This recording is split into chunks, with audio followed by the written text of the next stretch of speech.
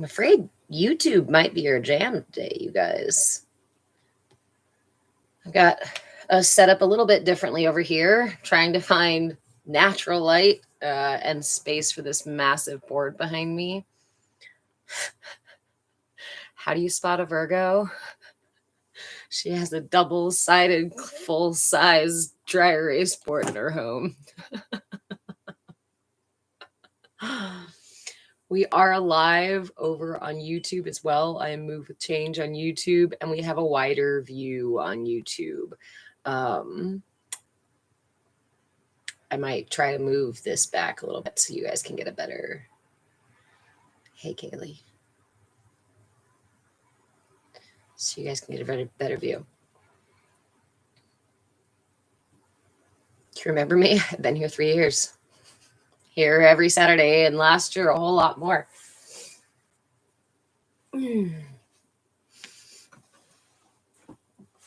Okay.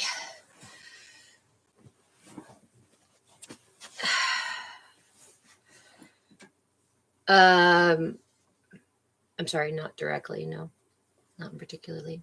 There's a lot of people who come through. And unless you're regularly active in the community, yeah. I'm not actually very active on social media. And I do apologize to those of you who have your own channels who invite me to your stuff. And I'm like, really sorry. Yeah, we're doing a lot of movement thing. Ooh, TikTok is already lagging. Hey, badass blind woman, how are you? Look at that beautiful view over there, eh? Maggie, you have a dog? Yeah, you like dogs? You like dogs? Trying to buy me a periwinkle caravan for me. All right, let's see if I got to flip you guys around so you can see properly.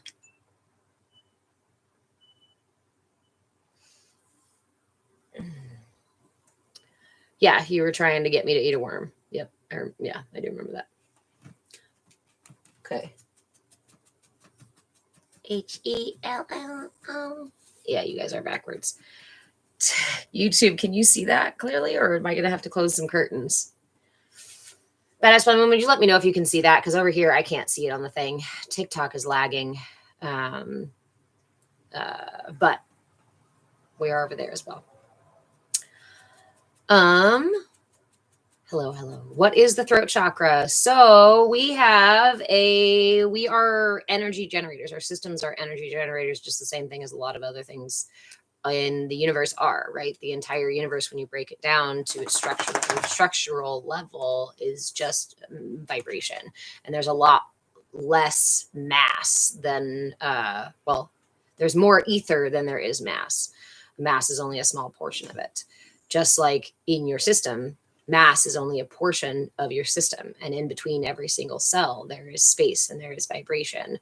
And that actually generates a field of energy. We call it our aura or our energy field that resonates out around our bodies and actually interacts with everything else in the universe too, including each other. But when we talk about the chakras, we're talking about particular points in our system that are these vortexes of energies. They are associated with different systems in our bodies.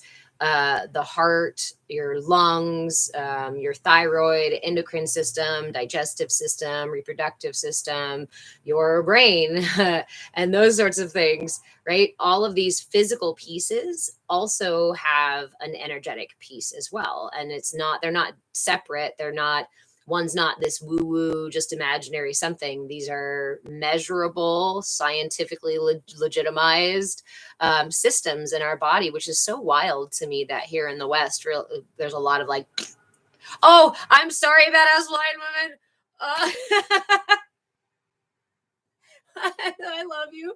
Thank you for tolerating me.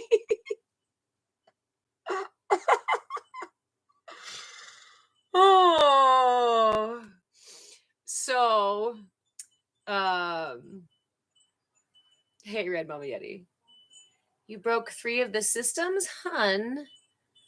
A lot of us are out of balance. But the beautiful thing about the energy system is that it's so flexible and so that it's very easy to align. The trick is just realigning it and realigning it and realigning it and developing a practice to realign it, and also to know what it feels like to be aligned. Hold on, I missed a couple of comments here. Ooh, TikTok is so slow right now, you guys. Yes, Kaylee, about the vagus nerve. You were just reading about it the other day.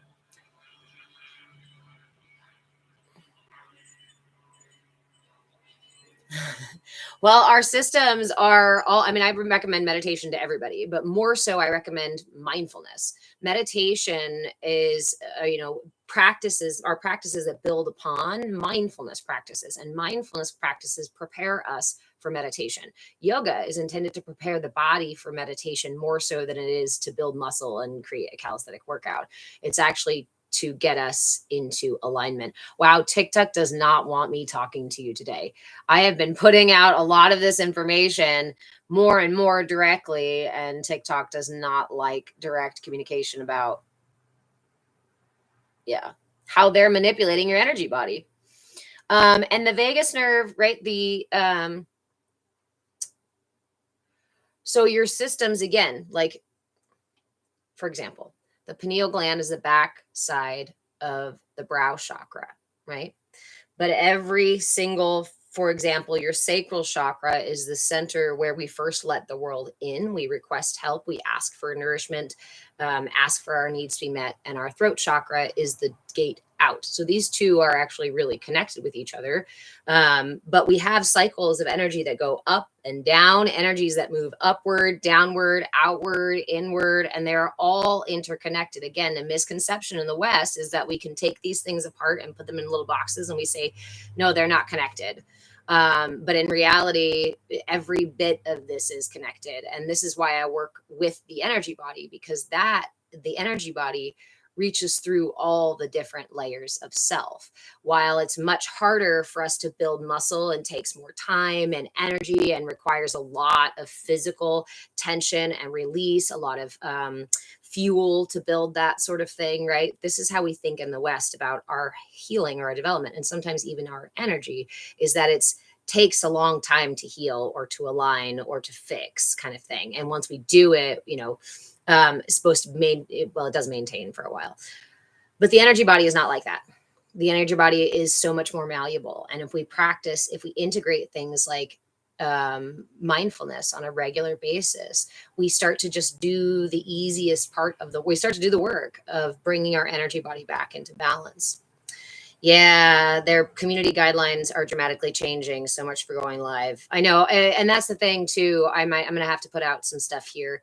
Everybody go follow me on YouTube, please. And TikTok is also flagging me for even saying any other platforms. I imagine is probably why they're doing that right now.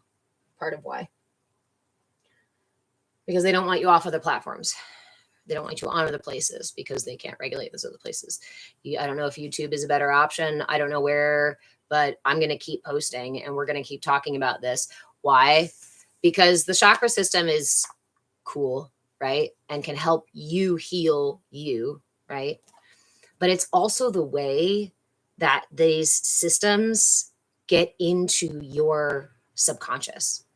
It's the way that they write a narrative into your system from your earliest stages, even for several generations, right? We live within systems and structures that are intentionally manipulating you. And they are using, my favorite way to look at it is through the chakra system, because it's a very nice framework to being able to understand exactly how they rewire your system to be in constant need, in constant struggle, in constant fear, and they feed off of those things. They can build off of those things. They can market to those things. If you're afraid, if you feel guilt, if you feel shame, if you feel that you're powerless or, don't have a voice, these things manifest in your physical body, and they manifest in your energy. They manifest in your physical body as ailments, dis-ease, chronic conditions. And then they just sell you the things that make you think, oh, this is how I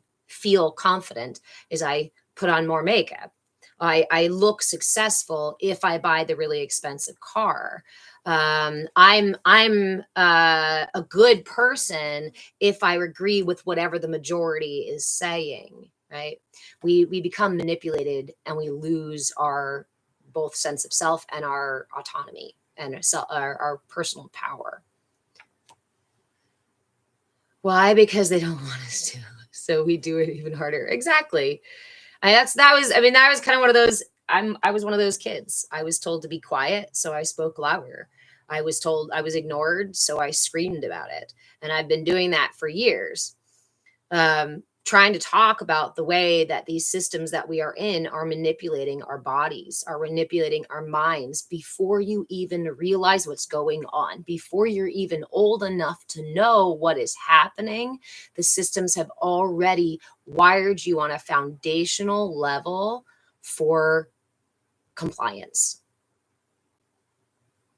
Hey, James. TikTok is really doing funny stuff, lagging. Okay, so I wrote a book about this topic. Oh, I forgot to flip you guys here. I wrote a book about this topic. It's called Energy for Sale, the Energetic Blueprint for Consumer Conditioning.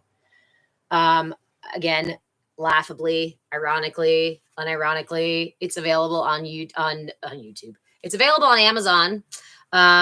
Because sometimes we have to work within the systems to make sure we get access, right? Do I love TikTok? Do I love YouTube?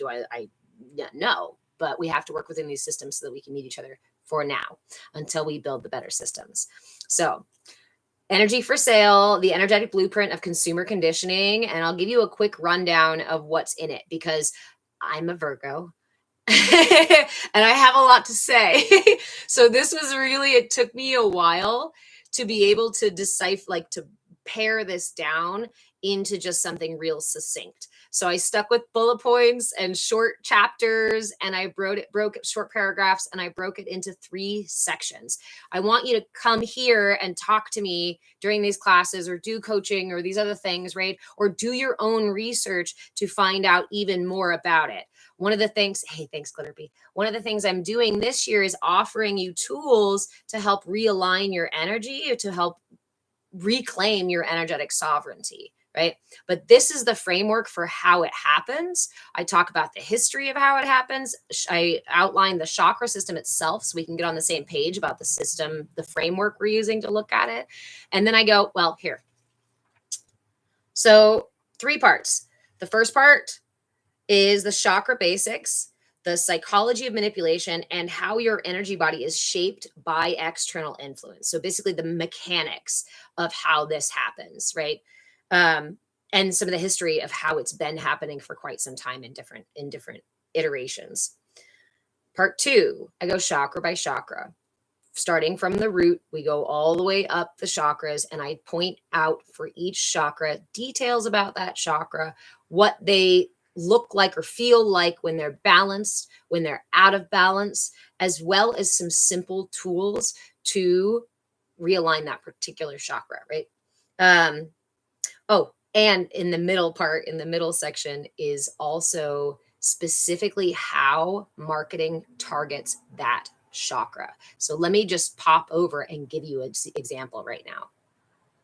Then book sessions with me. Yes. And that's a reminder. Thank you, James, for that reminder. In the back here, I put a QR code. The only way you can get the QR code is in the physical printed copy of the book. I don't have audiobooks yet. I'm sorry. I'd like to read it myself, and I will eventually.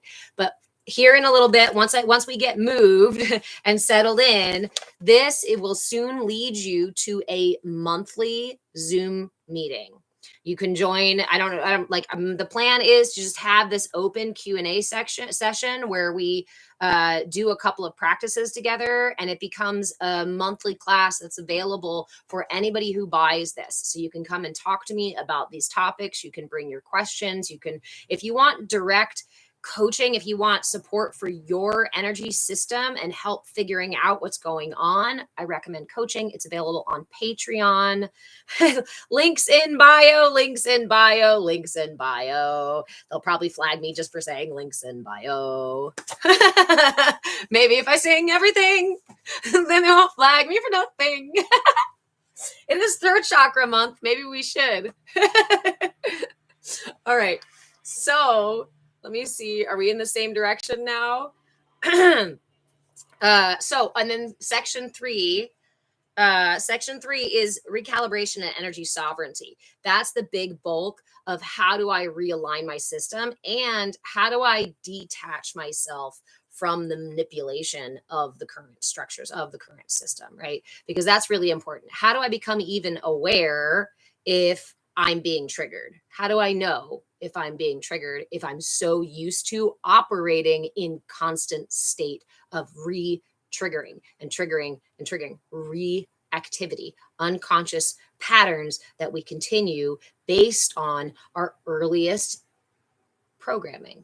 I don't like to use the word programming because there's a better term for it. What we call it in human development is the enculturation process. That means everybody has an enculturation process. It's the natural process of absorbing our culture. Now, when the culture the narrative has been intentionally manipulated for the masses, right? For the many, then that culture is a culture that has been crafted to serve a particular purpose. I think we have a lot of understanding now what the nature of this narrative is, what the nature of this paradigm is. And it's not for your personal self-actualization. It's not for you to become an autonomous, energetically sovereign, right? It's not for you to become a sovereign human. That's definitely not what our structures are doing right now, right? What our world is doing right now. It doesn't support that. It supports your compliance. It supports your continued conditioning and the conditioning of your children and your children's children and your children's children, because they need that fuel for the system to keep operating. I personally have no interest in being fodder for the fire that will never warm my heart or the heart of my children or the heart of my neighbors for that matter. So let's pop in really quick, like I said here, to the throat chakra. So the throat chakra, as we're working on it this month, the throat chakra is about creativity.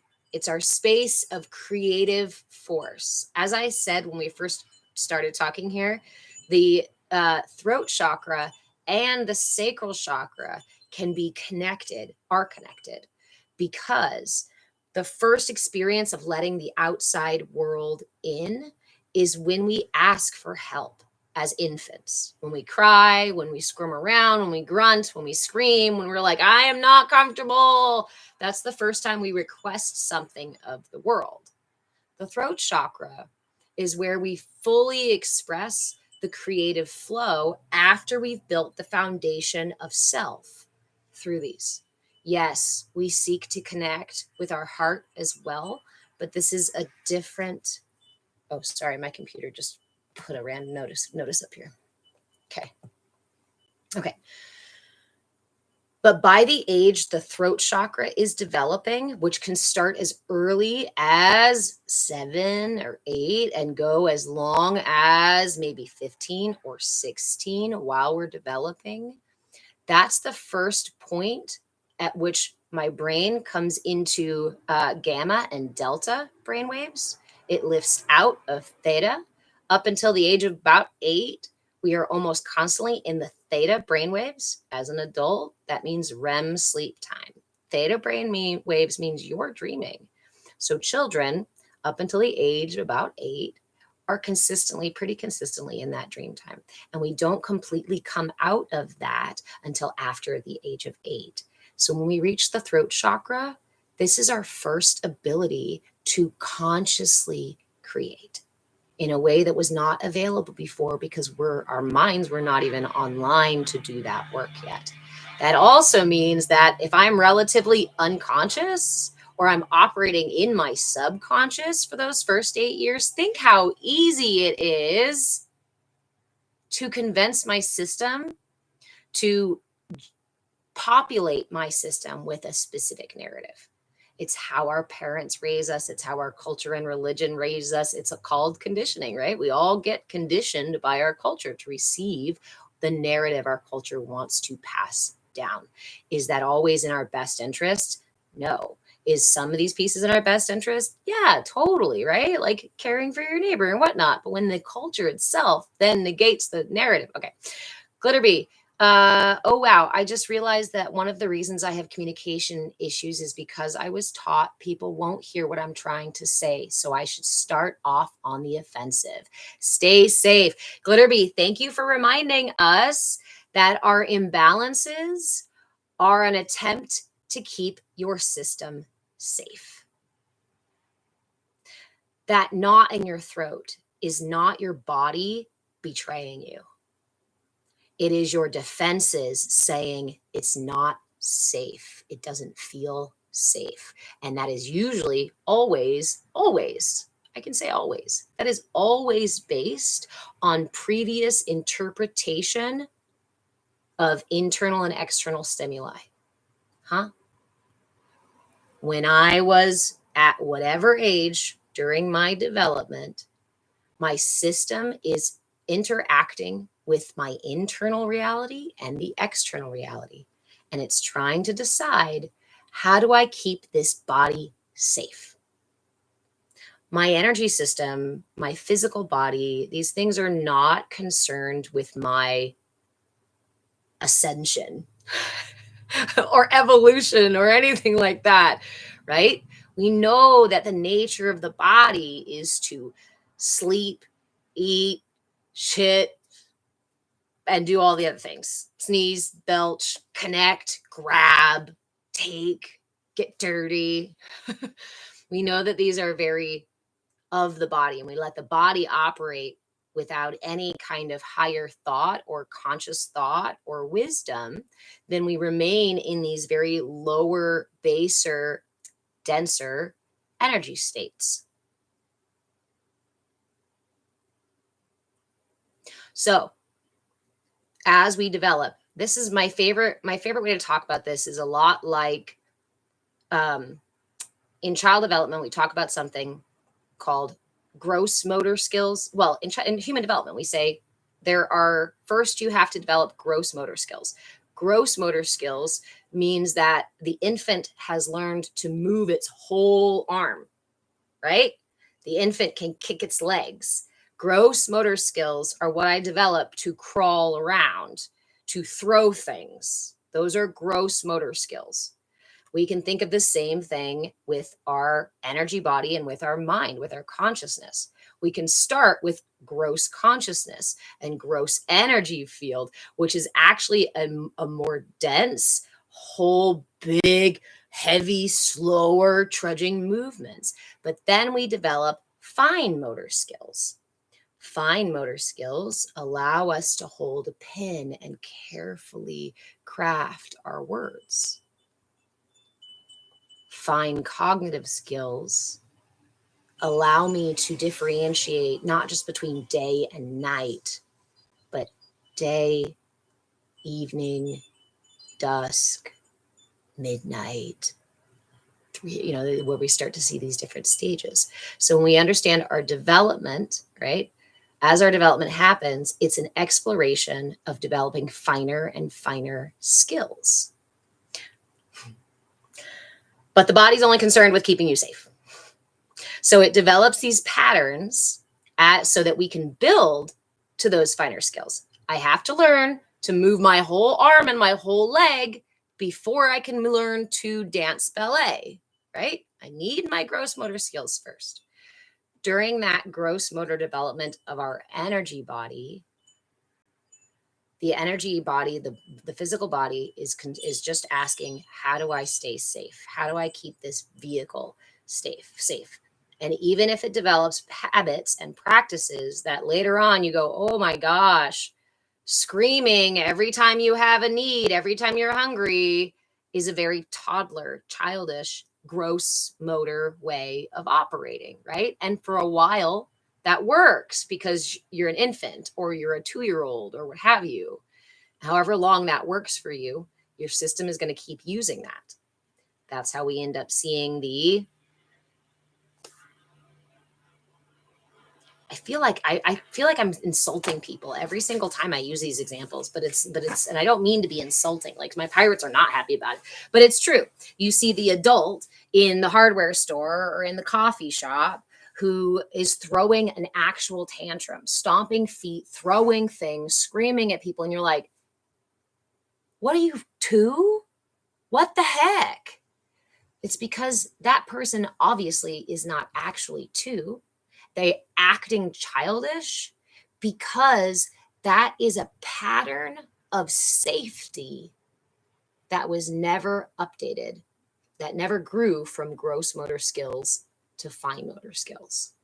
As we develop our communication skills, our ability to express ourselves with truth and with clarity and directly, right? This frees up a lot of that energy down here for us that keeps us repetitively in the gross motor skills.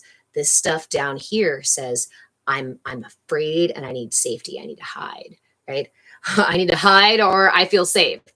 It says, I have needs. I'm hungry. I'm thirsty. I'm tired. I'm lonely. It says, I want to do stuff. I want to be able to pick up something and play with it if I feel like it. I want to be able to take a walk if I feel like it, right? Large. Hello, my friend. From the mountains of New Mexico. I love New Mexico. Not the winters, though. So do we develop these? These are our gross motor skills here. Cognitively, emotionally, these are our gross motor skills that we work on down in these lower chakras. Depending on how these develop is going to also indicate how these upper chakras are going to balance. Because if your foundation is quicksand, good luck building a lighthouse on that, right? If you're right on the shore and you're constantly being eroded by emotional patterns or energetic patterns that are causing tension and breaking things up, right? And then causing frustration, it's really difficult to build a foundation on top of that, anything on top of that. So this, I talk about a little bit, like our scales being tipped. When we are very young, good morning, Julia. When we are very young, through our enculturation process, our systems are given these messages. Our systems are given these narratives. And a lot of them that we receive are actually pulling us out of balance, right? When we teach our children to deny their emotions, when we leave our children to self-soothe instead of comforting them, when we chide them for being expressive or loud or playful and human, right? What we do is somewhat to the psychology, sure, but it's so much more that happens to the energy system. And what happens in the energy system translates to the physical body. So if I am in constant state of fear, I am more likely to hold tension in my pelvic floor. That is going to adjust the way that I hold my literal hips. That's the way that I'm going to walk, the way that I'm the stiffness of my body or the flexibility of my body, right? Or my digestion. It'll affect my digestion. If I am constantly thwarted in my attempt to be successfully industrious, the sacral chakra, the solar plexus chakra is about our will and our ego and our ability to just do stuff. So if these things are constantly thwarted, then the truth I think I'm speaking may be very much out of alignment, right? And this sometimes gets us worried of like, oh shoot, if I'm so out of balance, so I don't even know what's true for me or not, what's right for me or not, how the hell am I supposed to heal? How am I supposed to get myself out of this mess? We suddenly feel kind of lost in I guess it was a sandstorm. That's what was in my head. Lost in a sandstorm. You just can't see anything. But this is why I go back to mindfulness. Because in the moments of mindfulness, we can hear, we can find resonance. So I wanted to share with you guys with this thing, this music theory thing, right? That happens and why our healing, why our systems are actually supporting our wholeness, why our systems are supporting our healing, right? We know that when sounds resonate, for example, this is going to be see, I almost spoke a falsity into truth.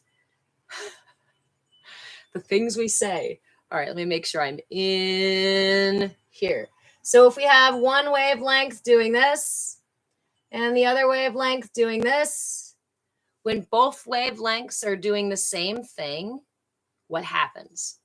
So let's say we're plucking two strings of a guitar, right? When both the strings have a similar vibration, it amplifies that vibration.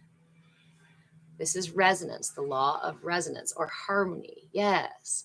So everything in the universe is actually coming back to harmony, to resonance, right? We are actually finding center. Yes, there is the death part of life, right? But there is the life part of life and the creation part of life. And everything ultimately is seeking to resonate again. I forget what I was reading recently, but they were talking about like oscillation and how everything eventually comes back to a rhythm. Whereas, it was a driving video. It was like a driving video of how traffic can go, no matter how perfectly you do it, it always devolves into chaos, but it also can right itself again the longer it keeps doing that. So first and foremost, I think this was just to say, you are not beyond repair. You are not so out of balance that you cannot find harmony within your system. Where's my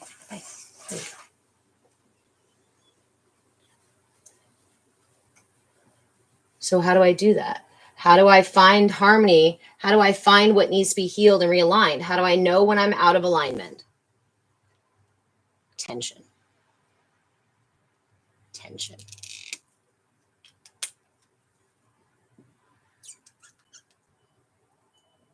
Waiting for TikTok.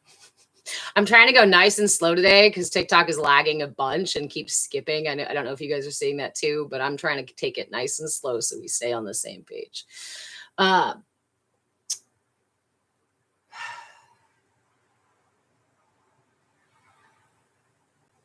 What was I going to write? Tension always leads eventually to pain. If I hold my fist in a squeeze, tense, if my body is tense, it causes it to deteriorate. Brew him. I finally ordered energies for sale after watching a couple months. Yay! Awesome. Thank you, my friend. Again, for anybody interested, staying here, you're doing great. Thanks, Jen. This is Energy for Sale. It's the book I recently wrote, and it's available on Amazon, and it outlines the energetic blueprint for consumer conditioning. This, to me, is probably one of the most important topics we could be talking about right now, because of the current paradigm we live in. And it doesn't matter what you believe or not right at this moment. Honestly, I'm not even here to tell you what to believe. I'm telling you that your system has been intentionally thrown off balance. And if it's off balance, you are not able to make clear decisions for yourself. Now, I'm talking about myself too. Until we start to do the work of of mindfulness, of clarity, of realigning our systems. And the first place you look when you're wanting to realign your system is for wherever you feel tension. That thought that you just had, that feeling you just had, that feeling you get when you go to the store or when you see this certain thing or talk to this certain person, right? Or just this thought occurs or that self-talk goes on or you're about to do a task. Whenever you feel tension in your breath, in your body, or anywhere else in your being, pause. Breathe. And let that tension go. But what if it's an emotion that needs to be expressed? Then allow it. If it's tears fall or some frustration or some vocalizations, right? We don't need to weaponize. We don't need to weaponize our tension to release it. I'm a big fan of never ignoring the system, not ignoring, because as soon as you ignore it, it's akin to shoving it back down. And everything in this universe is cyclical. We have day and night, right? We have birth, life, and death cycles. We have seasons. We have rotations. We have all sorts of stuff. There's all this Fibonacci sequence stuff, right? Everything is cyclical, which also means that everything is also temporal. Tension is never meant to be permanently in your system. It causes deterioration when it is. But again, we live in a culture that says you should be tense all the time. You need to be tense all the time to survive. We're stuck in what? Fear, baser needs. Okay. So tension causes pain. We have tension because there is resistance in our system. Whether it's resistance to this external thing, whether it's resistance to whatever we're experiencing inside, whether it's, yep. So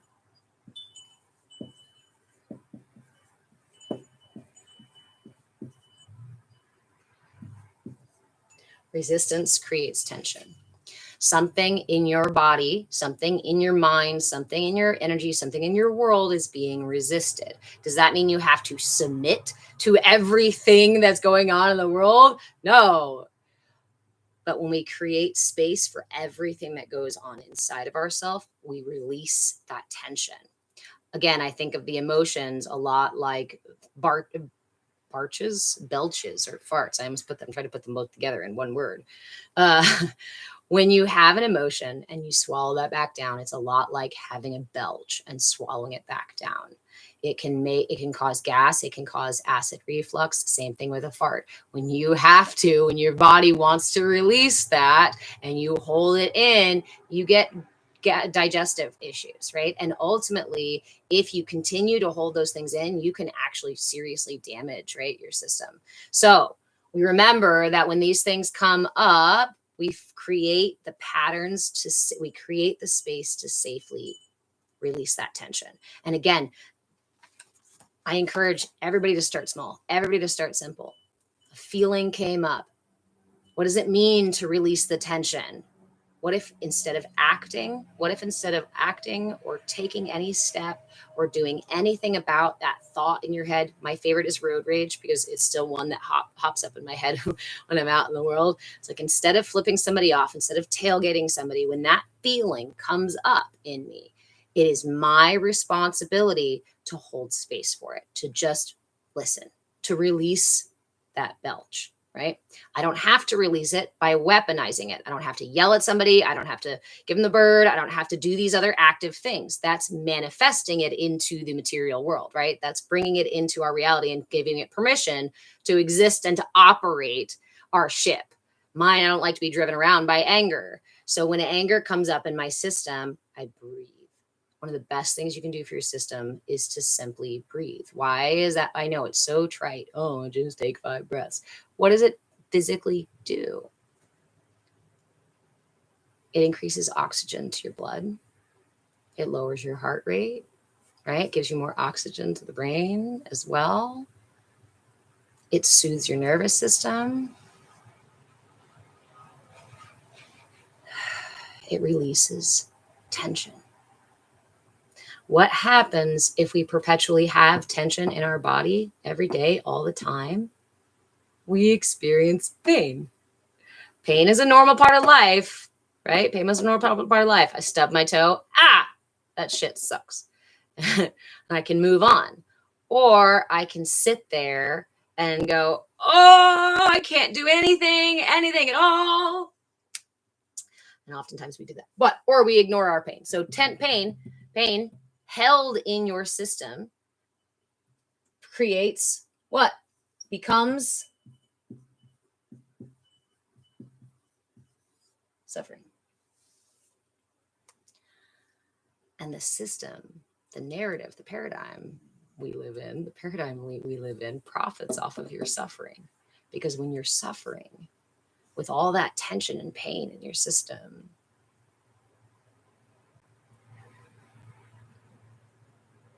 you're in survival mode. You're just trying to get through the day. You're just trying to, have you ever had a headache that was so awful that you couldn't even think of the proper words to speak? It was hard to open your eyes. Your body no longer functioned. You didn't want to eat. You couldn't even, maybe even felt nauseous, right? That degree, suffering takes up all of our energy. Why does it take up all of our energy? Because it takes a lot of energy to operate in this crazy imbalanced state.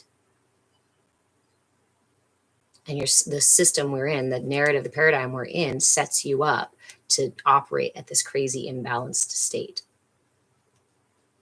Because again, this is your profit. We can profit off you here. We can control you here. We can push you down really easily, and we can prop you up with these fake things like fake food, fake friends, fake news, fake narratives, fake gods, fake all the things, right? We can create all these fake things to just barely prop you up, and you're like, great, I have a home, but it could take it away any moment. I have a job, but I could lose one lost paycheck and I'm in the dumps, right? Great, I have food, but it doesn't actually nourish my body or anything like that. Yeah, I have friends, but we don't actually have any like close connections or community or understanding with each other, right? You're being kept out of balance on purpose. We think of the hierarchy of needs, right? Yes, Maslow became famous for it. He adopted it from the Blackfoot Nation. And actually theirs was a circle. Theirs was a circle, not a pyramid. But it's an important point. Maslow talks about the natural needs every system has. Glitterby, someone told me that suffering was a choice, but how to walk away from chronic pain. No surprise they didn't have an answer to that. So in some ways, yes, we choose our suffering. And that's not the only truth. And in many ways, we are perpetuated in our suffering. We are pushed into suffering and unconsciously. We don't realize we're in a state of suffering. If you're told that this is normal, you don't call it suffering. It's like saying that people who are struggling with what's going on in the world today are experiencing mental illness, when actually it's people who are taking everything and causing so much suffering that are actually exhibiting mental illness. But the best way to keep you confused and lost and running away from the truth is to tell you the truth is bad and the truth is wrong, to flip the world upside down on its head and to say, this is normal. Your fear is totally normal. Here's all the reasons why. Your fear is normal. Let me give you more things to fear. Let me feed you more fear. It keeps you in a constant state of need. Suffering is unmet needs, is resistance. Resistance to our needs, the needs of our system, the natural needs of our system. That creates tension because it puts me out of balance. And if I'm trying to stay balanced up on one foot, but I'm all the way over here, right, all tilted, it's really hard to get into balance, but that's how we're taught to do. That leads to pain. And we're told pain is normal. It's just part of growing up. You know, no pain, no gain. Let's just freaking write it into the whole narrative, into the language, into the rhetoric of the culture. No pain, no gain. Can pain teach us something? Yes. I encourage you to allow your pain to teach you where tension is occurring in your system. That is how we find our misalignments. That's how we find what parts of ourselves need healing.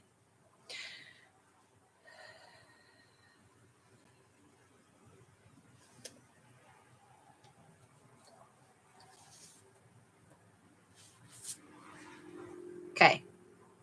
So let me see.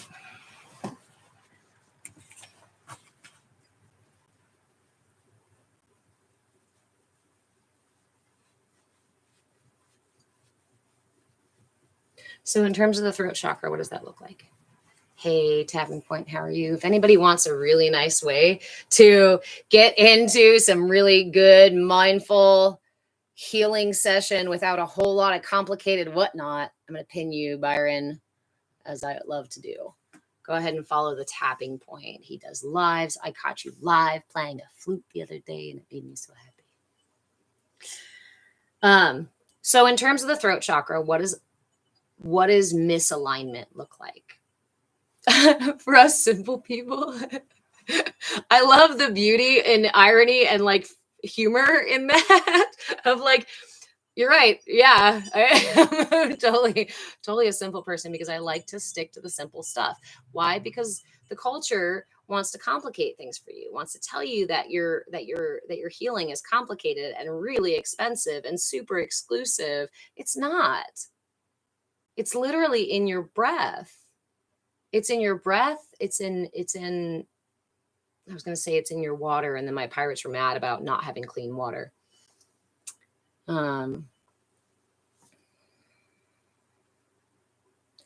Let's see.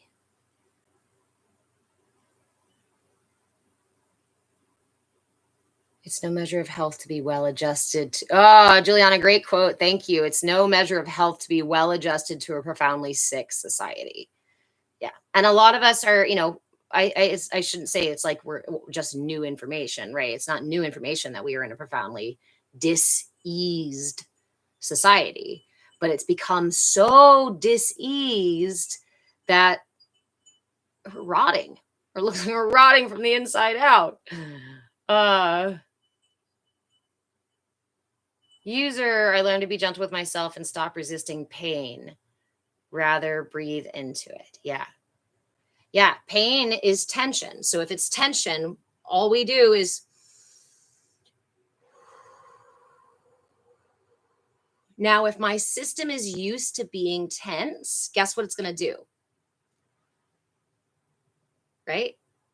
If my system, if I struggle with my solar plexus being out of balance, and so road rage is a thing that occurs because I feel unsafe and root chakra things and whatnot, right? As soon as somebody makes me feel unsafe on the road or triggers that, what happens? My whole body goes. As soon as you feel tension. So in that way, suffering can be a choice, right? That's where I was going a minute ago. In that way, suffering can be a choice because we have the choice in the moment, whether to react, to allow it to repeat the same action, to allow that tension to build, or to go, is there another option, right? Do I have to maintain this tension or to release this tension? Now, that said, unless you realize that you have a choice in that moment at all, a lot of us have been sold a narrative that you don't have a choice in that moment. And a lot of us hear other people and have justified it for ourselves. I had no other choice. They made me do it. If it wasn't for what they said, they deserved it. Yeah, well, this is who I am. And do you have choice? Yes.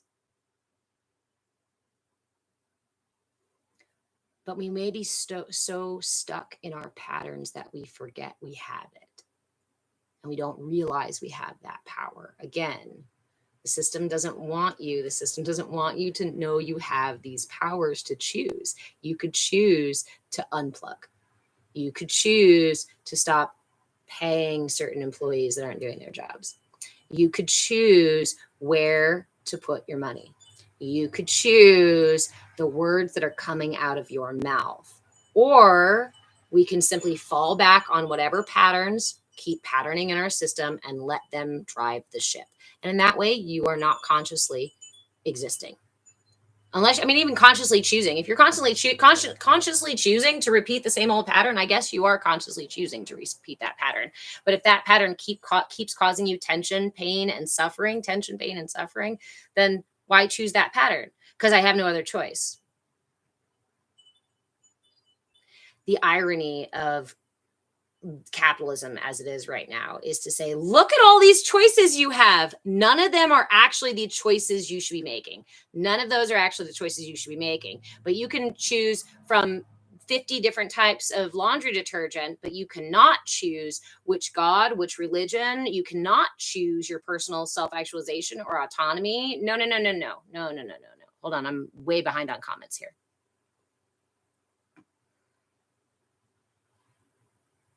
Glitter B, being able to access being able to access self-regulation is heckin is magical. It is. And I want to also remind everybody, because there's this thing in the spiritual community also, which again gets hijacked, right? That says, oh, if you didn't choose self-regulation, then you're bad and you're wrong and it's your fault. Remember that you are operating on unconscious programs until you make them conscious. Our systems have been hijacked from the moment from as early as we can be hijacked. So in this way, we can forgive ourselves for operating, right? Let go of the shame and the guilt for operating on the patterns that our system designed to keep us safe from whatever bombardment, right? So there is, hey, Katie, there is a level, a degree, right? There is personal responsibility involved. There's absolutely personal responsibility involved. And that's part of the enlightenment process. That's part of coming home to yourself, is learning to take responsibility, actual accountability for yourself. And at the same time, we also need to do the work of uncovering those places where we're not accountable or we're still operating in our unconscious state. But that takes time and it takes awareness, and it's not easy, and it's also terrifying, and it also challenges our beliefs. It challenges our whole self and worldview. It challenges our ego. It challenges our defenses sometimes, which means that it can basically be a negotiation process. Your body says, yeah, well, when we speak up about our truth, we always get hurt. Those are old narratives. We've gotten hurt in the past is what it means. So your body's trying to keep you safe. So if you're trying to express those things, and your body's used to doing the other thing, you essentially have to reparent or coach your own energy to be able to express without that defensiveness coming in.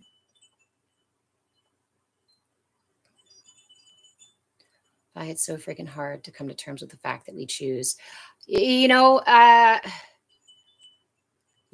And again, I want to come back to, because what the culture does and what the hijacking of this whole idea does is say you're bad because you didn't do it, or you're not evolved enough because you operated from some unconscious place or something like that. This is not an end all be all. It is a moment by moment decision to show up for yourself. And in those moments that your system is not prepared to do that yet, or it feels too scary or what have you, those are moments again that we breathe.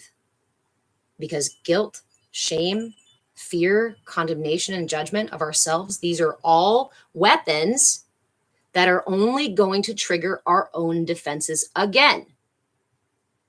So if you say that nasty thing to somebody, you flip that bird while you were driving, and you went to yourself and you're like, gosh, I thought I was more spiritually evolved than that. Then give yourself a moment and say, hey, it's okay. It's an old narrative. It's an old song that was written in your head. We talk about like intrusive thoughts, random songs and thoughts that pop up. The dis-ease of the culture would have you believe that randomness is somehow truth and somehow the ultimate truth about who you are. But the brain does so much on its own that's more connected, again, to your sense of safety, to your sense of nourishment, to, yeah.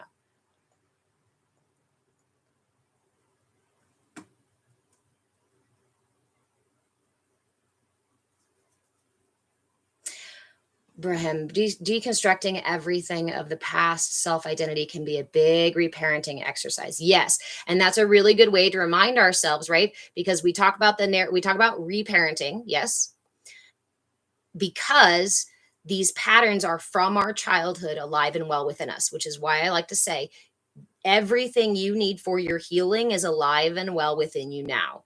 The 5-year-old, the 2-year-old, the infant, the teenager, the whoever, whenever, whatever happened is still echoing in your system by the way of these patterns that keep patterning in your life.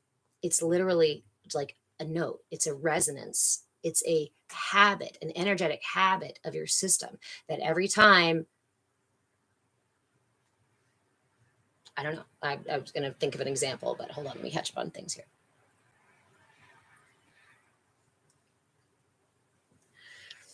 Oh man, they're already flagging me early, guys. They detected inactivity during my live here. That's their favorite way to say they don't like what I'm saying. Remember that we are on the tube of you as well. If you're interested in reading some of this for yourself instead of sitting through glitchy social media, I encourage you to go grab my book, Energy for Sale, The Energetic Blueprint for Consumer Conditioning.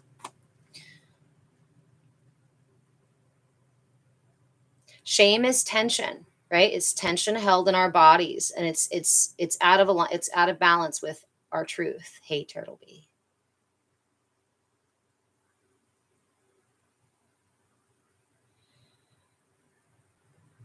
I'm about to get hit with a big lesson on that topic.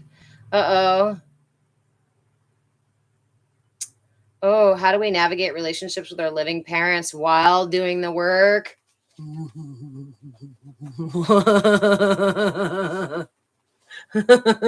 that was way more than I expected it to be.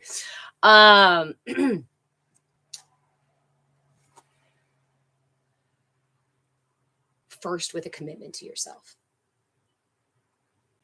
Your parents, as much as they are your parents, yes, they're your parents, but they are ultimately sovereign beings who have the same ability to cultivate their own sovereignty. We can absolutely love people who are out of alignment, but if the behaviors and the patterns of those people are causing you yourself cause tension and pain and whatnot, right? There's a difference between two people who are healing and doing the conscious work to realign themselves really honestly, being able to have honest conversations, right? Curiosity and willingness. This is my here, for getting convoluted. Let me make it easy. Curiosity and willingness. When we show up with curiosity and willingness, we have the opportunity to receive. I highly encourage you to engage in these kinds of interactions with people who can show up with curiosity and willingness. Holy moly, it is such a gift. If you've never had it, come join us in coaching. We've got a group coaching. We've got a great community, but it is it's an opportunity to receive.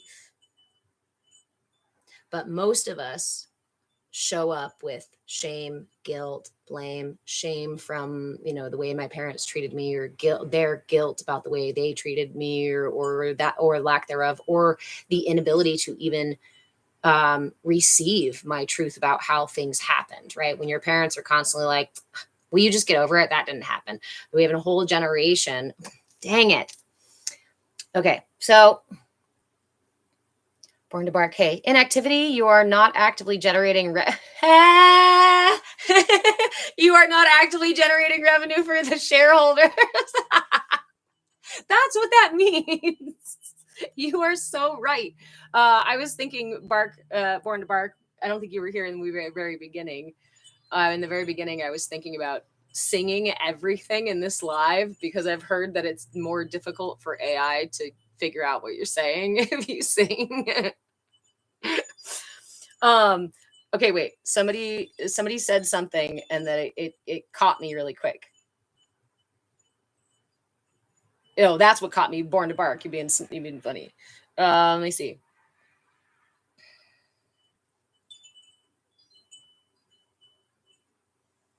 How do we reparent? We were talking about reparenting ourselves and our systems, right? How do we do that while we're doing this work?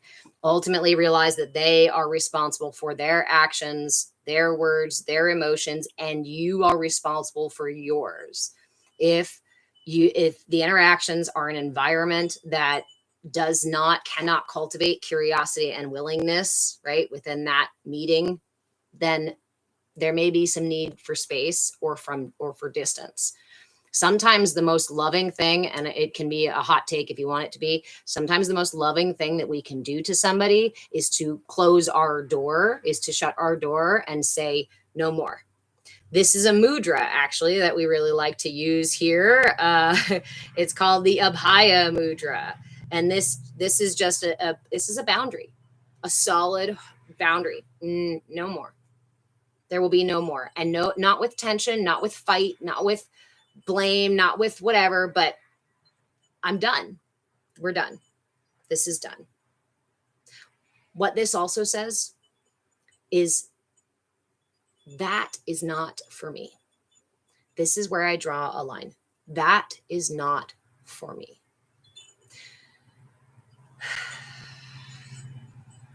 There are so many ins and outs and upside downs and pieces to this whole thing that sometimes my mind like crashes with the train and is like, talk about this way and then this way and then this way.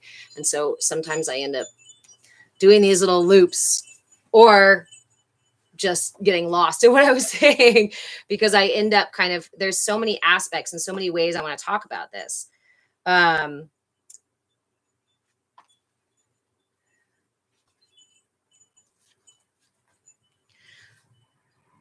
I think it's also really important as we do this work to recognize, thank you, Turtlebee, to recognize that previous generations had this kind of conditioning a different way, right? Whereas we are now, I mean, actually the last couple generations or a couple decades, what have you, we're working on emotional intelligence. We're creating gentle parenting, and you get the older generations who might do this more like, you just got to pull yourself up by your bootstraps. It's better to have a job than no job at all. It's quit crying and these old sorts of things. These are it's the propaganda of their time. Right. And it is those exact narratives that caused their own suffering. It causes the tension in their systems. And out of a state of fear, oftentimes, out of a state of need, right? They're just trying to protect their systems. If I was taught as a child that my emotions are bad, and every time I expressed an emotion, remember, as a 2-year-old, 3-year-old, I am still in the dream time. Okay. Most of us don't have a lot of memories because our brain wasn't actually really doing a lot of the memory taking. It was experiencing the here and the now and the perpetual now. So if during those earliest stages, every time I cried, cry it out method. Every time I needed something, don't spoil that baby. Every time I was too loud, children are meant to be seen and not heard. Every time I was sad about something, boys don't cry, quit being such a wussy. If that was the constant narrative that I was being fed, my system is going to respond by saying, what? It's not safe for me to express my emotions. So your system will create a protective measure because it wants to keep you safe. Emotions aren't safe. Let's store them somewhere else. But they don't belong. Store it in your system. Right? Those are all familiar. So we want to remember that when we are interacting, especially with our parents, we are dealing with people who, and not everybody, right? I'm not saying people aren't healed, but there was a degree, I think the word I want to use is helplessness. There was a genuine helplessness because it wasn't common knowledge. It was so common to do the unhealthy, imbalanced things because it was the narrative they were being sold and their parents were being sold. This is intense marketing and propaganda. What do you, it's just parenting. Yes. But at those earliest stages is exactly where they write in the narrative to make you a puppet to the system. If I keep you in a state of fear from the beginning, then you're never going to stand on that solid foundation of feeling safe. And I can push you over if you're not grounded, right? If your tree does not have roots, that no matter how hey, if your tree doesn't have roots, you can't grow very tall. And if you do, it falls over. They create that narrative and they say, see, you fell over. Didn't work, did it? Told you so. Just learned helplessness. Yes, but I'm more talking about the generational, like unawareness, right? The lack of knowing. And it's not that, like I said, not that everybody didn't, because the psychology was there. The psychology is there. The science is there to for us to know that these things are ill-advised. That old narratives, badass blind woman, I'm now parenting my parents in their last stage. It's been healing to be able to love them in the ways they couldn't me. Yes. And what do we see? We see in them, as we do our healing, we see the children within them that have unmet needs. My parents are also, it's 50, 54, and 62, I think. So a lot of that, right? But my mother in particular was one of those who was like, this is all like this. She was the one who taught me energy work. She was the one who taught me about my energy. Hey, Ree. Tammy, hey, you're a baby, such a baby. But in that way, we can actually touch into empathy and compassion, right? When we've been talking a little bit about my mother, it's been coming up recently. And I have my heart swells. That's the best way to say it. My heart swells when I think about and I interact with my mother when she's in that state of reactivity. Because I can physically see, you can see the difference. You can hear the difference. You can feel the difference in your own body when you get triggered, right? They have that experience too. And ultimately, again, it goes right back to their systems are trying to keep them safe. And I cannot fault them for trying to stay safe. On top of it, we have a culture that deteriorates the brain. It harms your ability to remain cognitively plastic, right? Or elastic. There we go. And so when you get to these later stages and the cognitive capacity has begun to dwindle or diminish and become more static, more rigid, it does become harder to step out of those old patterns. And at some point it's safer to just stay in here for the rest of my last couple of years or whatever it is, than to try to do the hard work of looking at myself. And what did we say before? The shame of realizing, right, what I'd done that was out of alignment or not good. That is a lot to carry. And again, I don't want to fault anybody for not being able to look at that, to not being able to feel and process the guilt or shame that likely comes up when we realize that we've hurt other people and we've been the bad guy and we've made decisions that weren't for us and weren't for them.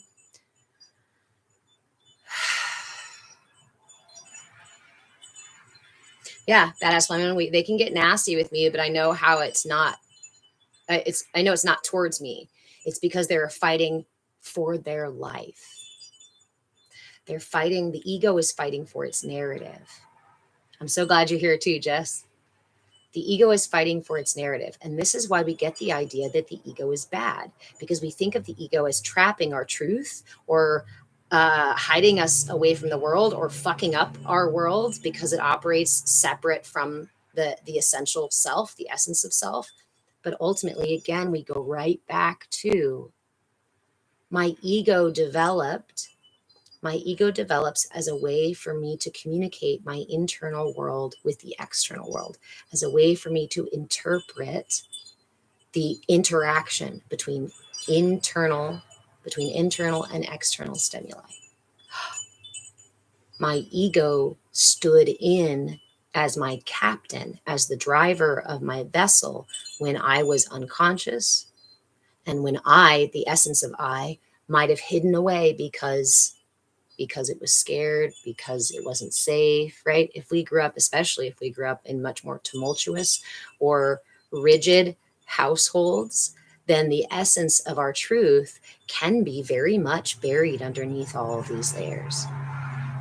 And that's sometimes harrowing, right? We look at that and we go, oh shit, what if I've just lost myself completely? What if I'm not there?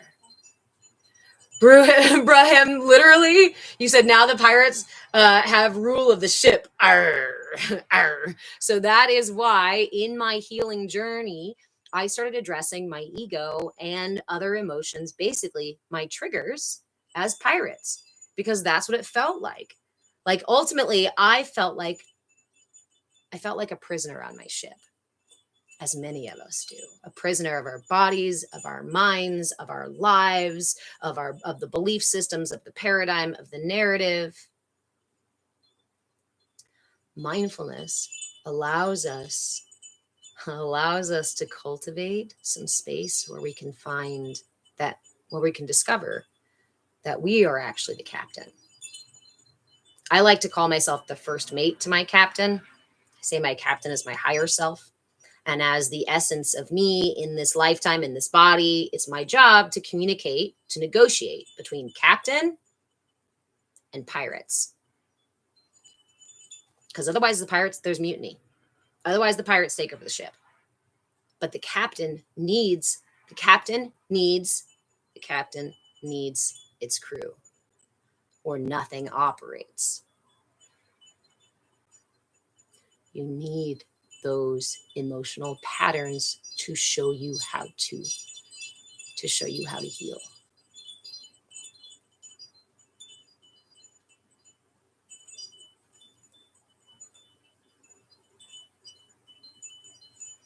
Melissa, my heart started racing as I'm listening to you. I invite you, if anybody else is feeling any tension, I call anything like that tension in our system. If you're feeling tension right now, and if that story or those details are causing your energy to move, touch that spot and breathe. Just breathe. And I don't mean, I mean, close your eyes even and take a nice big and exhale.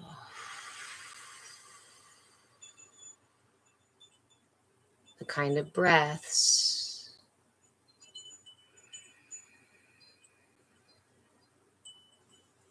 that fill your lungs up all the way and empty them completely.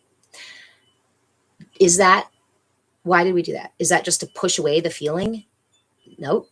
If I'm pushing it away, I would just ignore it. I'd be like, oh, my heart's racing. Okay, focus somewhere else. Or I'd shame myself, or I'd chide myself for it. I'd say, oh my God, how annoying, my heart's racing. But when we do this, we're offering presence. We're witnessing. I see you. I hear you, right? I experience. This is how we develop mindfulness. As soon as you experience that, give yourself a moment to be with it. It's in that moment of being with it that we let go of the tension it creates. And when we let that tension go, sometimes it has a message for us. You know, in that moment, as you touched your heart or wherever it was that you were feeling tension, you may hear, I'm scared. Or you may hear, oh no, what if? Or it may feel like, I don't want to look at that.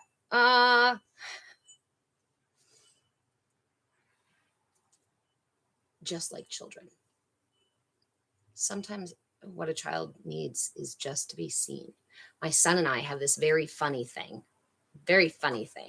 where if a TV show sometimes won't work, or it'll glitch, or the DVD won't start, or he'll play a video game or what have you, or he couldn't open a jar or whatever it is, like he'll have a thing where he'd be like, Mom, I need your help. More often than not, it's once I walk into the room and give him the permission to receive help, that he then accomplishes the thing. Like to the extent that it's funny now. We're like, oh, I guess we just needed you to walk in the room. Because that yes releases tension. That surrender releases tension. Instead of resisting. This is what we mean by surrender. I don't mean surrender to road rage and just let it take the wheel and obliterate whatever sense of humanity we might have left.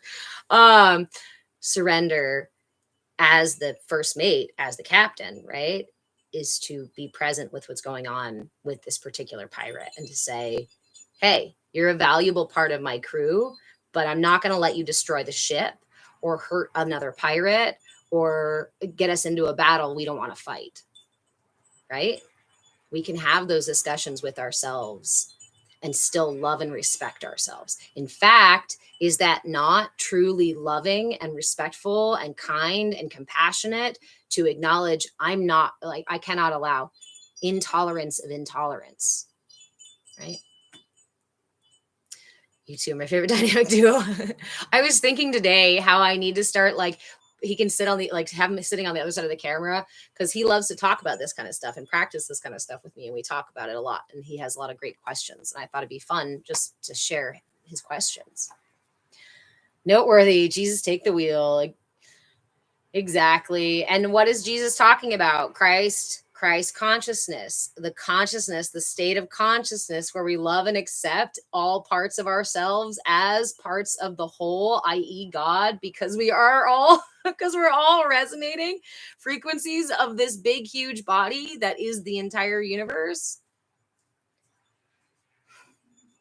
But religion says, no, let's take that apart and turn it inside out and put it on its head so that you feel powerless and disconnected, and you can't find your umbilical cord to the universe. Guess where it is? It's right here.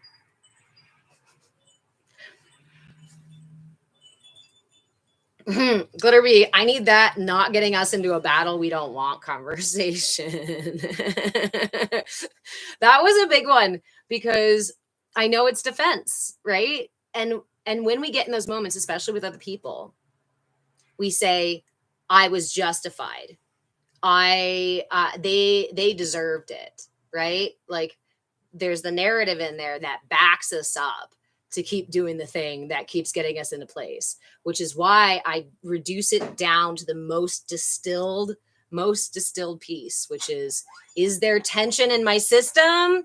Tension is not for me. Okay, how can I relieve this tension? I am somebody who deals with chronic conditions now after a lifetime of tension in each moment. And I still struggle very deeply with decision making, with setting boundaries, with knowing what really my truth is, what I feel I struggle with this so deeply. So in my attempt to figure it out, right? How am I supposed to unravel all of this? How am I supposed to find these things? Every single moment of tension is an opportunity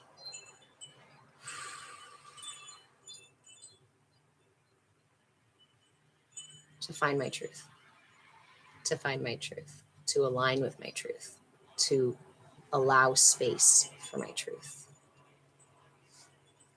Letter B, I was taught that I won't be heard, so let's start off aggressive and guard ourselves. Yes.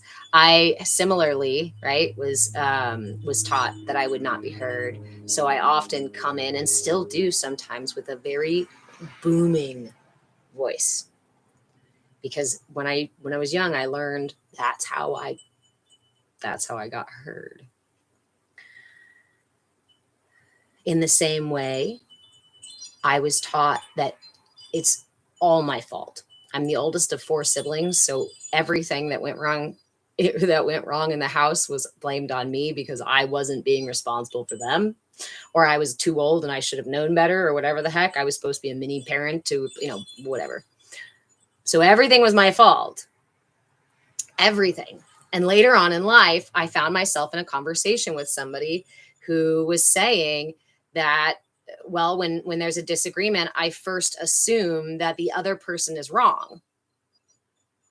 And if there's evidence to the contrary, then I'll examine myself. And I was just like, you do what? You do what? It was so wild. It was absurd to me that somebody would automatically think other people were wrong. And not even. And he was saying it was such a degree of like, no, I don't even consider that I could be wrong.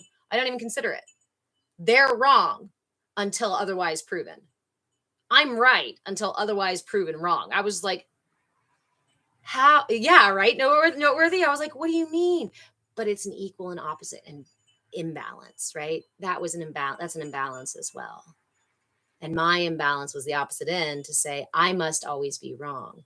And in this way, it deteriorated my ability to set boundaries, to build confidence, to feel successful. And those became the narratives that are true in my life. I look around and I'm like, oh, of course, I must always be wrong. And when something happens, well, it must be my fault. So this is the constant background subconscious thing that's happening. And it keeps happening over and over again until we bring it to the surface. And as long as those patterns keep happening, they're going to keep showing up in our lives, in our relationships, in the jobs we choose, in the way that we eat, in the way that we walk, in the way that we breathe, in the choices we make for ourselves or not.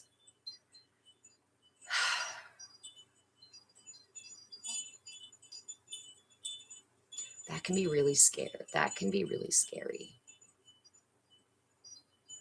I feel like it's important to keep coming back to this one, especially today or more recently. Like when we talk about these things, it is not to encourage shame or guilt or guilt within you.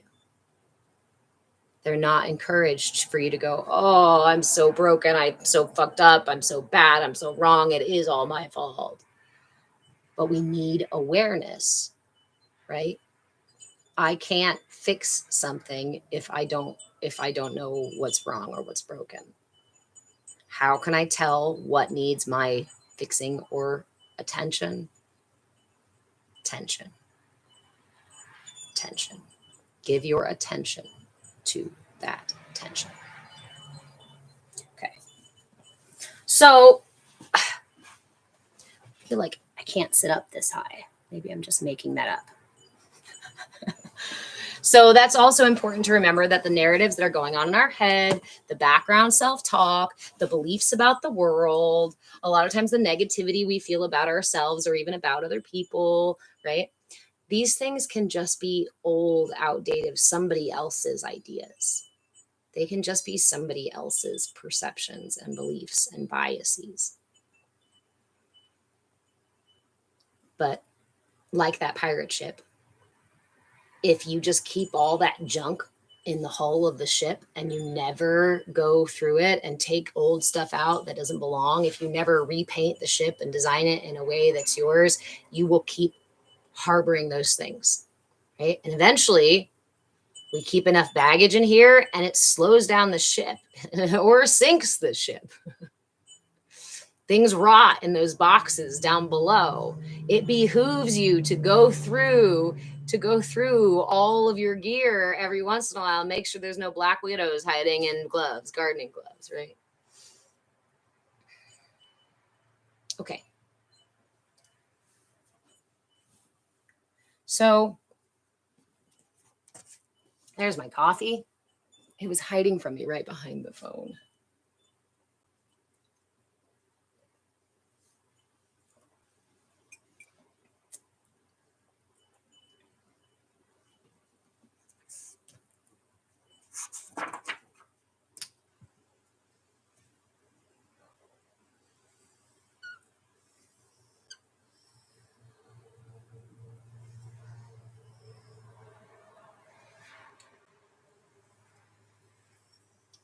This is the symbol for the throat chakra. It is August, so we are supposed to be talking about the throat chakra primarily. I know we get off into how the culture affects us. It's important. It's an important part to talk about, right? We also end up falling into the rabbit hole of exactly how the energy system is structured, how it works, and how it functions. These are really important things. If you want replays for these classes, they are over on YouTube. I Move with Change on YouTube. If you want to keep updated about classes and offerings and things, I'm on Patreon. Hi. Hello. For those of you who are new here, I didn't do this at all today. For those of you who are new here, my name is Rev Deborah. I'm an interfaith minister, a movement facilitator, movement in breath, body, and being, and your shenanigan shaman, thanks to this lovely TikTok community here. And this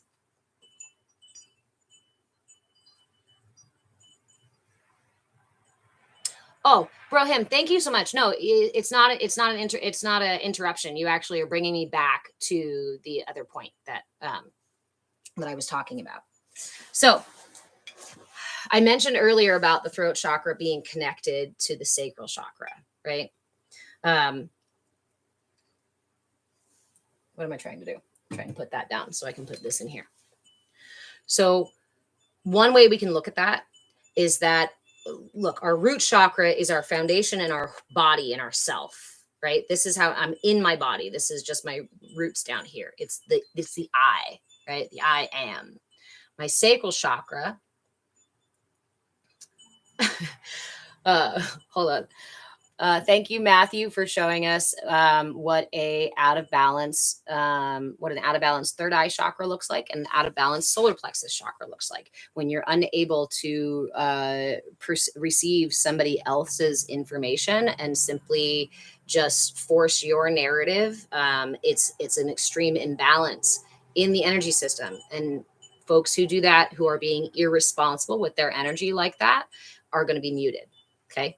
We're talking about the energy body, about the systems herein. This information has been around since 1500 BC. Jesus talked about this kind of stuff, including using mudras. Okay. There's a lot of information here. Christ consciousness, again, religion co-opted the energy body and the energy wisdom to then take the truth away and to hide it under false narratives. It's a game of smoke and mirrors. We're not going to play that game in here. Today, we're talking about the throat chakra. And if you'd like to message me to have a conversation, you're more than welcome to. But if you're only going to message me to berate me and to push your point, my friend, go get your own live. Go get your own live and talk about it yourself. Kelly, I want to learn more mudras. I've got lots of mudras. We got lots and lots and lots of mudras. Okay, but I do want to talk. Hi, Brian. Thank you, Humble Hollow. I did want to answer that question really quick as we get further into this. Hey, Kaylee, welcome. I forgot it was Saturday too. Okay, so you asked about, and it reminded me about the point that I was talking about. The root is my I am. I exist in the physical body. Yeah. The sacral chakra is the second chakra, and that one says, I have feelings. So what does that look like? Let's talk about the energy, how it moves, right?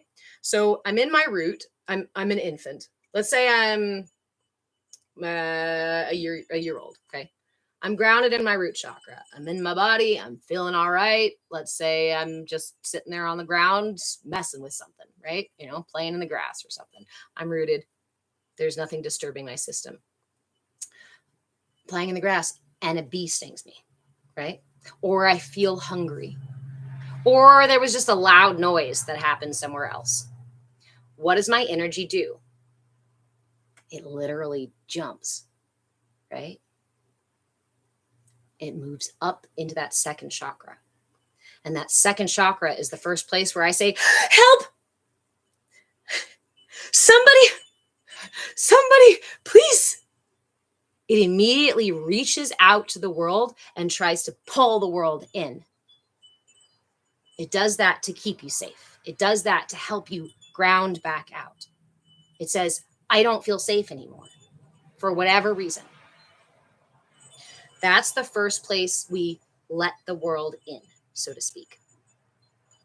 Then in our solar plexus and our heart, we are doing a lot of the internal work of balancing ourselves with our experience of the external world. Can I do stuff, right? So let's say I had a fear moment of fear. I move my energy up into the sacral chakra, and now I have, I have a feeling. I ask for help. If that help doesn't come, can I do something about it? That's the solar plexus as well. Can I get up and run away? Can I take care of the bee sting? Can I defend myself against whatever it was scary? And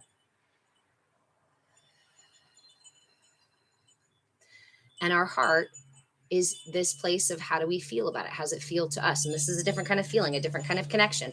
Are we welcome in this world? Are we connected in this world? Do we belong? This is about also belonging here, right? So these down here are material. I call them my matrix chakras. From the sacral to the throat is how I interact with others and my world. The root is my internal experience. It's just my experience. The crown is my full expansion. So when we get that up to the root chakra or the throat chakra, what's the throat chakra? It is the way that I consciously share myself with the world. So the throat chakra doesn't start developing until about as early as like 7 or 8. And at that point, your brain comes out of the theta brain waves. It's the first time that you're actually able to truly consciously reflect on past and future. And only with that knowing, only with that ability, are we able to creatively express ourselves. So the sacral chakra is the gateway in. It's the gateway in. The throat chakra is the gateway out. And depending on how those other energies in my solar plexus and my heart are balanced or not, it's going to affect the way that I create. And the things I say to other people about myself, about the world, right? And my ability to hear other people's beliefs or truths about the world or their feelings. I missed a couple things, so let me check in here. What kind of crystal? This is just a quartz crystal. Crystals I like for the solar plexus chakra, 2 of my favorite are lapis lazuli and kyanite, blue kyanite, if you're looking for stones and crystals for the throat chakra. I also have a PDF of cheat codes over on my Patreon page. I Move with Change on Patreon. I should probably put that down here, but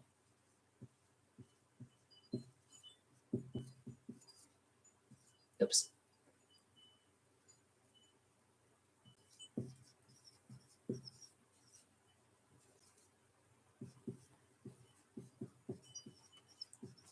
But TikTok might take me down for doing that too. Okay, so Sally, I'm looking for guidance on healing my body from a physical condition called ALS. I believe it's from energy blockage related. I never feel like I belong anywhere. Callie. It's just a miscommunication in our systems. Right, Callie? Sally, you've been learning about Christ consciousness and understanding your inner power.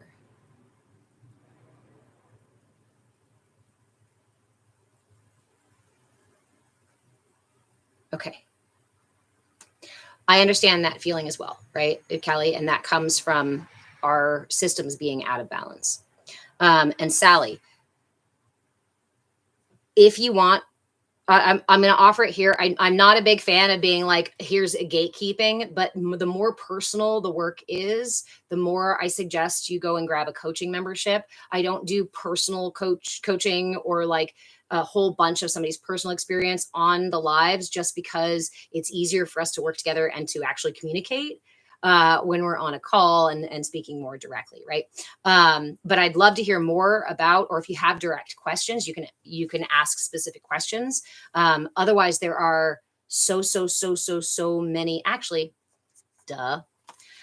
I wrote a book called Energy for Sale. And in this book, we talk about the energetic blueprint for consumer conditioning. Most of us experience chronic conditions, chronic pains, chronic suffering, chronic, exhaustion, frustration, all these other things because of the way that our current culture manipulates our energy body. They intentionally structure the energy body, realign, rewire the energy body for you to remain unwell.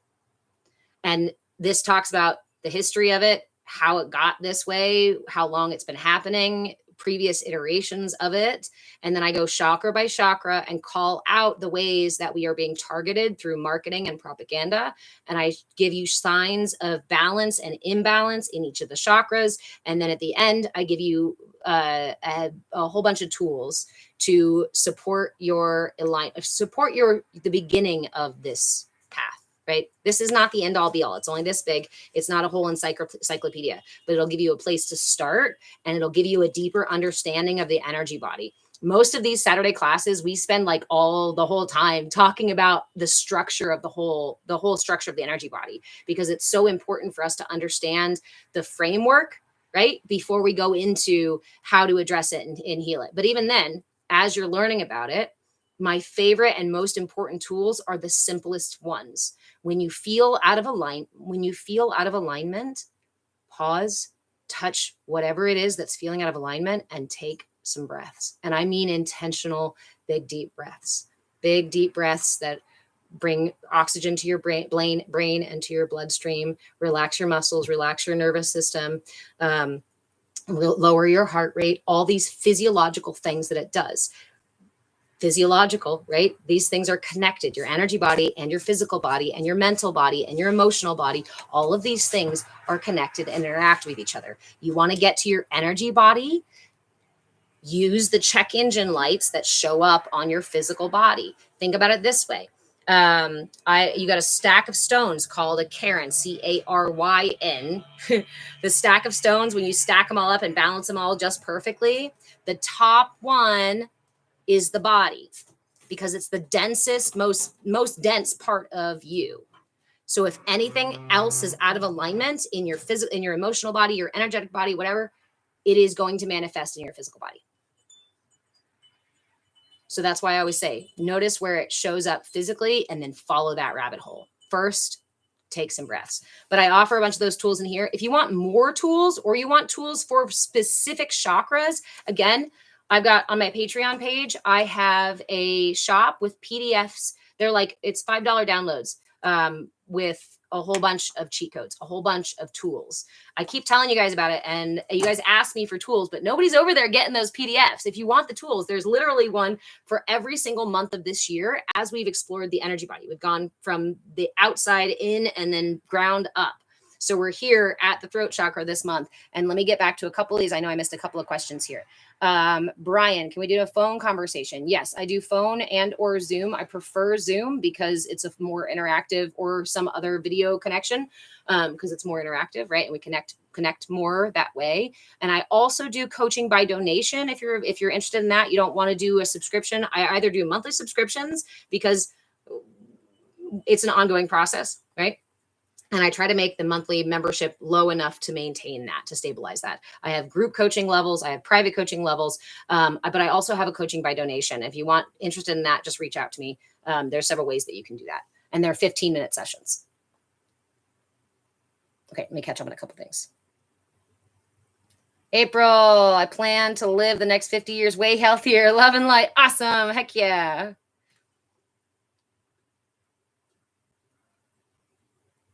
Oh, nice, Brian. You're all covered in crystals today. Callie, you have the physical book in your possession. Yay! Remember, everybody.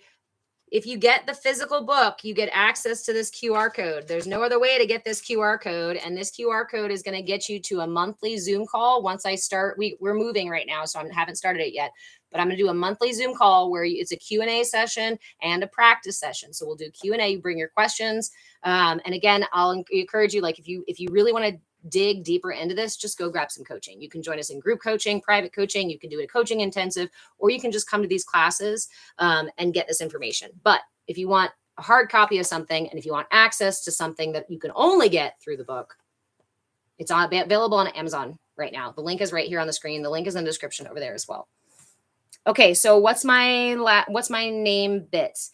Can you please go back to the last step? I need that one again to understand before the throat. The heart chakra.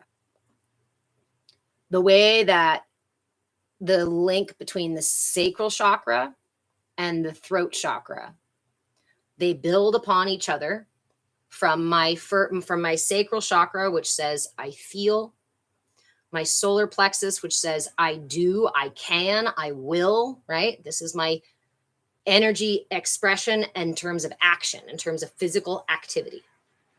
My heart is my ability to connect and belong and to create unity with those around me. It's my ability to do, our ability to do things together, right? And to do things together, we have to be able to communicate from that place of trust, from that place of non-judgment, from that place of what's the word I'm looking for? Of receiving other people's truth, of being able to hold space for other people's feelings and truths, even if they're different than ours, and actions and things. Okay. If there was something else that you needed specifically from that, let me know. But essentially, these are building blocks. And as we go up and up, well, let me say that again. They're not building blocks. They're vortexes, right? They're centers of energy where energy is accumulating and moving through the system. So think about it like this. You have a finite amount of energy in your field. The finite amount of energy that is generated by your heart. We'll do this again. I'll try to keep it really brief, okay? Because this is one of my favorite parts. And this is stuff we have research on, we have papers on. We've got the Heart Math Institute that studies this. You can measure the energy field. You can measure what the heart does. You can measure that amount of energy, and you can measure the loss of it when we pass. Okay, so Planet CEO, someone else with out of balance chakras being irresponsible with their energy. That's okay, hun. You're welcome to come back another time if you can be responsible with your energy. Okay, so I have a finite amount of energy from my heart. My heart is made up of defibrillator cells. The defibrillator cells are what make my heart beat. That heartbeat, all those cells together create the heartbeat, right? That heartbeat generates an electromagnetic field that is measurable around our systems. There is a finite amount of energy that my heart can generate. That energy gets dispersed if I am aligned, balanced, right? If my system is clear and balanced and stable and strong, then that energy is dispersed throughout my chakras in a pretty balanced way. Now, in each moment, it may move from here to there or what have you, right? It adjusts to the internal and external stimuli, okay? So I like to pretend that we have, we'll call it 7 pounds, right? 1 pound for each chakra. So if we have 7 pounds of energy that we have available in our vessel, and let's say, in my root chakra, I live in a state of fear. So I'm not going to put a bunch of energy in my root chakra because there's a lot of fear there. The root chakra has become restricted and holding and tense. So a lot of energy can't actually flow. It can't flow very well through here, right? It's not an open center. It's like this. So it's like eking through there, trying to get through. That's fear. Okay, so that's 1 pound already, or maybe like half a pound, whatever it is. Pull it up. Okay, sacral chakra. Am I allowed to feel? Am I allowed to have emotions? And will the universe respond to my emotions in a way that's supportive, helpful, comforting, and bring back down to safety? Literally, back down means the energy goes back down and opens up that throat, opens up that root chakra. So think about it in this way, that if my first 3 chakras, because I was born to here in the United States and got my system conditioned, like all of us did, to be in a state of fear, to push aside and compartmentalize and ignore your emotions, and to only act and behave in specific, certain, very narrow kind of ways. These all thwart these lower chakras. So what happens is that energy moves up and up and up and up, because if I'm not safe in my body, and nobody's going to take care of me, and I can't do anything about it, and I can't ask for help or go reach out for something, so those around me to do anything, and I can't heal it for myself, I need to start screaming about it, right? And more so, I need all the energy up here in my brain, because what the energy is doing is begging my brain to help me fix this. So you have those racing thoughts over and over and over and over and over and over and over, ruminating over the same situations again and again, because your energy is saying, we are way out of balance. All of it is shoved up here in my head, and I'm disconnected from my body. I'm disconnected from my heart. My digestion's out of balance, right? All of these things. So we have a finite amount of energy. That finite energy, depending on the alignment of these centers, the structure, how open, balanced, closed, what have you. Gigi, this makes so much sense and resonates big time. I feel like I just need to do like repeated lives about just this, because this is such an impactful piece. And I hear that so often. I'm so grateful that it does. And it's why, for those of you who are on my lives every single Saturday, it's why we go over it again and again and again, because it's the truth that you already feel that was taken away when the culture said, ignore these things, look outside of you for absolutely everything. And it even encourages you and says, this is where consciousness lives. I don't have other me's in me. My body doesn't talk, right? Or word salad, or people saying there's no such thing as the energy body or the chakras, right? Or humans are naturally mean and competitive and divisive. All of those things are empirically false. We have the science and the history and the research to back up that those things are not true, but they are still so heavily worked into the narrative and the paradigm of the culture that we are thwarted. We are often thwarted, and for a very long time, on how to manage our own systems. Because again, that would give you the autonomy, the personal power to self-actualize.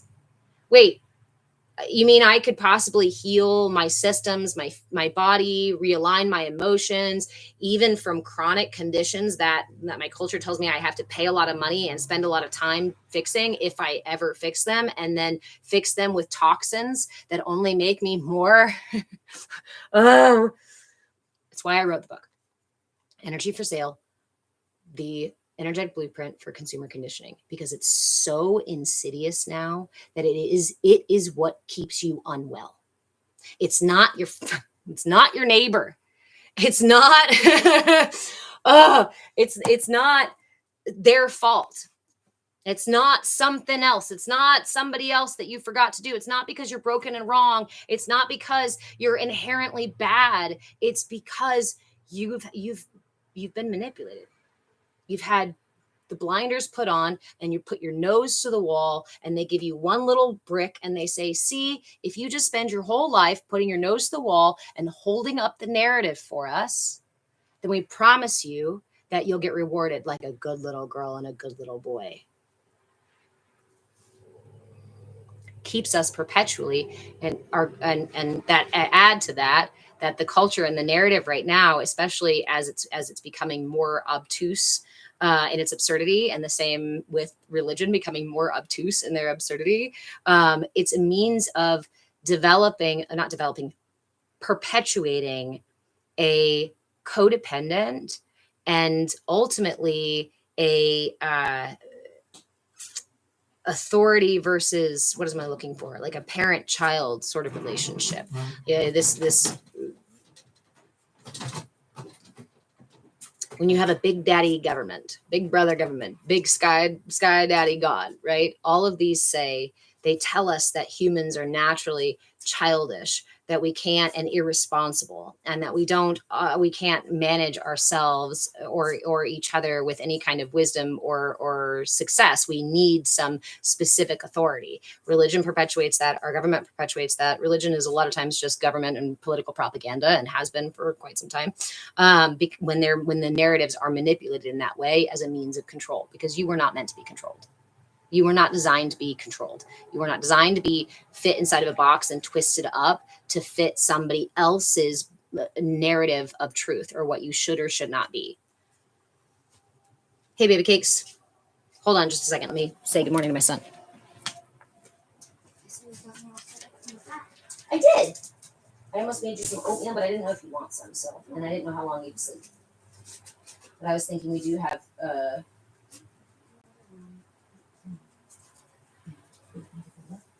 and we should go get we should go get groceries later. Yeah. We also have, what was I gonna say? We have what are they called? One of the things that I had for breakfast. Didn't you see what I had for breakfast? No, you were asleep. I can't find the word. Hash brown. Well, we don't have any udon. No, you ate all the udon. You can have my udon, but it's not the chicken kind. I don't want that. I don't like soy sauce. I'm sorry, Charlie. I love you though. I'm gonna grab the water.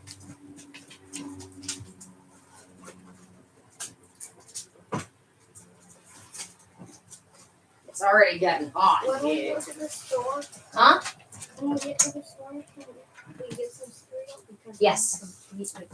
Yes, and it's a weekend. Yeah, that's probably what I'm gonna have for breakfast then.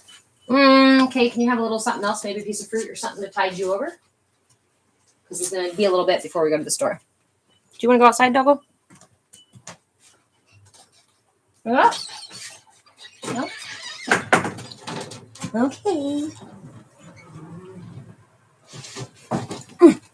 Oof, eef. Hey, Andrew, thank you. Thank you.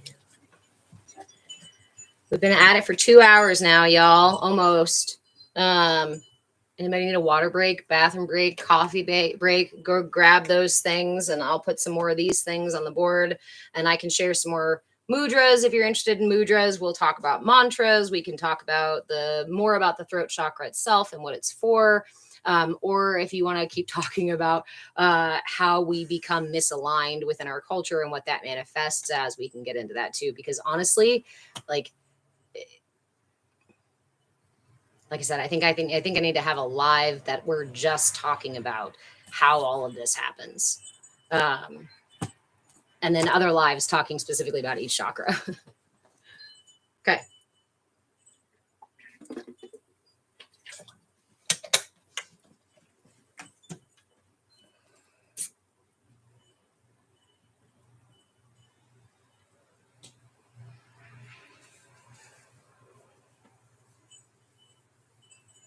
I'm born to bark.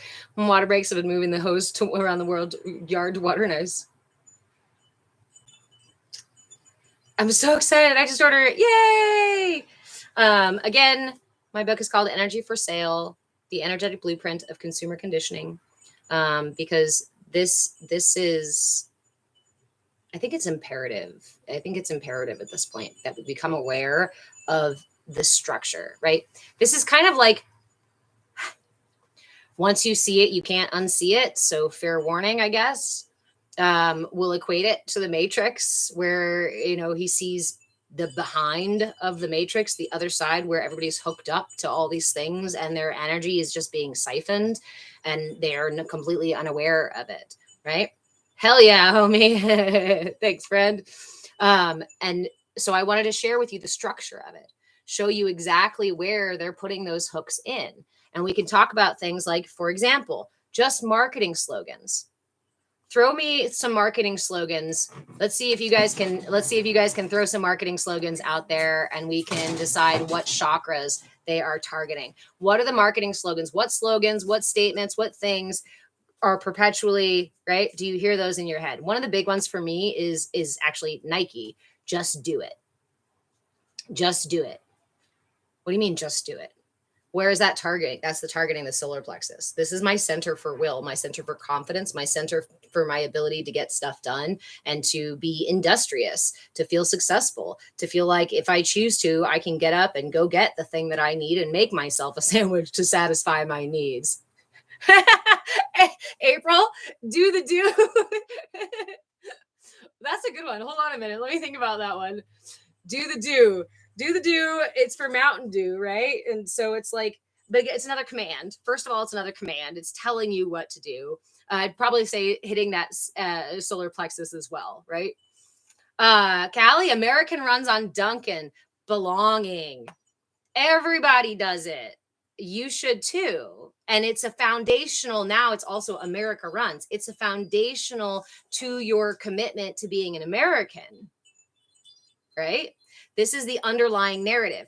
And you may think this is hyperbole, right? You may go, oh, yeah, I know, it's whatever. But you can literally go online. You don't even have to pay for these classes now. You can go to YouTube right now and you can find classes on how to manipulate your audience. What's the quote I read the other day? How to turn a hard no into an excited yes. And I was like, how to sell people out of their own decision making? That's what you're saying, right? Yep. That's what's happening. Let's see. Brohim, do they have marketing slogans for the minor chakras? I mean,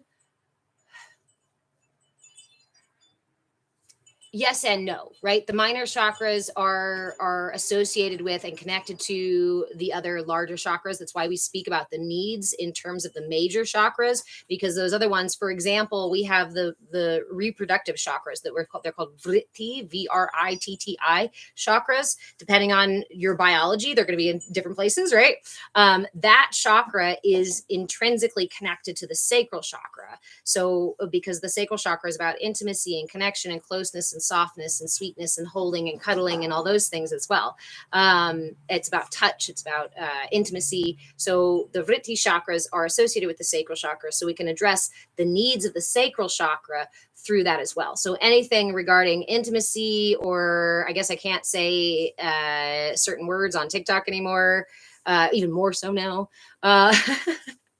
I heard you say, you can't say the word sexy. So we'll see if they take me down or flag me for it. I just heard that you can't. But anything like that, sacral chakra. Gigi, Burger King, have it your way. Let's see, ego, and having your needs met. So sacral chakra as well. You can have it any way you want to. All you have to do is ask any way you want to, and we'll meet your needs for you.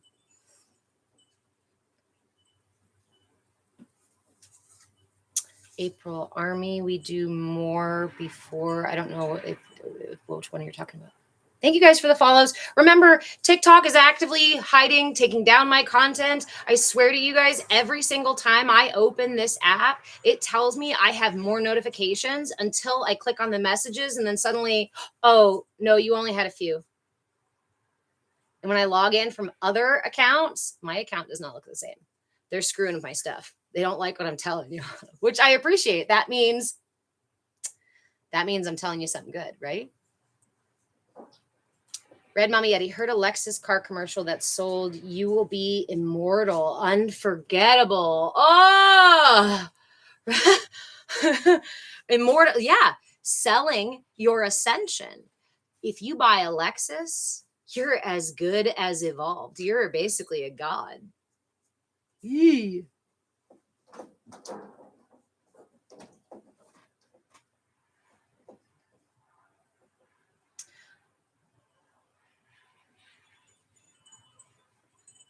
What's my name? You must be on to something. So this is something that I've been working on since the 90s. I guess I should say it much of my life, right? Let me say it really quick. my brief history. I was like, where was I going? My brief history. Hello. For those of you who are new here, my name is Reverend Deborah. I'm an interfaith minister, a movement facilitator, and your shenanigan shaman. I was gifted my mother's family lineage of energy work when I was very little, very little. And then she actually started divulging the information piece about 7 or 8. I grew up thinking that I wanted to be a nun. I grew up Catholic. I had a deep affinity for God, and also a what felt like a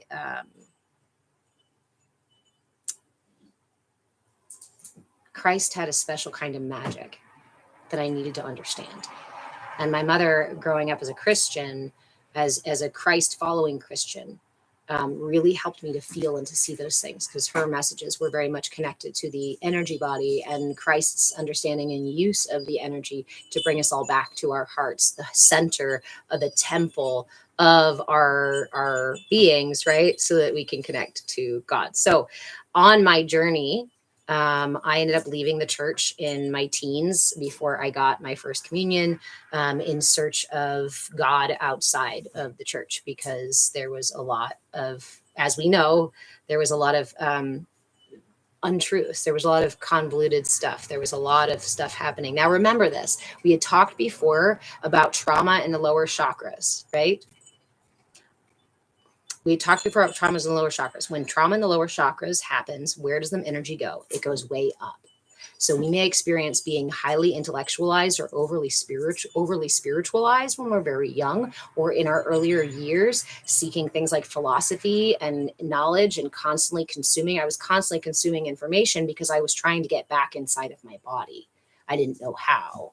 I had several experiences being pulled out of my body or knocked out of my body during major traumatic events. And then in the 90s, I was taking a class it was an editing class, a video editing class. And our only assignment was to go home and watch commercials. And I love this teacher. I forget his name now. I wish I could look him up, because he set me on this path, because he part of it, right? He helped align me with it. I went home. Because the only questions was each day was, what did you think the commercial was for? And what was it actually for? And he helped us look into and see behind that veil of every bit of marketing is intended to goad you in some way, intended to push a button in some way. And then a little bit later on, we're in the grocery store, and I realize also from my mother that there's toxins in the food. Despite the colorful branding and the animals on it, there's sugar and things that are going to hurt you and really make you sick if you consume too much of them, or any of them at all, but they're safe to buy at the grocery store, right? So these things kind of unfolded for me in a variety of different ways, in part because of the fear and trauma that I experienced, but it also set me on this lifelong journey to figure out how the human structure works. So I went to college, and I spent 12 years in university studying human development and wellness across the lifespan from prenatal to postmortem. I became a birth doula and a death midwife, and studied everything between psychology, philosophy, herbalism, nutrition. I'm still studying Ayurveda, still studying yoga and the Vedic sciences and things like that, and getting deeper and deeper and deeper into not just the structures. Now I know the structures. Now it's about, how do I use these tools and the understanding of those structures to rewire those structures. It's essentially like taking apart the remote and realizing somebody rewired the buttons. Thank you, friend. Rewired the buttons. So now when I press the off button, it goes in rewind. Do you ever feel that way about your life or your emotions or your decision-making process or your self-talk? I thought I was doing the right thing, but the universe just smacked me in the fucking face. What the hell? I thought I was saying, defending myself and being confident, but really I'm just an asshole? What the shit? Something's wrong with the wiring.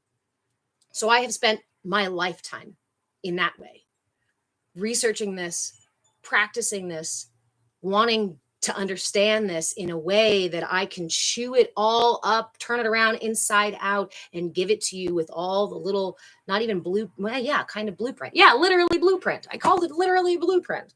So I can give you the blueprint so that you can start rewiring your systems. There are a million and this is something that a lot of people in today's, right, we have this whole spiritual movement, the whole, I still call it woo woo stuff because I was an 80s baby, so we still call it woo woo stuff, all the woo woo stuff. And it can be co-opted. It can be hijacked again as well to tell you that the only way to your healing is if you pay high ticket prices. If you go to the retreat in Bali, if you spend years on a mountain somewhere, right? And there are people who will tell you that if you look a certain way or talk a certain way, you're not allowed to access these tools, right? Or these social media platforms will say you're not allowed to talk about those things because they don't even exist, but they actually do, and they've existed since 1500 BC.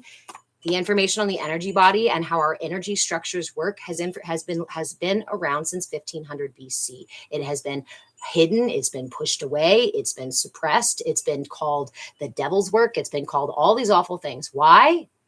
Because it's the truth, and because it's your key to your self-actualization. It's your key to your personal power. And they don't want you to have personal power. You are not controllable. You are not so easily controlled if you have personal power. They can't just send you a marketing commercial that's meant to trigger your emotions. And when you're unconscious, right, it triggers your emotion. You're like, yeah, I should totally buy that Lexus because I'll be like a god if I have that Lexus. And we know people and we love people and we live with people who do these things and are triggered by these things. And you're like, what the heck? Maybe you're not. Maybe I'm also doing it too, right? We're also doing these things. We stay stuck in these perpetual repetitions. And that keeps us out of alignment. It keeps us away from our self-actualization. And that's the part that pisses me the fuck off. I am not interested in being fodder for the fire that only warms the hands of a few, right? We are not intended to be kindling, but that's how we're being used. And that makes me irate. And I've got plenty of pent up anger to direct in this direction. Big Bang Hank. See, and there's nothing wrong with Alexis itself. That's the thing. And that's the thing where people want to take it and be like, you're saying no. Drive the car. Buy the house where you want to buy the house. Get the job and make the money if that's what you want. Or don't. They cut me off right when I said it. Or don't. The choice is actually yours, not theirs. But are you really making that choice? Are you really making that choice if you're operating unconsciously? No. Let's say passion. There you go.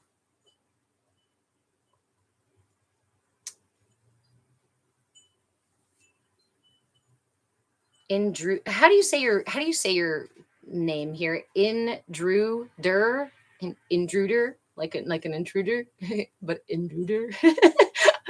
I'm colorblind. What does that mean for me?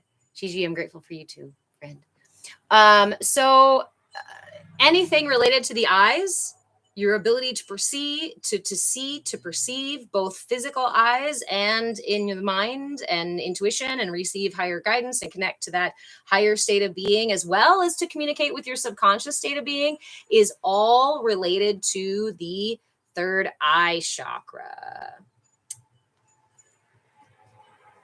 Big Bank Hank, #1 in reliability. See, now that sounds like a marketing tactic.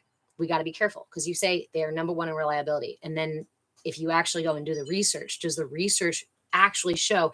And are the studies bought and paid for by the Lexus company, just like they were by sugar and by milk and by dairy and by wheat and by the other other companies, so that they could sell you that dairy is really good for you, and or the meat industry can sell you that meat is super, super good for you, and everybody should have multiple servings of huge amounts of meat every day.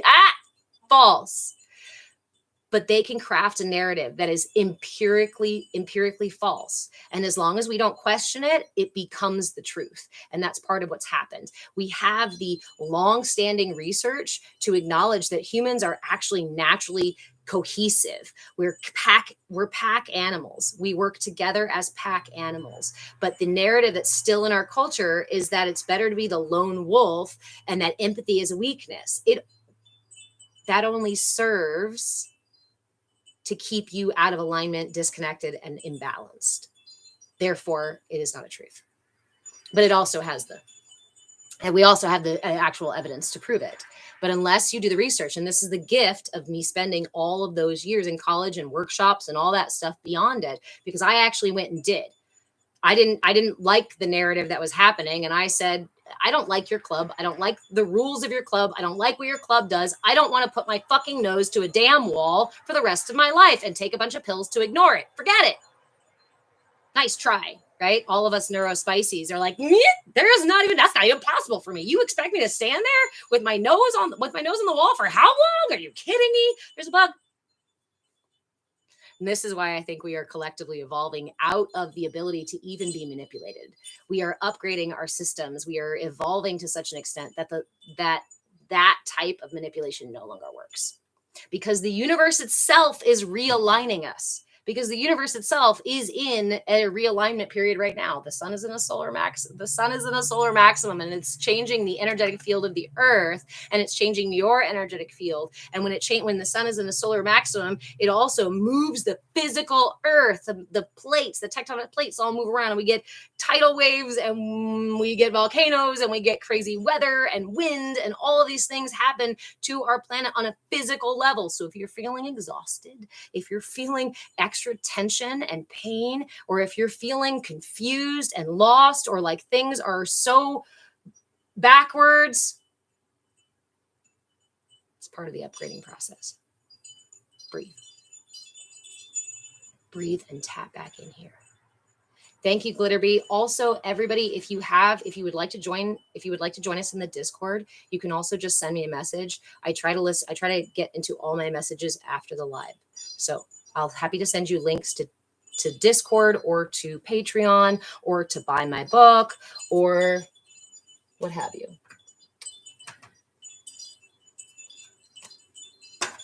Yeah, we'll put that right there. I needed to hear this. Oh my God, Discord, please message me, and I'll give you the link to get into the Discord. It's a free space in the Discord. You can also go to Patreon and sign up for free, where you'll get email updates about things that we're doing and whatnot. Patreon also connects to the Discord, and there's a link there too. There's also a shop. You can grab coaching. You can grab cheat codes for tools to align your chakras. You can grab a variety of other things in the shop too. Can I do a divination? So when I do private coaching. When you have private coaching with me, you have access to everything I do. You want to read cards, or you want me to read your energy and give you an energy assessment.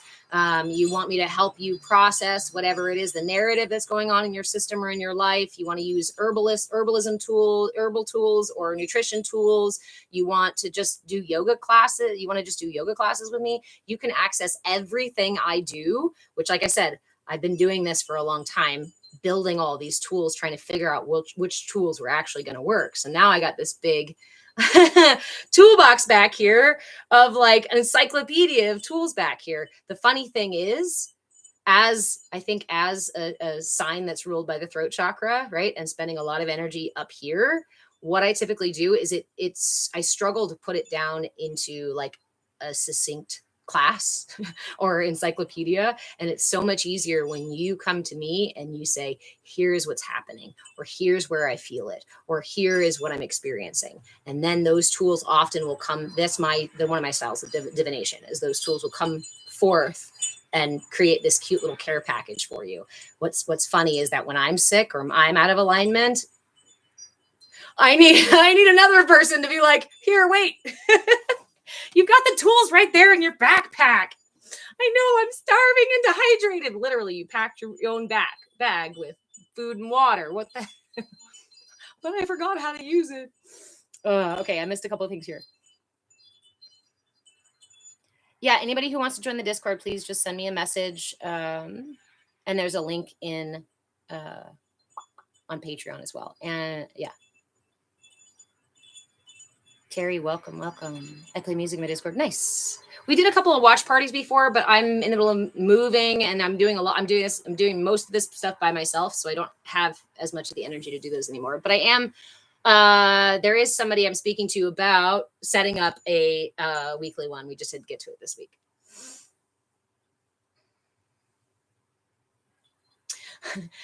My wife does tarot, but she isn't impartial to me. I respect her, but want a second opinion.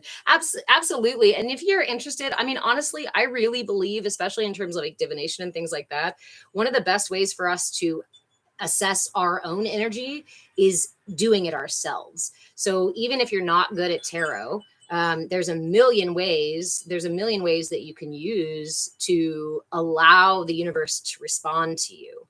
One of my favorite ways that is using any book. You can grab any book and I mean, obviously, depending on the style of message and the style of wording, you might want to watch what kind of books you get. If you're trying to do divination with a cookbook, the response to your question is going to be very different than if you're doing it with like the Bible or something, or a fictional story versus a how to survive when the grid goes down. You're going to get very different messages, right? So be wise in terms of what sort of questions you're asking and what sort of style of message you want, but you can just ask a question and go open those books. The important pieces are your intention, your attention, being curious and willing, and allowing the reception to happen, right? Allowing ourselves to receive. One of my favorite misconceptions about spiritual work, right, is that we have to fight for it. That's a very gross motor skill way of operating, right? We have to work really hard and toil super long, and it's really expensive and whatever. But in reality, and I did that for a very long time, as many of us do, right? The very intense practices are always the best, and you got to do it really long, and you got to be really, really restrictive in all these things. Hey, Hannah, how are you? But it was only in the last 4 years or so when I literally ran out of the spoons to even fight myself, right? I reached such a low point, such a bottom, that I couldn't even fight I couldn't even fight for my healing, right? I had to just surrender. I had nothing left.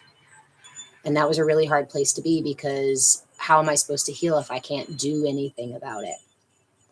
And again, that's a message, that's a narrative from our culture that says you can only get something done if you do it. But everything is an exchange, a give and a take. And if you're constantly doing and doing and doing, then you're forgetting to be a human being. Again, the flipped narrative. Human beings are meant to work and work and work and work and toil. A balance. So surrendering, receiving. One of my favorite other tools for divination. Thank you, Hannah. You're so sweet. Just coming out of a 3-month deep dive. Woof, I feel you. Thank you. Intruder. I wonder sometimes about the restrictive practices. I did meditation during a 7-day fast without impact. So, and again, right? Balance is key.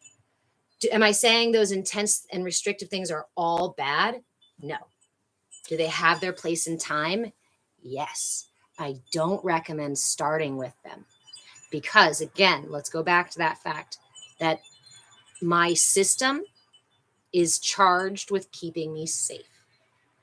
If my system was unnecessarily restricted, and so I had to resist, creates tension in my system, right?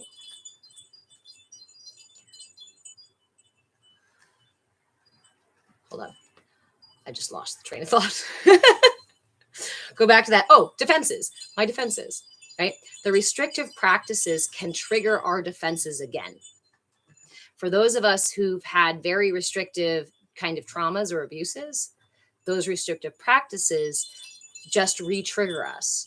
And it makes it harder to get down to those places where we're willing to surrender by force, because we've already been forced for so long. Our systems are exhausted from that tension, holding, resisting. Remember, what did we do earlier? Resistance equals tension.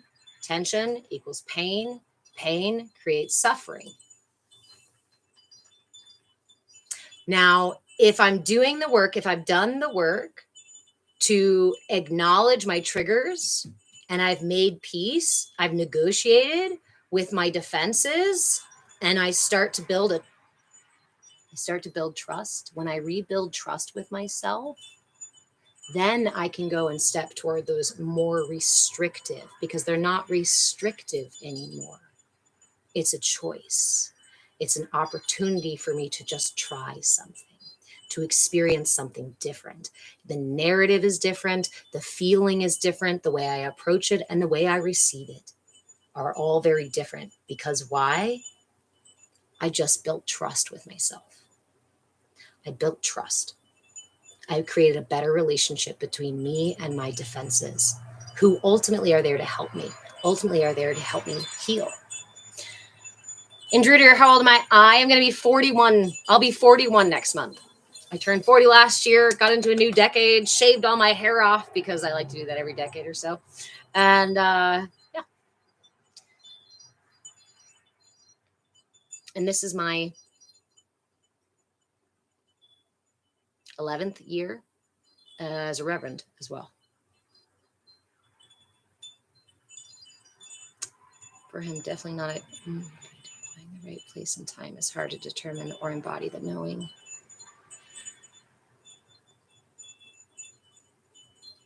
Okay, making sure I didn't miss anything there.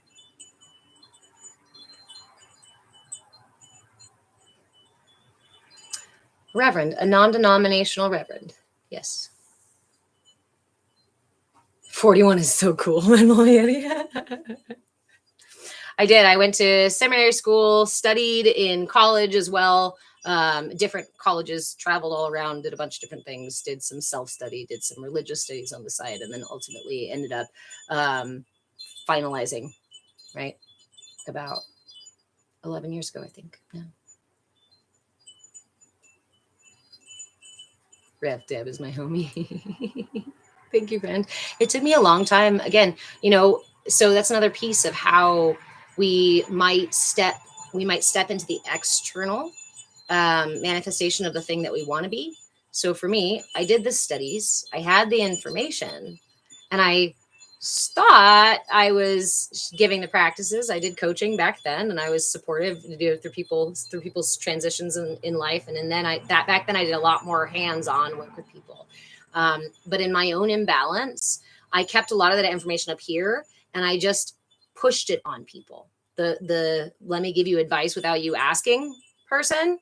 Let me tell you what you should do without you giving me permission to do that at all. This guy silently judging you while you're doing something that I, Virgo self, thought was not right for you. It's okay. It's okay that in my ignorance, I didn't see the light, the opportunity that was before me. I operated in the same patterns that kept me safe.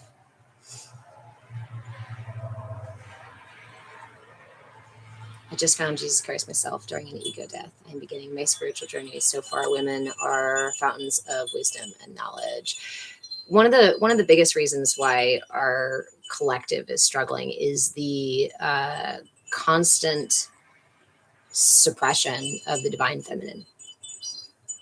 And I see right now one of the things that's happening is the reawakening, the re-strengthening of the divine feminine. And I'm really so grateful for it because, again, I told you guys, I started when I was a kid, right? My mother specifically told me, do not tell them what you know. I'm sharing this with you, but do not tell them what you can do, or they will take it away. They will put you away. You will be in trouble for it. You do not want them. She just hammered it in. Now, again, I was born in the 80s, right? So through the 80s and 90s, I mean, people still said aliens don't exist, right? Like there was still, oh, you do yoga? What are you, a hippie? We were still in a different era still, right? So when I tried to talk about these things, because I didn't listen to her, I didn't listen for shit. I went out there and I was like, no, it's so important that people know that they can heal themselves. And a good example of this, right, was when we were kids, you'd fall and bump your knee and you'd go ask your mom for a kiss and you something banded on your boo-boo. That's all great and good. But our parents didn't know how to put the power right back in our hands and say, now you can help this too. It's not just my job to fix it for you. Let me show you how to heal you. And when we're very young, remember our brains, thank you, friend, for the gift. Our brains are still in the theta brainwaves. We're still in the dream time, still in the REM sleep time.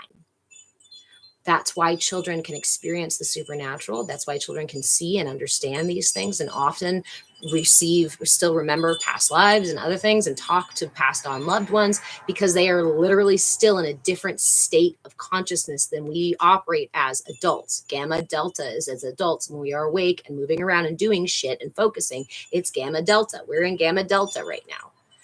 REM sleep time. Is this my book? It is my book. It's called Energy for Sale, The Energetic Blueprint of Consumer Conditioning. And I talk about the whole first section is the foundation. So I talk about specifically the mechanics of propaganda, the history of, I'm reading the little titles right now. So I don't end up telling you like a million different things. Instead, I can say it more succinctly here. It's $22. It's on Amazon right now. I totally get if, this is the thing. I am sitting here talking about how convoluted and insidious marketing can be, while I'm also wanting you to go and buy this book if you want to. So the fun right now is us figuring out, how can I share this with you that it's super important. I do believe this is super important, but I don't want to fear monger. I don't want to create some false, oh my God, they're only on sale for this long, so you can only grab them, or only this many people get free ones. I don't want to play those games. Those are all going to are intended to market and trigger you. I don't want to trigger you. And this is how we also build the new economy, the new paradigm, is we consciously come together, right? And work on these things. So one of the things, thank you for reminding me too, somehow that reminded me of it. The last week of August, I've been talking about this for a while since this came out. I would like to do an experiment. Okay. You've seen raffles, right? You can do a raffle. And yeah. So I would like to do a raffle. The last Saturday class, we're going to do a raffle for a signed copy of the book. And we're going to do it like this particular gift gets your name in a hat. So I'm probably going to need moderators to freaking help me keep track of everybody.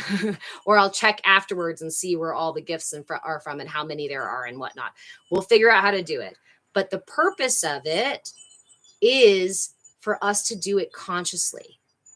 I don't want you to be triggered by it and to hurry up and do it, especially if you can't do it.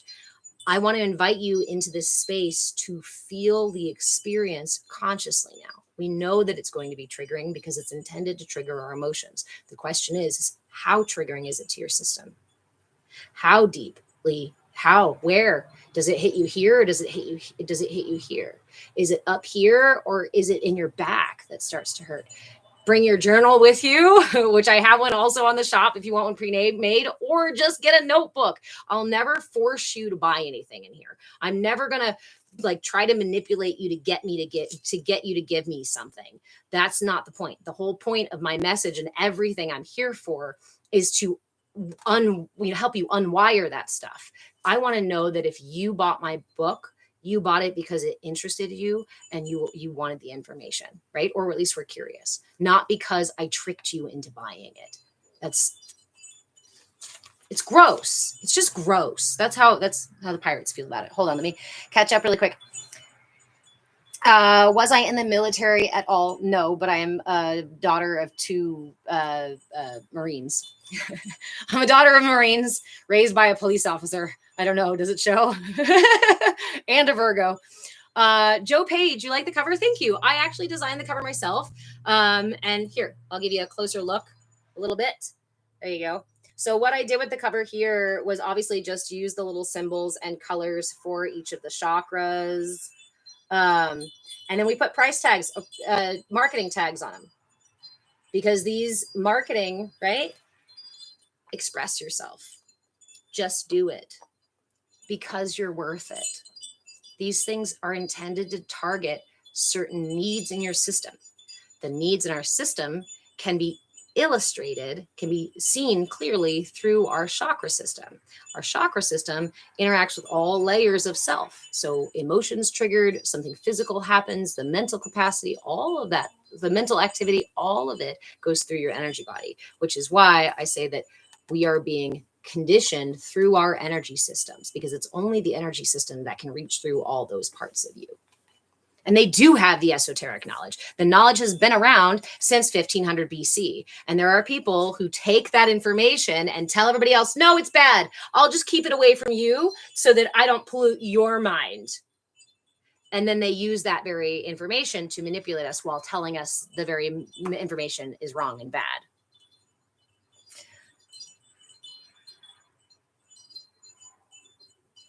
Yeah, Spark. I'm giving notes of the book. I'm talking about the book, but I'm not going to read the whole book. However, there is, like I said, at the end, there is a QR code. If you buy the book, this will get you into a monthly class that we do a Q&A, and then we'll do practices together. I don't know exactly when I'm going to start this. Hopefully here soon, but I'm still in the middle of a move. So grab your book, get ready, get through this, write down your questions, and then we will definitely have those practice sessions.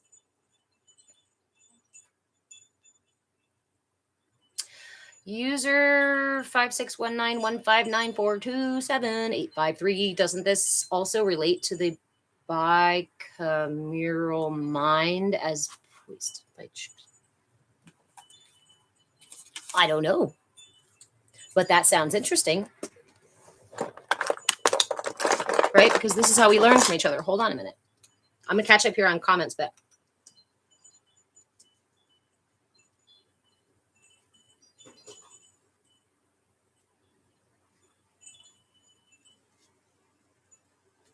what's so cool to me is that I've been, like I said, I've been studying this since the 90s, particularly with the marketing manipulation and stuff like that, energy and whatever before that. But no matter how long I've been working on this stuff, studying this stuff, figuring this stuff out, there is always another somebody somewhere who's written something that is either in alignment with it or mirrors it or echoes it, right? Truth is simple and truth is everywhere. Yeah. So thank you for adding it. Thank you for adding me somebody here for me to check out. I always appreciate that.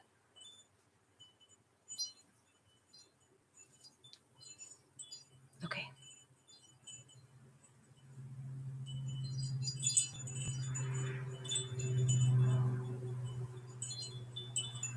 Oh, the animus components. Yes. Connect with the chakra needs. Yeah. And so we can also look at it through the lens of human development and wellness, which is what I do in my book. In my book, sorry, I did start talking about the beginning piece of it. So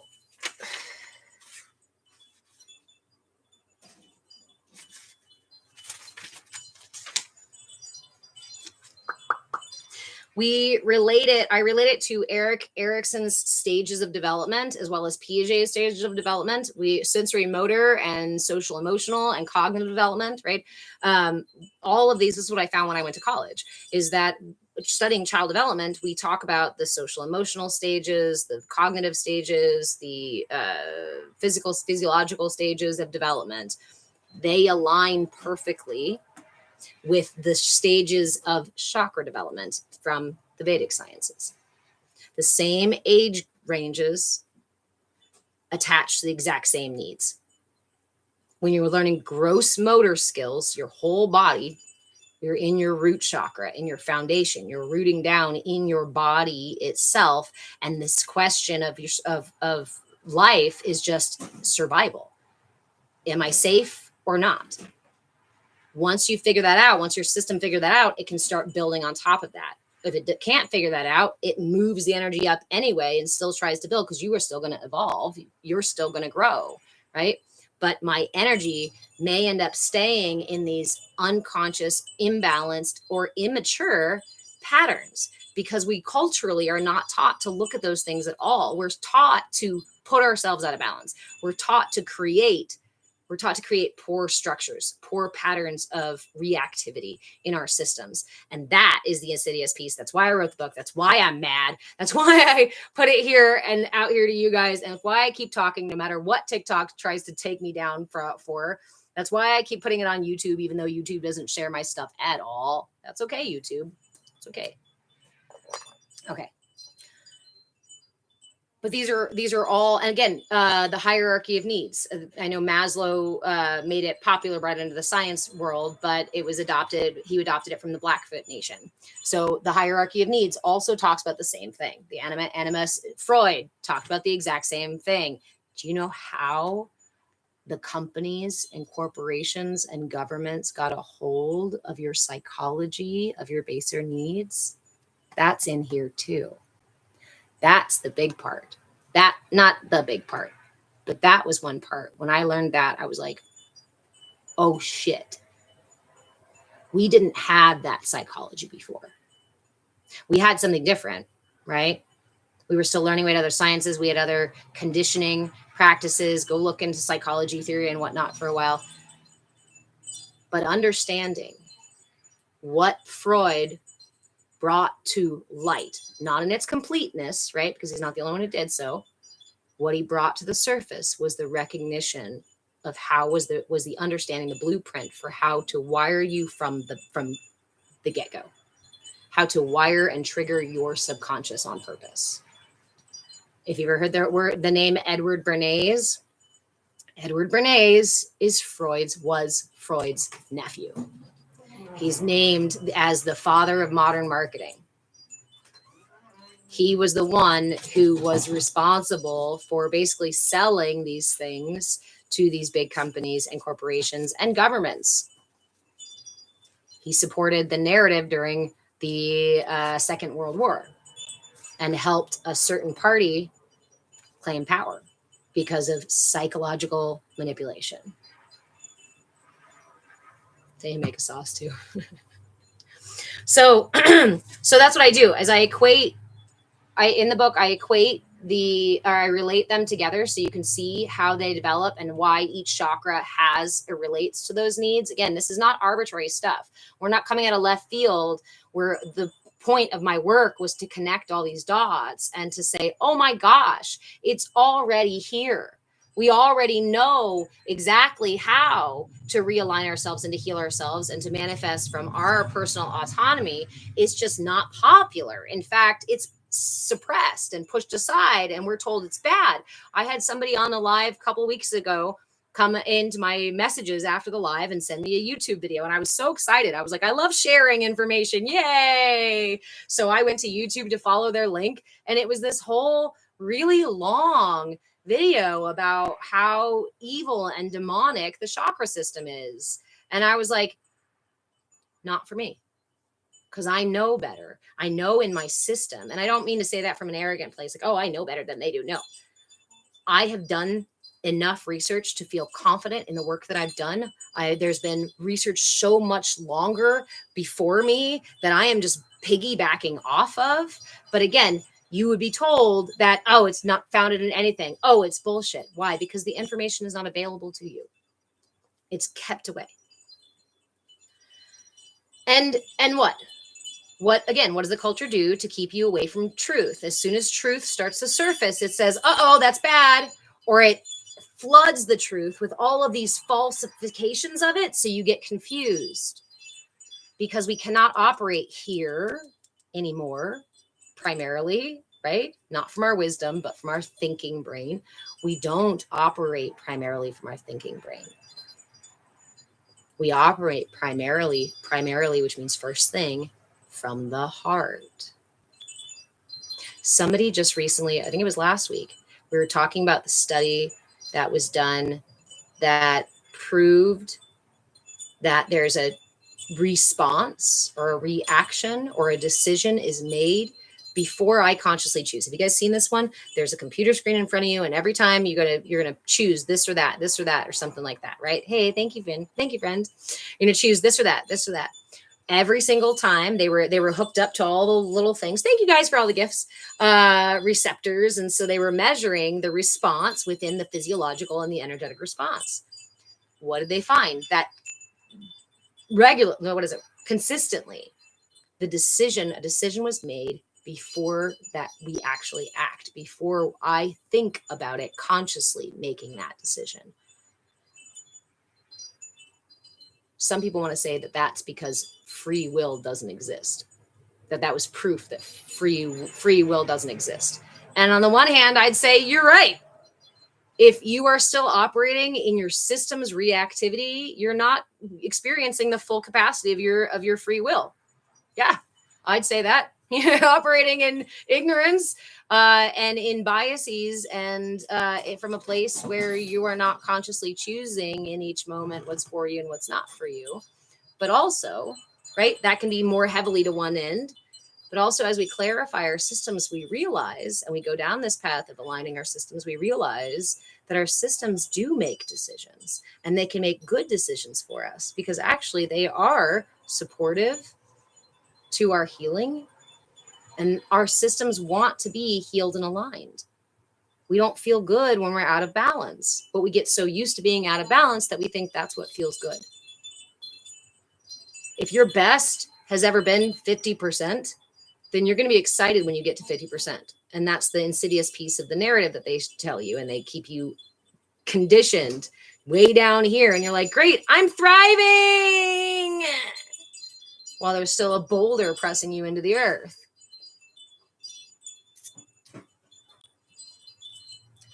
Born to Bark. The goal of segmenting just a USA TikTok will limit our exposure to and from the rest of the world. Yeah, absolutely. That's part of what they're doing as well.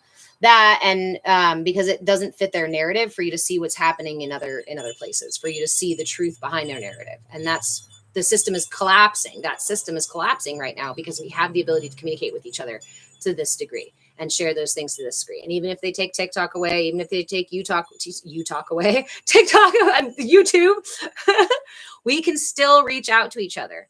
And we now know, right, that this is happening.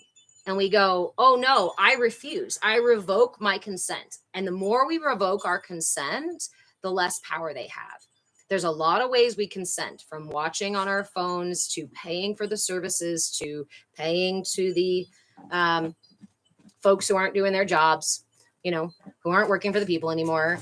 These are all ways that we consent. In every little tax that you get, when you do every little normal thing that's American and encouraged, and when you do the job that's regular and you're told you're bad if you don't have that job that requires you to pay the income tax that then pays the people who are seeking to keep you manipulated and out of balance and unhealed and unwell.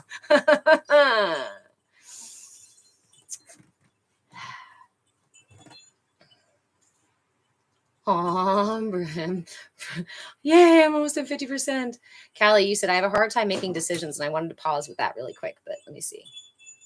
Thanks, Jason. We can get us to more than 50%, right? We're going to get us to more than 50%. Yes, Glitterbee, I feel like primarily I've been making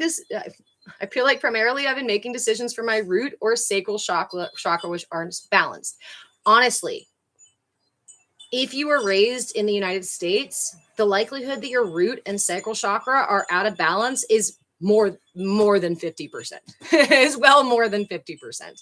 There are specific and very targeted ways that that the system impedes the proper development, the healthy development of the root and the sacral chakra. And we'll talk about that in a second. But I wanted to respond to Callie here. Is it Callie or Kaylee? About having a hard time making decisions.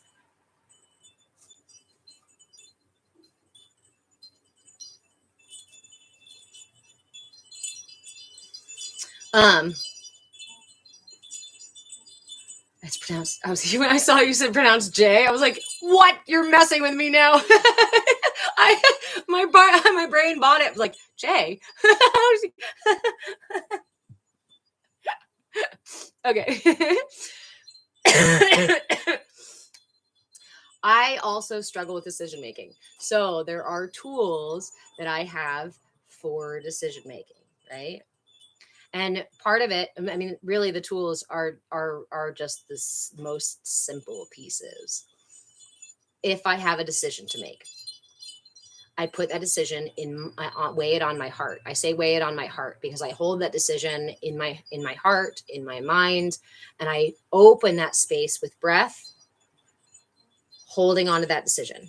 Now I hold on to that decision as might be okay. I hold on to this. This is more personal how I do it. I hold on to this decision in my heart as if it's a physical thing. And as it's that physical thing, I wait for my body to respond. I ask simply, is this for me or is it not? Does this fit me or does it not? How does it weigh on my heart? How does it weigh on my heart?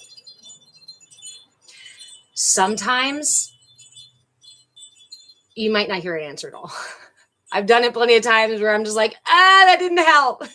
Usually when my emotions are running a lot higher, it's harder to hear that subtle thing.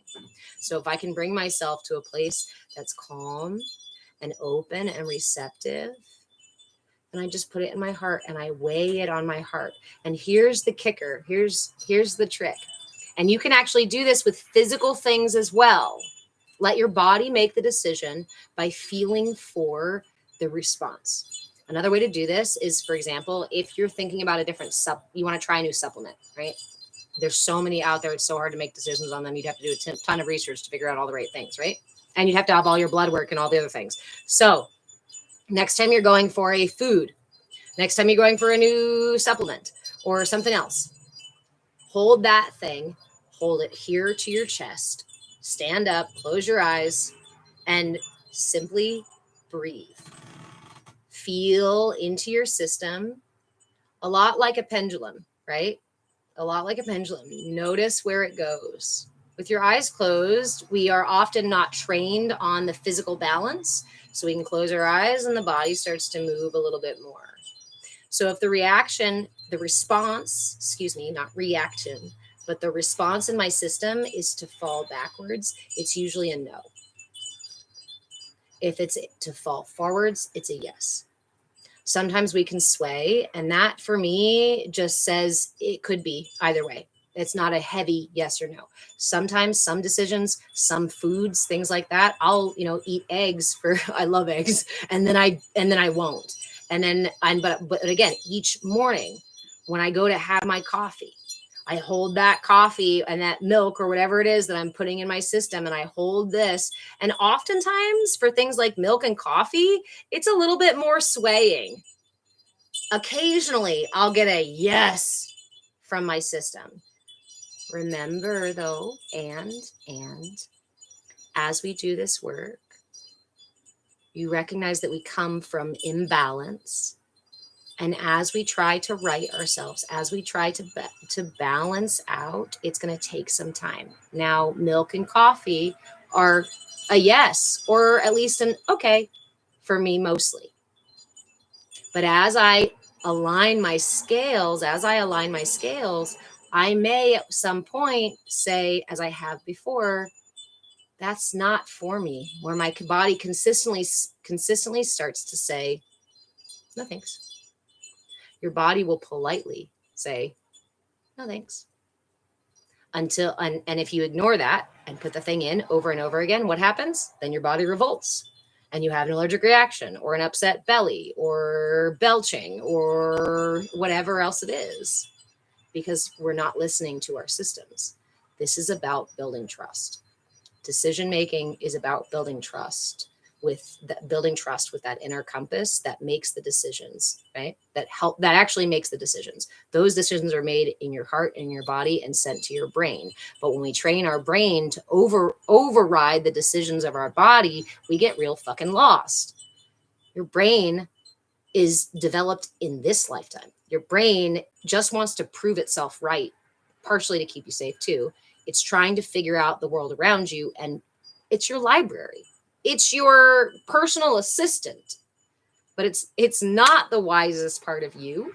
It can be quite immature and quite quick to make a decision.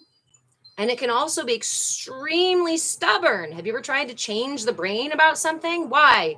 Because this is not the way you realign your scales. This is not the way we realign, not by force in the brain. And they're, again, co-opting the truth, is to say, just be here now all the time. Just force yourself to let go of any fear. Any fear comes up, you just ignore it, right? You've heard these narratives that say, use force, use the mind to control your reality. If you just focus on it hard enough, you'll manifest something. These are bastardizations, back-assward versions of where your power actually is. If you're in alignment, when we find ourselves in alignment with our systems, then we are also alignment with the world around us. And that's when manifestation actually starts to happen. We allow life to flow through us as it's intended to, instead of have it happen to us. Be here now is very powerful. But if we use be here now to deny the past that still lives in our systems, we're not really being here now. We're resisting. We're not allowing life to actually flow through us. And there's a fine line there. We want to be mindful, because it's so easy to co-opt these things and make them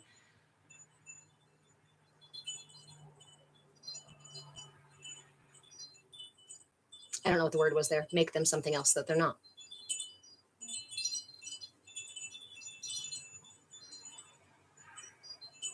Everything we see or have is borrowed.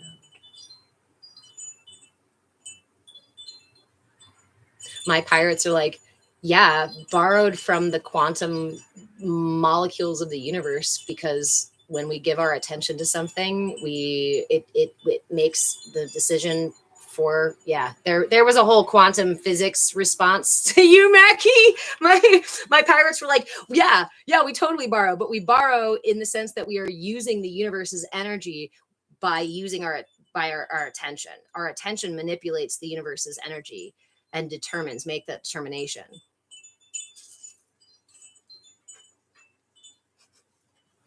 I don't know.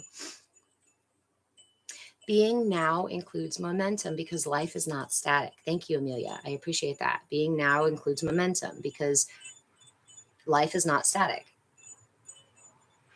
You don't just reach enlightenment someday and stay there. You don't feed yourself once and you're never hungry again. We are dynamic. Everything in this life is cyclical, rhythmic. We have movement. Guess what? A healthy heart is not a heart that just beats the exact same all the time. In fact, studies show that if your heart consistently beats if you don't have as much variation in your heart, it can cause damage and deterioration to your heart. You're more likely to have heart problems later on in life. Same with the brain. When we do the same things over and over and over again, we are more likely to have deterioration in the brain, because it's resistance, it's tension to the momentum and movement of life. Sorry, I get really excited, because when we talk about these things, it all plays in pictures in my head, and I'm like, it's all just so connected and so fluid. If I could just figure out how to articulate it just right, I'd probably make it into a story. It would probably go story. I'd probably tell you some fun narrative to help us see, because when we see it like that, life is either flowing through us or happening to us. And that is directly related to the amount of tension you're holding in your system. The more tension I hold in my system, the narrower the pathways for life energy to flow. Your system is an energetic system that operates through a physical material body. It is quite wise, much wiser, because it's connected to the entire universe, to the everything, than my brain is, because it is perceiving that I am separate from the rest. In its ignorance, right? In my ignorance, I follow the thing that keeps me trapped. But in my wisdom, I learn to use it as a tool, as an ally. As an ally. Not control it, but as an ally. Not by force, but by invitation. And that, again, requires building trust. One of the things that hurt my heart so bad when I came back home to self just 4 years ago now or so, right, was that I realized that the worst thing I had done was breaking trust with myself. And the lack of trust with myself is what led me to do all of these other things that hurt me, hurt others, created chaos or disorientation or judgment or just shame and guilt and these other things. And when that came up, I held space for that too. This is the trick, right? When life manifests within you, be with it. You're a human being. Try just being instead of having to do every single time. But we're manipulated and taught that you should do, or you're not valuable at all. It's a totally back-asswards way. Bass-agwards. Okay.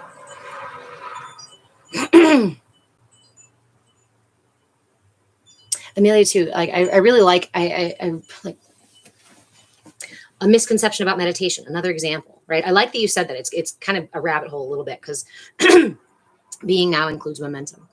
In meditation, in the West here, we're taught that meditation, or there's like a narrative around meditation that you're not doing it right unless you're sitting there perfectly silent and at peace. If you don't experience that silence of the mind or stillness of the body, then you must not be doing meditating, right? Right? You must not be doing it right. You're broken, you're wrong, it's too complicated, you don't know how to do it. It's totally backwards. The point of that meditation is not to create and to force peace and silence and submission of the body and the brain. It's to figure out how to step yourself out of the constant clamoring and need of those things so you can bear witness to them. Not be in them, but allow them to be within you. And when you become the container for those things, this is where we start to experience that of life, of presence, of the now.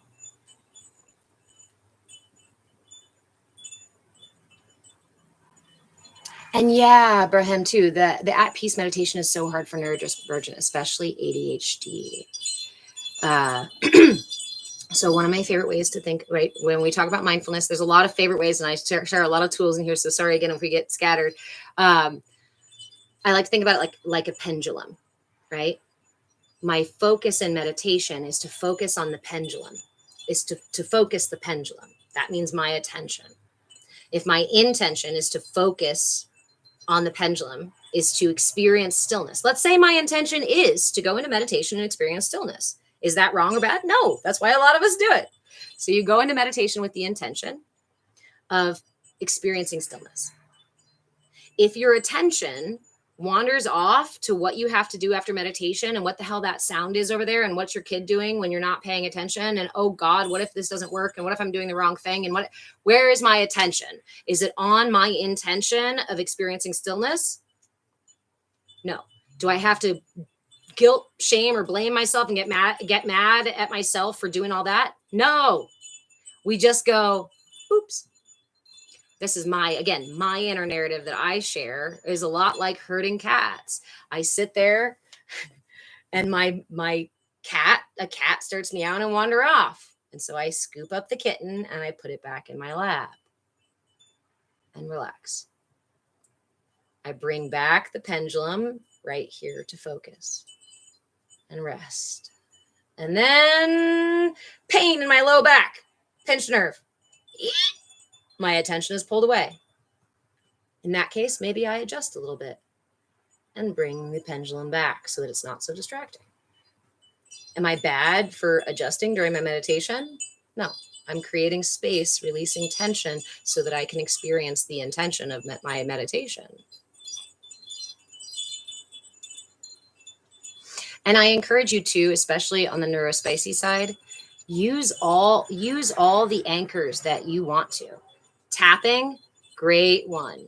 One of the things that I do during meditation, or used to doing during meditation, for an anchor, one of the many things I use during meditation for anchors is the breath or a mantra, right? Mantras are actually really beautiful because one of the things about mantra is it's not always intended for you to say the mantra the entire time.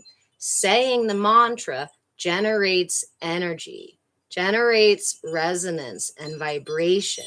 And as you generate that vibration, at some point, one of my favorite pieces of it is when the mantra starts to leave your mouth and it exists in your cells. That's why mantra is so powerful. You're not just repeating words.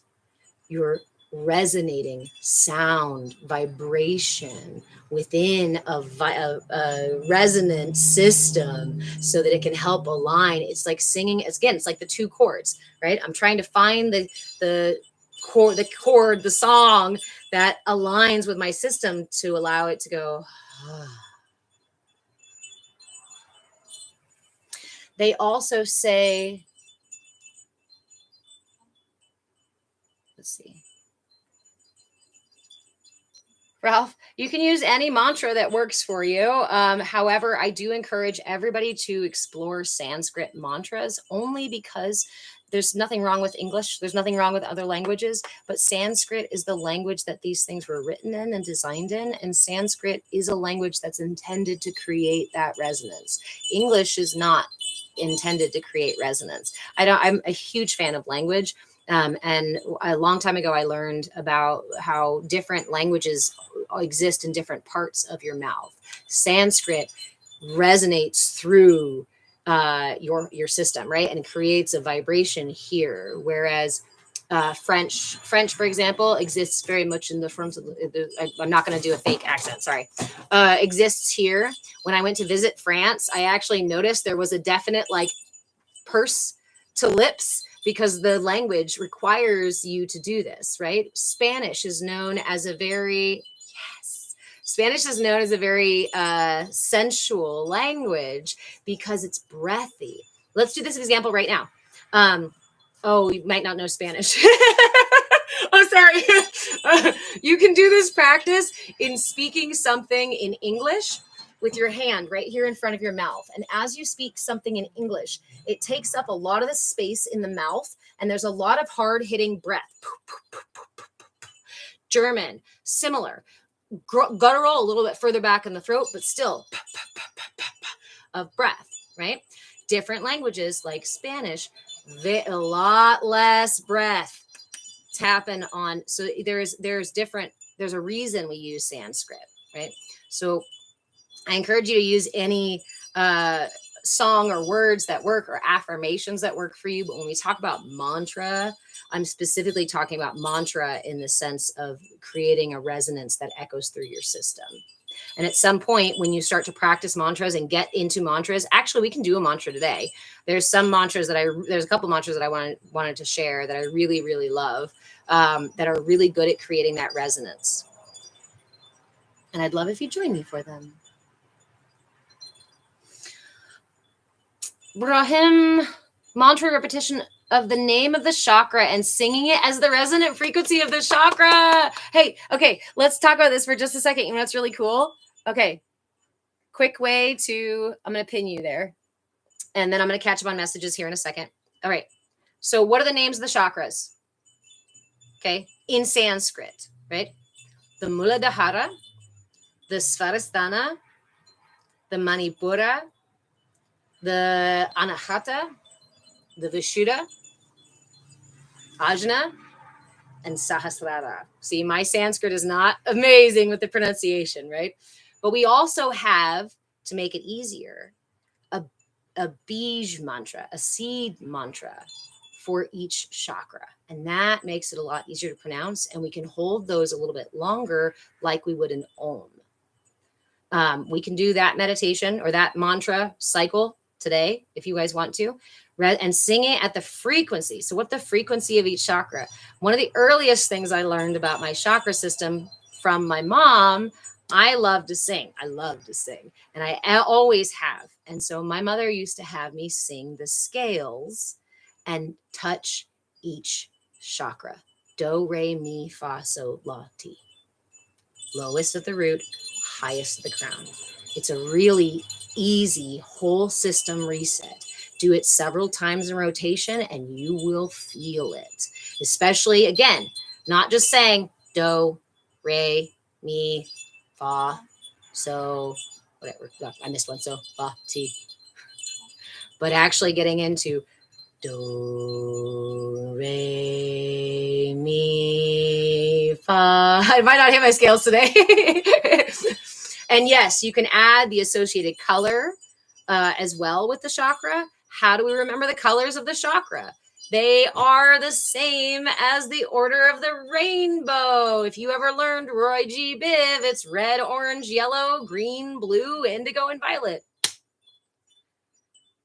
They're not complicated. It's not complicated, but we're sold this idea that it's so out of reach. And what did I get called last? I got called colonizer last Saturday because I said a Sanskrit word that was not pronounced. Because it is chakra when we are talking about it. And with my English tongue, it comes out a different way. Am I working on my Sanskrit and alignment? Yes. But again, that's adding to the narrative instead of showing up with compassion and saying, hey, friend, I'd love to help you with your Sanskrit because it is my culture. And if you want to share these things, I'd love for you to do it in alignment with truth. Thank you. Hell yeah. Let's get together. I'll trade you coaching. I can't pay you, but yeah, hell yeah. That'd be amazing. Thank you. Thank you so much. Thank you for seeing, right, the importance of sharing the information. When we play gatekeeping games, we are only supporting the narrative that keeps us unhealthy and unwell and disconnected from each other. Certified weird. Hey, friend. Certified weird as fuck. I'm new here, but I'm intrigued. I go live on Mondays and I'm not a professional, but I do somatic.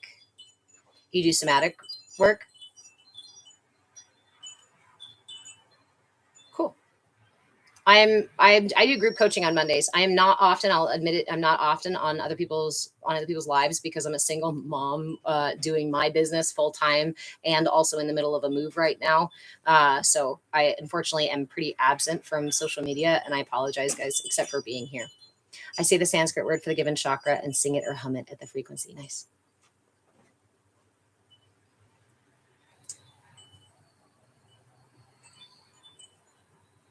Ralph, have I ever meditated with an EEG? I thought you said egg at first. With an EEG? I don't think so. What do you mean an EEG? Like something that measures my frequency or something? Ronnie, hey friend. I'm just catching up on messages here, guys. I've been struggling with major blockages in my chest and lungs. What mudras or yoga poses or mudras? Hold on, Ronnie. I'm going to pin you right here. Sorry, guys. I'm about 20 messages behind. Sorry, YouTube. Okay. So chest and lungs. Any heart opening practice? Man, they're slowing me down. I'm trying to give you. Is it jumping for everybody else too? Because okay. So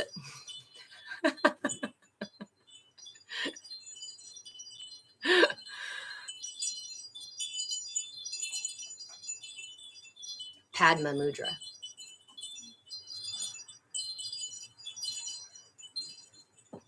Simply opening your arms and setting your chest forward. Lift your chin. Any poses that open the front body and also the back body. This is the front of your heart chakra. This is the back of your heart chakra. Both need your attention. Guys, do me a favor and tap and see if we can get them to stop lagging the live. If you guys could tap and give me some hearts to see if I can get them to stop lagging the live while I catch up on comments here.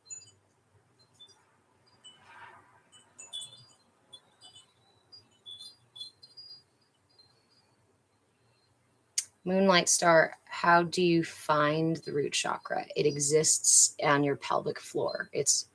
Your root chakra is on your pelvic floor. The energy for it may be elsewhere in your system, but that takes other practices to bring it back down to your root. You want a good mudra for the root chakra, morning light star.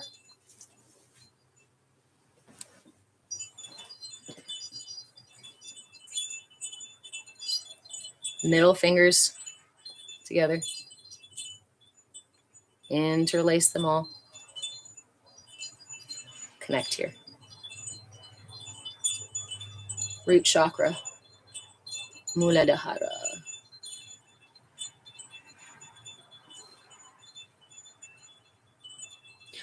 Or just the Gyan mudra.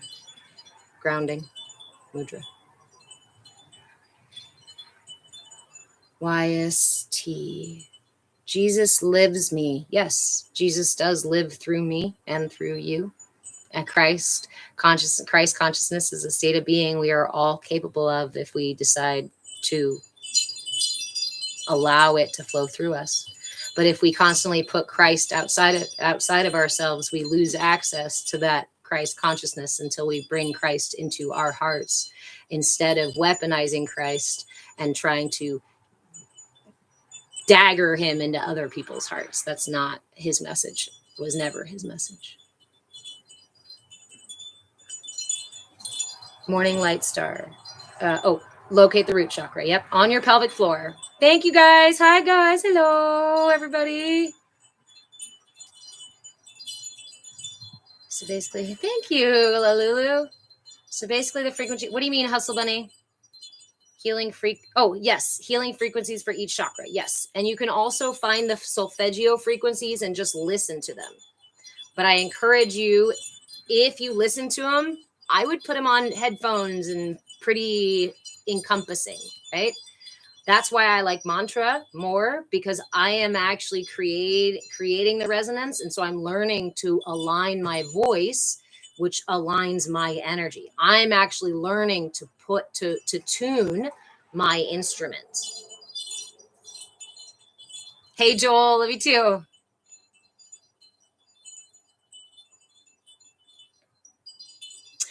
Yes. Ralph, the college I went to for a little while, the Maharishi Institute, has they do transcendental meditation, and they do a lot of study about monitor brain waves and activity and physiological response to continued and prolonged meditation, specifically through transcendental meditation. But that's its own. That's one style. But I haven't personally done it for myself. Actually, that's false. I sat in the emergency room with my kid and some of our friends, because I was hooked up to the heart monitor. And I said to them, I said, watch this. I told the kids, I said, this is why it's important for you to take breaths when you're mad, when you're upset. Because that was a pretty regular thing in our house. I would tell the kids, you got to make sure, let's bring ourselves back to breath, bring ourselves back into the body. Let's not run away from the feeling, but let's not weaponize it and hurt other people. And so I went, look, check this out. I started doing breath work, just breath work alone with focused intention, and my heart rate changed real quickly. I mean, not immediately, but it takes about 5 minutes for energy to circulate within your system. So I always leave at least 5 minutes for something to start to shift. And if you're in the middle of an anxiety attack, that can seem like a long time, right? So use all the tools you have. We had just talked a minute ago about tapping. Tapping is a tool. I still experience anxiety. Anxiety is a pirate on my ship. Her name is Michelle, apparently. Her name's Michelle, and she comes with me to the grocery store. Before I had a relationship with Michelle at all, Michelle would take over my vessel. As soon as she got triggered, she showed up. She drove the ship. She made decisions for us and held our body in a way that was really fucking tense. I have chronic conditions partially because of the way that Michelle has held my system. I gave her a name so that I can help pull her outside of me, instead of saying, I'm anxious, I am anxiety, I have my anxiety. Instead, I can say, Michelle is the character of my anxiety. It's the pattern that shows up when that anxiety is triggered, when my system feels unsafe. So when that happens, I use all these tools, right? On the one hand, let's say white coat syndrome here, right? So I'm in the doctor's office and I've got somebody who's being dismissive and rude and not even like no bedside manner, nothing. Here goes the anxiety. I can feel myself start sweating. I can feel my body start tensing. So what do? I might start tapping just like this, because this is immediately going to start releasing a little bit of that tension. I'm also going to breathe. Ooh, if necessary, I'm going to hum. If it's really intense, I'm going to hum too, because again, where is that? Root chakra, lower chakras. Ooh. Resonate, resonate, resonate. Make the sound to allow your system to realign, find center again. I might also use a mantra on repetition in my head because my thoughts are also racing. So I need several anchors. When it's a really big reaction, it's okay to use all the tools in your toolbox. But as that starts to relax a little, and I start to be able to breathe a little more, right? I'm going to change my breathing. I'm not going to need those deep sighs anymore. I may be able to stop tapping and switch to something like this. This is one of my favorite for addressing busy thoughts or anxiety in my body. It's just a simple practice of touching your thumb to each finger. When you are new at doing this, it can be very difficult for the brain and the body to do. Guess what that does? It takes all your attention away from the racing thoughts in your head and puts it right here. Once you get good enough at this, I encourage you, if you struggle with your friend Michelle, anxiety-ridden Michelle, to also add the mantra sa ta na ma. Sa ta na ma. Sa ta na ma. Birth, life, death, rebirth. Birth, life, death, rebirth. Sa ta na ma. When you get really good at that, do what I did. Sa ta na ma ta sa ta na ma na ta sa. By the time it took me years to be able to memorize that and be able to successfully do it with any sort of accuracy and speed, I no longer need this anchor with the intensity that I used to need it. Because in the process of learning these practices, I built trust with myself. I said, I'll be here when anxiety shows up. I'll be here when grief shows up. I'll be here when anger shows up, so they don't keep destroying the ship. That's how we become our captains, right? That's how we become our first mates. Okay, I'm a little behind catching up. Sid in Iowa? Nope, no Iowa here. Hey, Tony, how are you, my friend? Thank you guys for the follows. Please remember, TikTok doesn't like the content I put out. It doesn't make them a ton of revenue because I'm not trying to get you guys to do that. It's telling you exactly. I'm pulling back the curtain of Oz and saying, here's what these systems are designed to do to you and why you feel so exhausted and manipulated and why they're profiting. That's how they're profiting off of you. They don't like the fact that I tell you that. So they hide my content and they lag it. And they also take away followers. I'll get I'm usually live, 5-6 hours on Saturday. And we'll get seriously hundreds of those. Yes, it said the school was in Iowa. Yep. I didn't actually go to the physical school. I just did the online one. So if you follow me today, you may check back. You may want to check back and refollow me even just after the live. Yeah. Because they're messing with my content and they'll probably just get worse. So please make sure you follow me at least on Patreon. You can follow me over there for free. I move with change, not more, move with change. That way, at least you can keep up to date on what I'm doing and where I'm at. That's a B, right? Yeah. Large. Real talk. Okay, Ralph, it's really amazing the physiological response we can control when we're aware of it. And that's the thing, okay? I want to acknowledge that again. So for in another way, the word pranayama is the word for breath work, right? The Sanskrit word for control. It translates specifically to control of breath.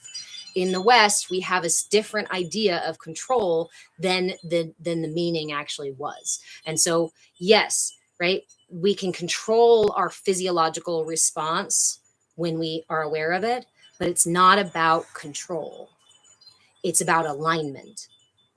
When I align myself with when my system aligns itself, there's no need for control because I can witness the physiological response, right? I can accept the input and output that's going on, and my system is much wiser and more capable and more practiced, just more practiced at not falling out of balance.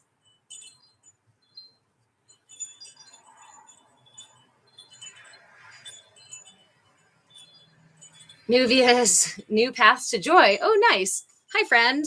Hi, new friend. Naming her is a great idea.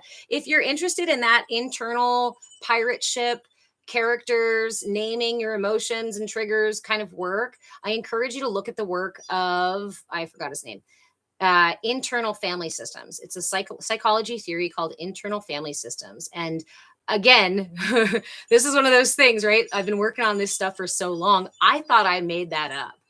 I thought I was, because I'm a storyteller, so I'm telling stories and writing stories about myself. My hair is okay. Writing. This is what happens when you have to flip the camera. I can't see what I'm doing. Telling stories about myself, naming these characters, all that stuff. And then I'm in a therapy session and I'm telling her about the freaking the pirates. This is gonna get me. The pirates that I've got in my head. I was like, I created this whole like group of pirates. And when I'm anxious, I know that I'm just pretending to be that pirate. Like it's like the pirate came and took my steering wheel. Have you ever had that experience where something happens and you get triggered and you literally feel yourself recede from here? And it's as if something else or someone else takes over and you cannot stop yourself. That's that trigger taking the helm, taking the wheel of your ship to keep you safe, not to attack you, not to hurt you, not to nothing, but to keep you safe.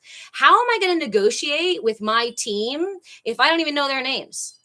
I'm a bad team captain. If I can't at least get the names of my teammates and be able to meet them as themselves and say, oh, hey, Michelle, I appreciate your eagerness to drive the ship for us. But when you do drive the ship, but it's not really your job, right? I have a navigator for that. It's not your job to drive the ship today, Michelle. Maybe there's another day where I need you to drive the ship. Sometimes anger, right, does take the helm, and it's okay. Sometimes sadness or fear takes the helm and steers us away from the freaking cougar that's out in the woods, right? Or the bear or wherever.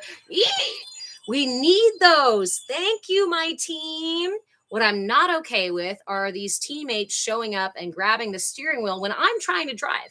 I'm trying to have a conversation with my kid and we're going down the road and we're having a good day. Someone cuts us off and rage says, oh, you mother. Whoa, rage. Hey, I don't want that tension in my body right now. We are not about to tailgate them and flip them off and cause a scene. Hey, thank you for wanting to keep us safe. I really appreciate the force with which you want to protect me and my son, of course. But it's not going to protect us. This is where we negotiate, right? It's not actually going to protect us for you to tailgate that person and scream obscenities. So we learn better and better ways as we enlighten ourselves, as we build relationships and trust with ourselves. Anger is not going to back down from protecting me until anger can trust me to protect me. How do I get anger to trust me to protect me? Is by showing anger, especially in those moments that I can be trustworthy.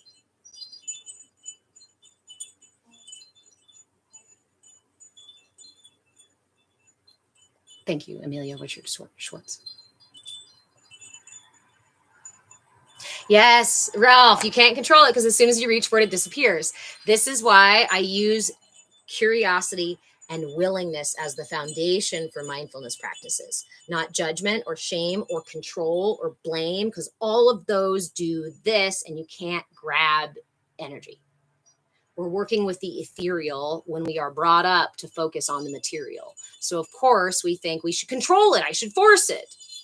But that's the backwards piece of this, right? That's the upside down thing that we need to write for ourselves and realize it's about allowing, it's about invitation, it's about showing up to whatever happens with curiosity and willingness. Curiosity and willingness. I can be curious and willing when someone is attacking me, verbally attacking me, right? Let's say I'm curious about what my options are to defend myself. And I'm willing to take the options that are best for me to defend myself in that situation. Right? Curiosity and willing is not just about surrender, as again, we think of it in the West of like, oh no. But it's actually a power. It's our power to make decisions. Thank you guys for all the gifts and all the love and all the shares and all the things.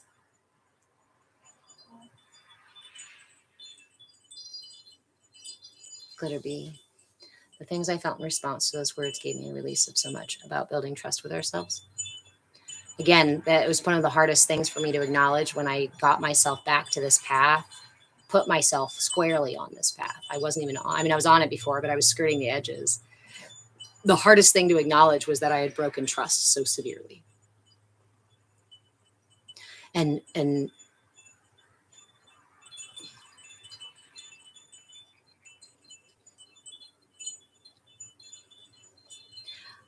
it helped me and continues to help me so much when I realized that these are all my allies. And I have otherwise been absent and combative to my allies. Thank you.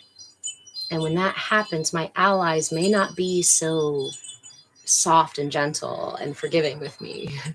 They may be more forceful because their job is to protect me, and they're not going to back down from that job. They're going to protect me no matter what, no matter how I behave. If you've ever wondered what unconditional love feels like,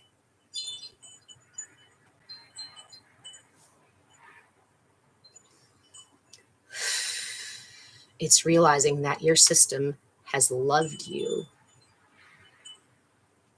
this entire time. No matter who you are, no matter what you've done, no matter where you've been, no matter how mean or defensive or whatever you've been to yourself, or forgetful or hurtful you've been to yourself, your allies still love you absolutely unconditionally, such that they spend their entire existence in this life with you, protecting you. Now, if you don't have a good relationship with them, they don't know how to protect you in the ways that you need to be protected. And so they're going to protect you in whatever way they know how. But that like cracked my heart. It broke my heart in a way that opened it. Oh my God, I do know unconditional love. Oh my God, there is someone, in fact, multiple someones who have been here with me this entire time, loving me so hardcore that they were willing to destroy all sorts of or do stupid shit or whatever it was. They were there. They're always there, and they're always right there, aren't they? Your triggers are always right there, ready to jump up and defend you. And that helped to let go of the shame and the guilt and the blame, right, of myself, where I'm like, oh, I fucked up. Wait, why again condemn myself if I just realize that I am loved? In my ignorance, I am protected. But trust is something we must practice. Trust is something we cultivate. And trust, right? Brene Brown did a great study on trust where my cameras are backwards. I can't just swipe and fix my hair. It's driving me nuts, you guys. I might go grab my hat. Sorry. Glitterbee, I am so very reactive when it comes to communication. I would encourage you and anybody else where you immediately go, I know where my reactivity is, right? Grab a journal of any kind, or go and grab my Inner Light app. And when you feel that reactivity, if you can give yourself a little bit of space and a little bit of breath, right? Maybe not in the car, but let's say you're at home and you go to do something, or your kid says something, right? And you're like, yeah, oh God, there it is. See if you can do it. See if you can just go, hold on a minute, I gotta pee, right? Run to the bathroom. Forget what was going on. I gotta go run to the bathroom really quick. The first few times we do this, it feels ridiculous. It feels silly, right? But go and be present with that reactivity and say, what do you need? I have, when I first, again, 4 years ago, when I really recentered myself here, the first thing I did with that reactivity, with that to build trust, was to just express. And I threw tantrums. I went and laid on the floor and stomped my feet and slammed my fist and cried and screamed and said all these ridiculous childish things and just was like, nah! Yes, Disco Eliminator. I was talking about internal family systems a minute ago. I was laughing about how sometimes we come to these wisdoms on our own, and it wasn't until after I had created my pirate ship and started naming my pirates that somebody said, oh, that's internal family systems. I'm like, what's that? No, it's not. It's my pirate ship. It's not a family, they're pirates. And even back then, I didn't really see them as allies. That's why I made them pirates, because they seemed to be taking over my life and stealing everything from me. The narrative was that they were my aggressors. They were hurting me. And I couldn't have been more wrong. Yeah, on the surface level, it seemed like they were hurting me, but ultimately all of those attempts, all of those times that they made me say something nasty and hurt somebody, that they made me run away from a situation or make a poor decision for me or not set, but whatever it is, right? They were defending me. They were doing everything they could, the best they knew how, to defend me. But now it's part of the crew, part of the ship.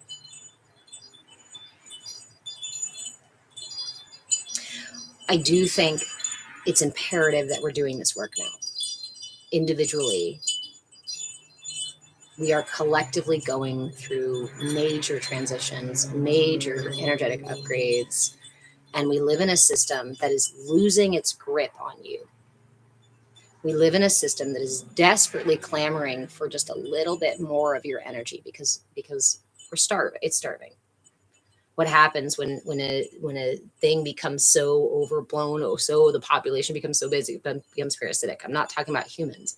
I'm talking about capitalism, right? I'm talking about certain religious whatnot. These become so fat by consuming your energy that they need more and more and more. That's what greed is. Gluttony is. They need more and more and more and more and more. It's the empty pit.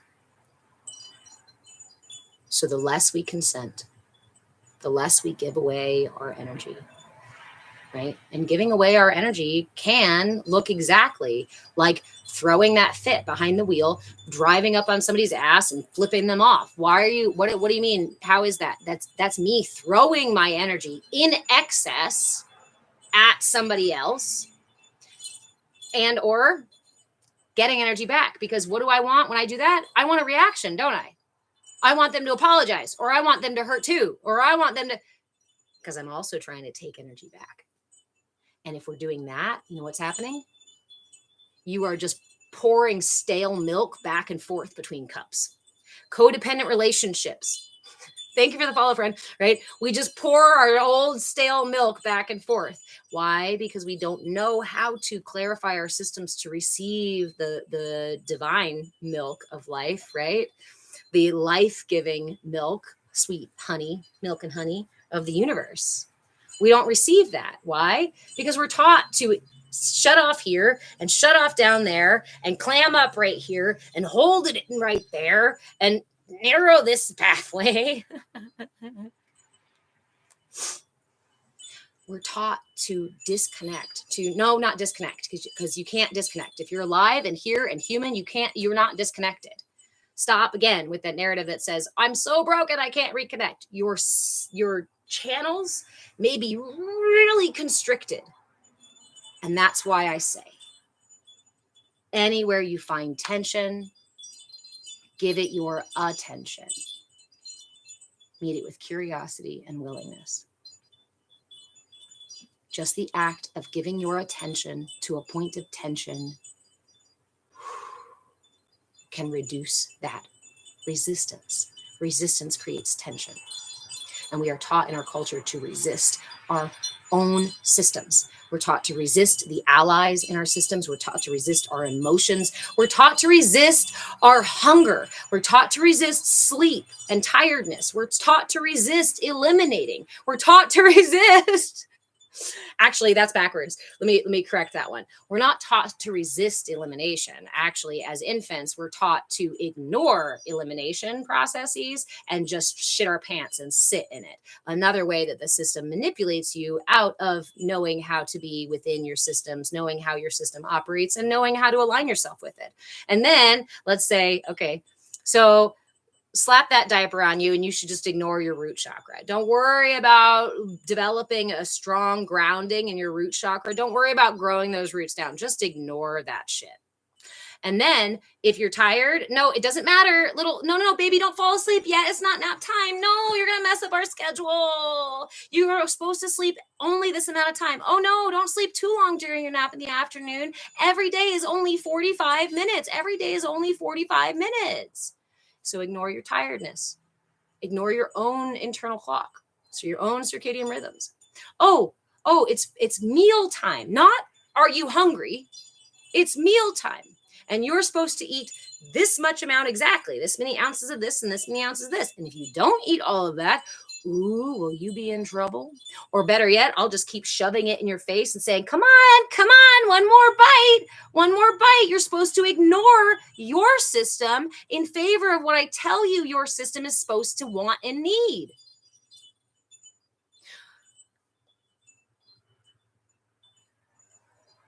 Are you serious? My digestion goes out of balance. My ability to be in my body and connect with my system is out of balance. My ability to understand when I'm actually tired and need a nap or need a break versus just continuing to. I forget how to tell whether or not I'm full or even hungry at that matter, or I end up hungry because it's the only way that I can feel satisfied and full and bring energy, feeling back into my solar plexus chakra. That bloated, I'm so full is a physical weight in my solar plexus when maybe I lack the energy in my solar plexus to feel confident or self-esteem.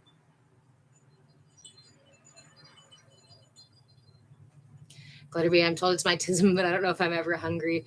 Then we could go way deep. Again, I don't do nutrition on lives for specific reasons and don't talk too much about diet and things like that. But we could absolutely go down a rabbit hole as to, especially one-on-one. I prefer to do those kinds of things one-on-one. And because some of us, our experiences are what taught us this, right?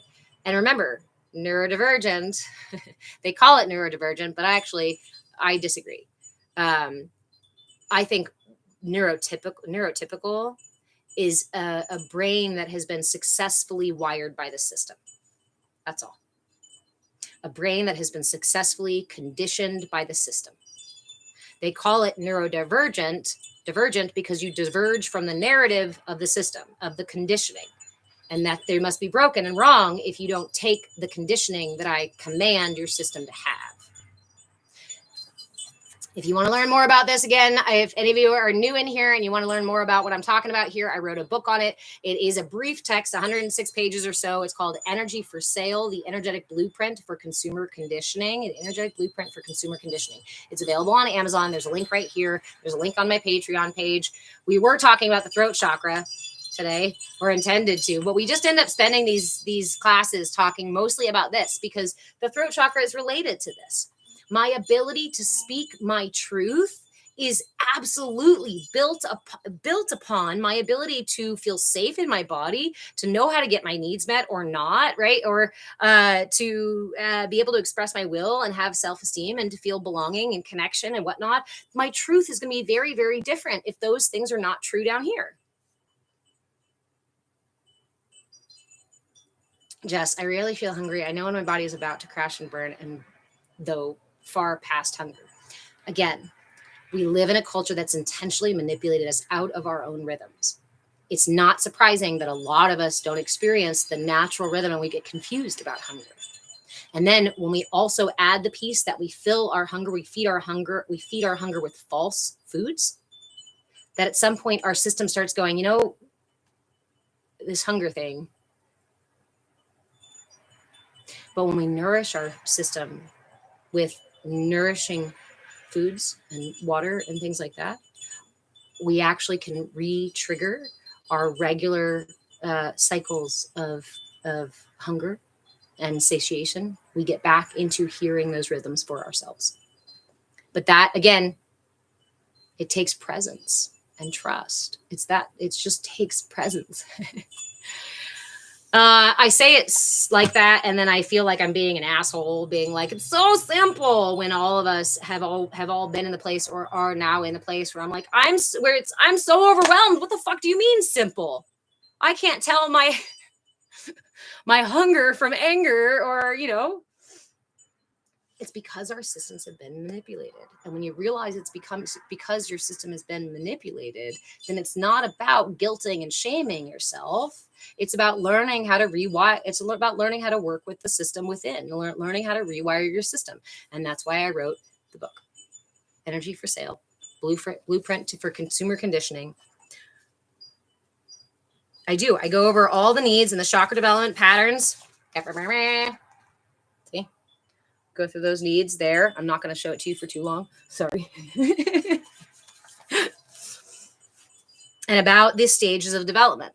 And depending on your experience during those stages of development, depends on what patterns your system develops. And those patterns manifest into your personality traits, your biases, your beliefs, the way you hold your body, the way you use your voice, the things you say to other people, the judgments you place on other people, the careers you choose, the religion you choose. It manifests into everything about you in your life, because it's literally the blueprint for how your system interacts with reality.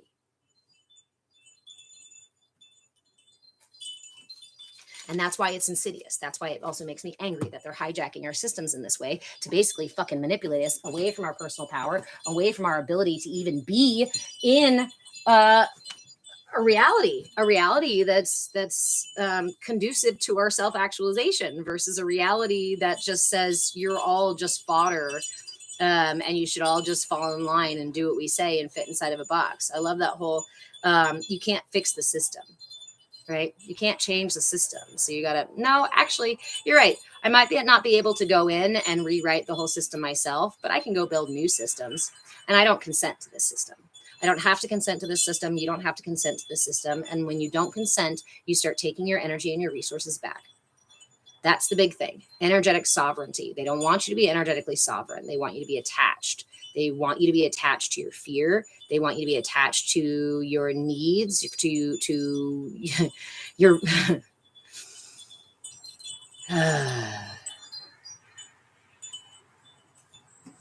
water break.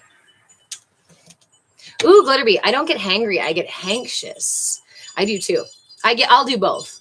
Depending on my day. But because anxious can turn into hangry.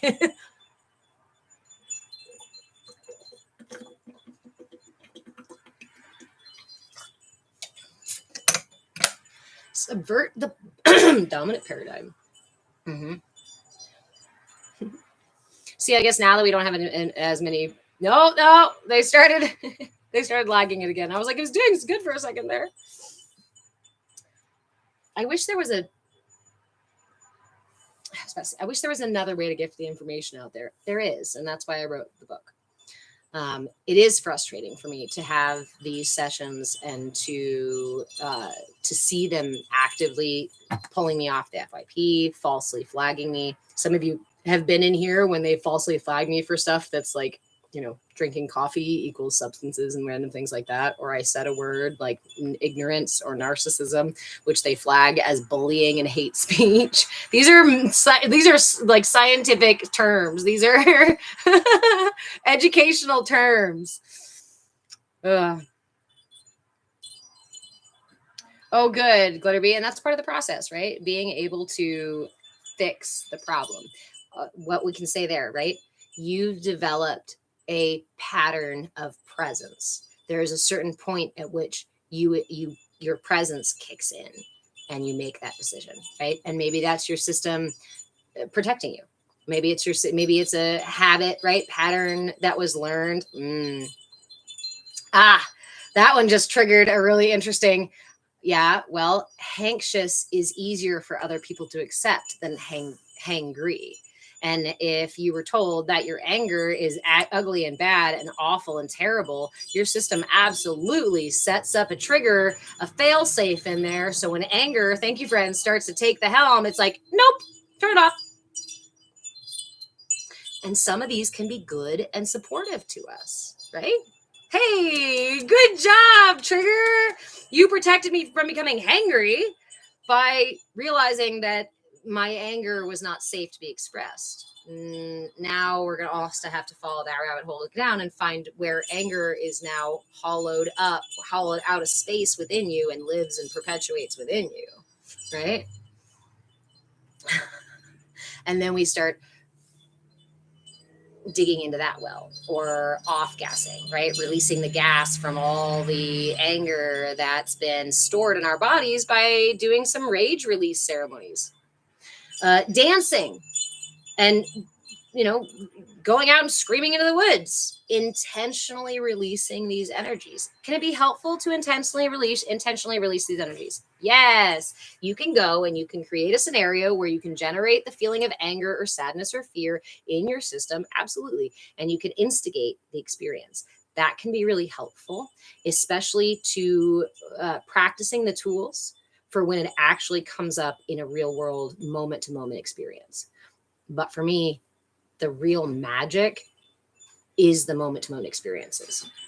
I can go to yoga once a week. I can meditate, a couple times, I don't know, a month. I can go to therapy once a week or twice a week or whatever the heck it is. But when I'm in the moment at 3 a.m., I don't have that therapist to call, right? When I'm in the moment in the car driving somewhere, I can't stop and do my yoga poses, right? So learning to have these tools that are simple enough that I can meet myself in the moment, that's what changed everything. That's what started to build trust. Brene Brown did a great study on trust, on how to build trust. I encourage you to look into Brene Brown's study, his theory, whatever thing it is on trust. Because the most profound piece that she came out of there with was that trust happens in the smallest moments, in the tiniest ways that we show up for ourselves, right? Butterfly, Holy Spirit lives within. Again, on my path, some of the most profound things I've received were messages about the temple that your body really is. And that these defibrillator cells inside of your heart that are making your heart beat and creating that toroidal field of energy, where is that? That's source. What is source? That vibration that goes through everything in the universe. It exists everywhere, is of everything. And when I realize that, I am literally a drop in the ocean. I am a heartbeat. I am a cell in the heart of God. One of the worst things religion ever did was to take God and Christ out of your heart and throw him up there in the sky and say, you can't fucking reach him. You think you can reach him? You're just a tiny little human. You got to go through the relay line to get to that guy. Best way to turn you away from your truth, turn away from truth, is tell you truth is scary and wrong and bad, and say run in the opposite direction.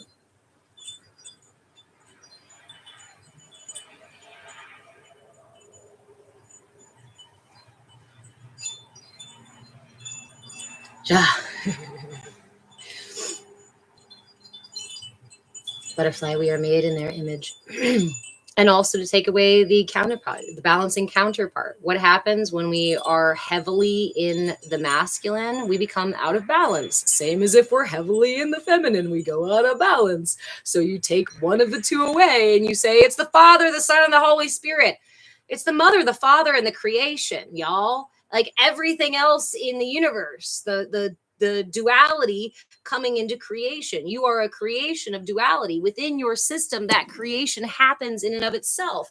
Coming in through the crown chakra is that masculine, our divine father, solar energy. Coming in through your root chakra is that yin, our divine mother. What happens in our systems? Thank you, friend. Where's the center of your system? Here's my chakra. 1, 1, 2, 2, 3, 3, 4. Solar, the yang, lunar, yin, come together, and I like to call it the transfer station of our hearts. And they manifest the...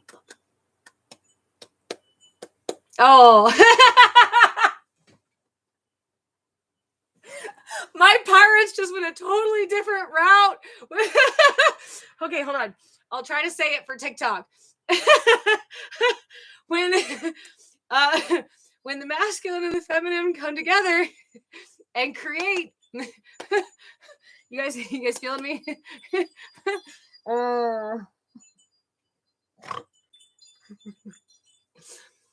Oh, there's some immature pirates up there. How do we make children? We are the children of God. That heartbeat you hear, that's not just your heartbeat. That's the constant creation happening in every moment.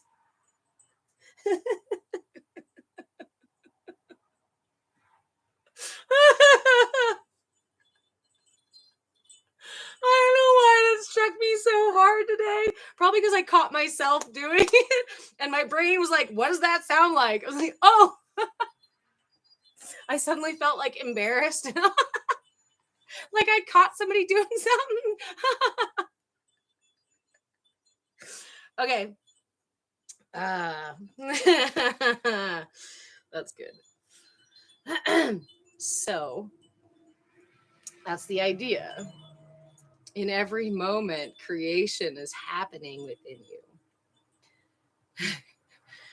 That the universe is fueling, is feeding your soul, your existence, your being through vibration. And when that vibration, right, it comes from those defibrillator cells makes your heartbeat go, that builds your toroidal field of energy around you into creation.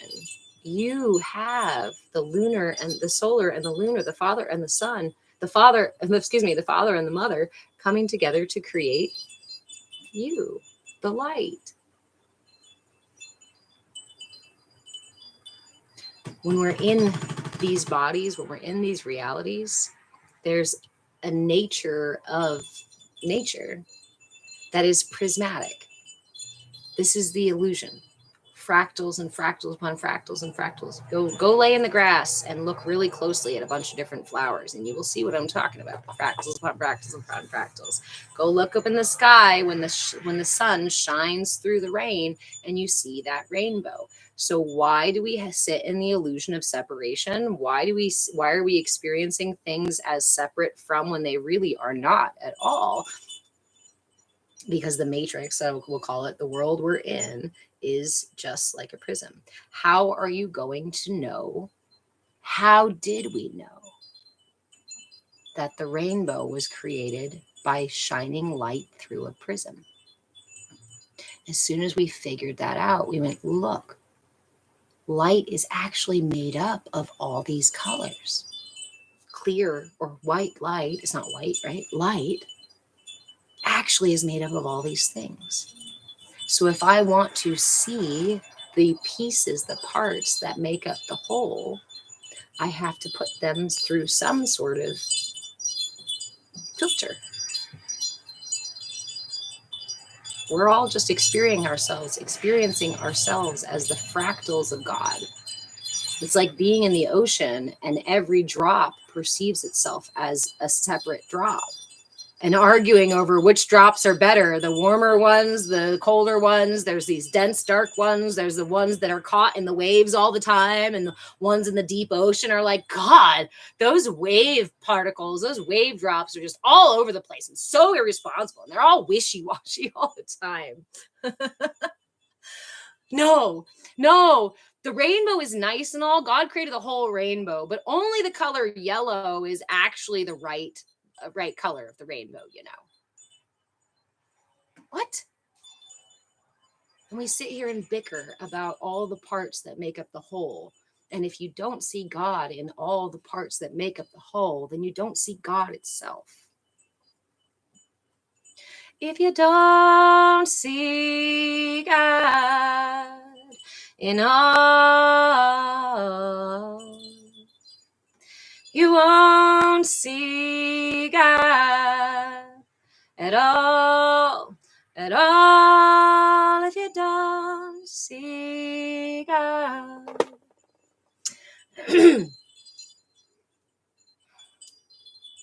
Doesn't mean we can't experience God, know God or meet God or whatever in the fractals, of course, because we meet God also in all the fractals and all the different facets of God. But again, it's like saying that if I know what an orange is if I've only been inside of the orange. It's the old parable of the twins who are inside of the womb, and they've only been inside of the womb, and so they can't see the mother that they are contained within, right? We have to be able to get outside of the thing to see it, hence mindfulness. Get outside of the illusion, the prismatic perception of the matrix world, and be able to perceive it from outside of the illusion.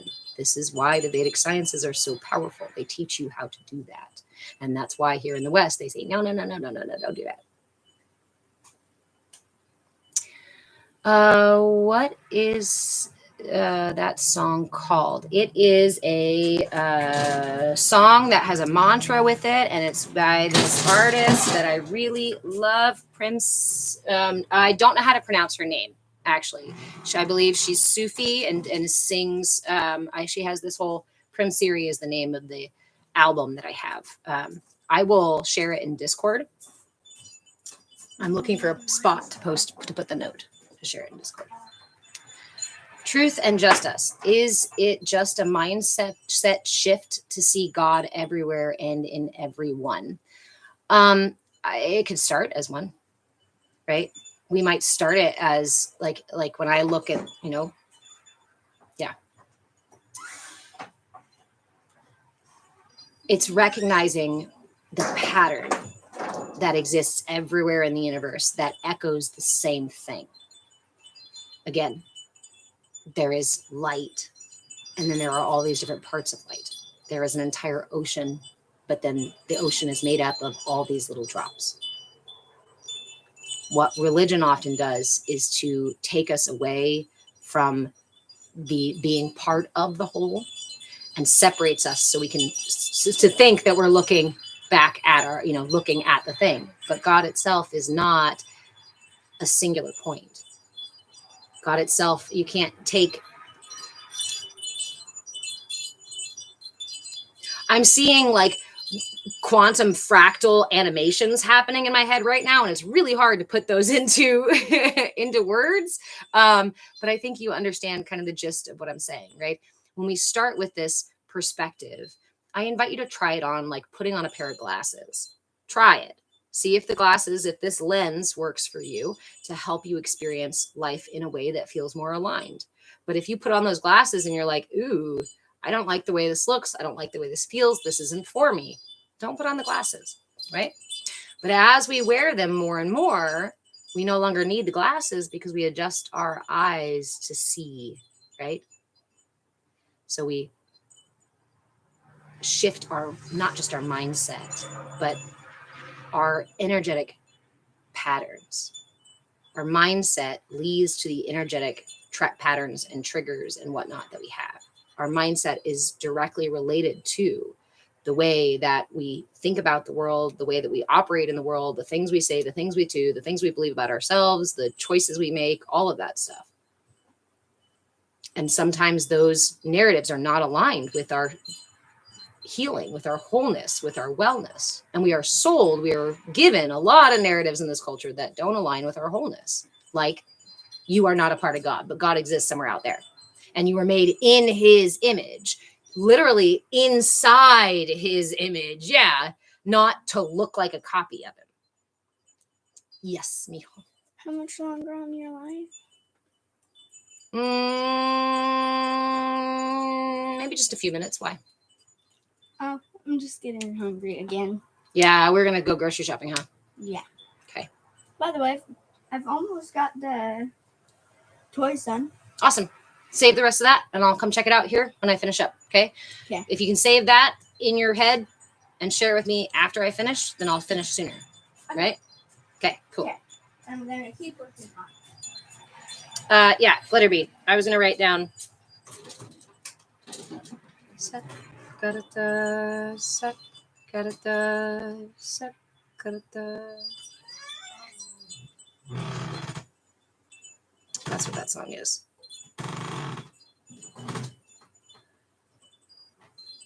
Because I'm still learning Sanskrit, the part of that song that stuck with me, obviously, was the English part. All right, so it's another song it's another mantra used on that very album. And that was one I wanted to offer today for a mantra. We were talking about mantras, especially using mantra to help align our system by finding resonance. You can do this with Om, right? Om is not just Om.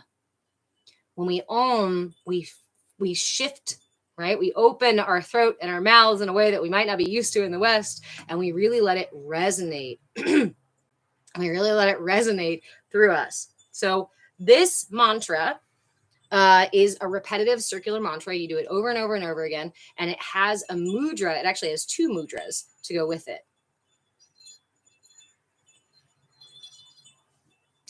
About ABBA? The band?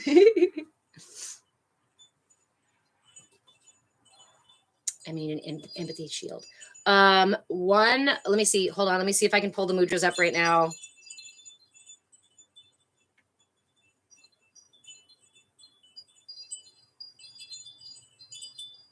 Which are the mudras? This is one of them.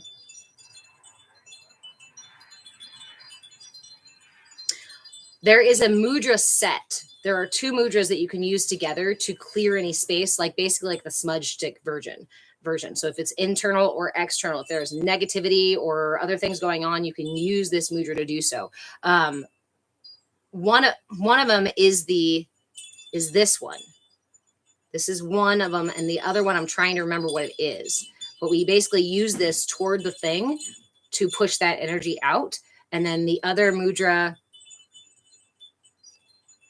I feel like I'm wrong. I want to say it's the prana mudra to like both energize our systems as well as to disperse the negative energy. But I'm trying to remember which is the other one. So I will look that up, and I will share that either in a video. I'll probably try to share it in a video.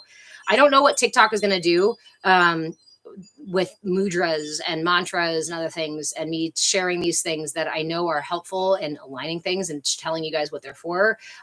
Some of the new changes to TikTok make it sound like they might actually start attacking my kind of content to say it's dangerous or ill-advised or what have you, because it doesn't come from RFK's brainworm. Sorry.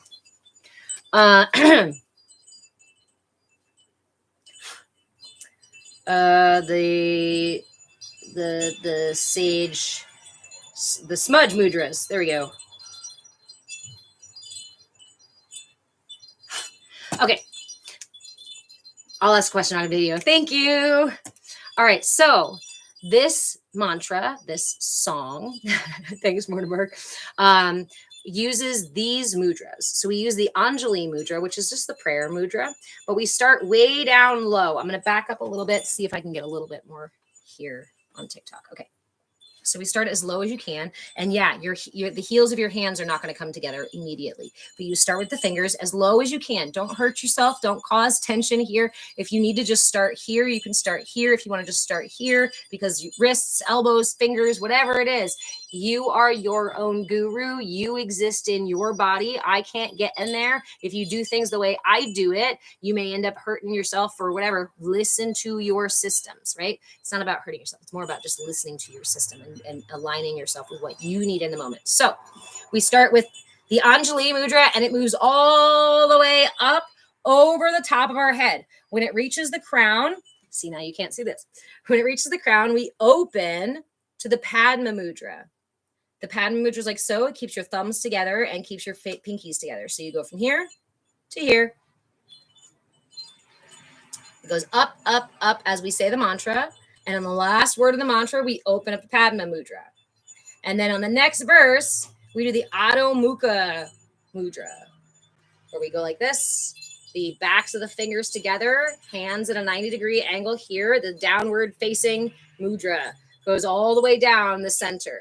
And you can go a little lower with this one, right? This is connecting you down into the earth, and this is bringing that energy up and up and up and up. So this mantra is about the infinity, the totality, the raising our energy up to the universe, right? And bringing it back down in through our systems. It's a really good way to get that yin and yang flowing through your nadis, through your energy channels here, through your sushumna. It's also a really good way to be tingly, right? It's a really good one. So you can that's great. Just doing the hands, you can start to feel this stuff going, right? There's a mantra with it. And the mantra is about honoring the creative energy force of the universe. And that's why I wanted to offer it for the throat chakra, because the throat chakra is our creative center. It's our ability to create things, to manifest, and to share our truth consciously, right? We speak things into creation. Our words are extremely powerful. So the mantra goes as such. It's a pretty simple one in terms of wording. There is a little bit of accent stuff, but say it as you say it best. And really, again, search for the resonance. Search for the way that it resonates in your throat and in your head and in your chest when you're singing it. All right, where's my edge here? Right there.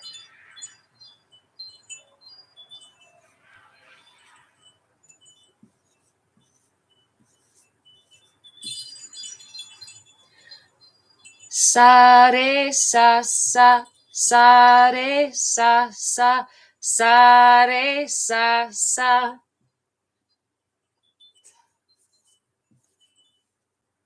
I'm gonna just spell it here so it looks right to you guys, so you guys can, so it's easier to pronounce. Sa rung, R-U-N-G. So sa rung or sa rung, rung. If you can get that little r in there, it helps it flow a little easier.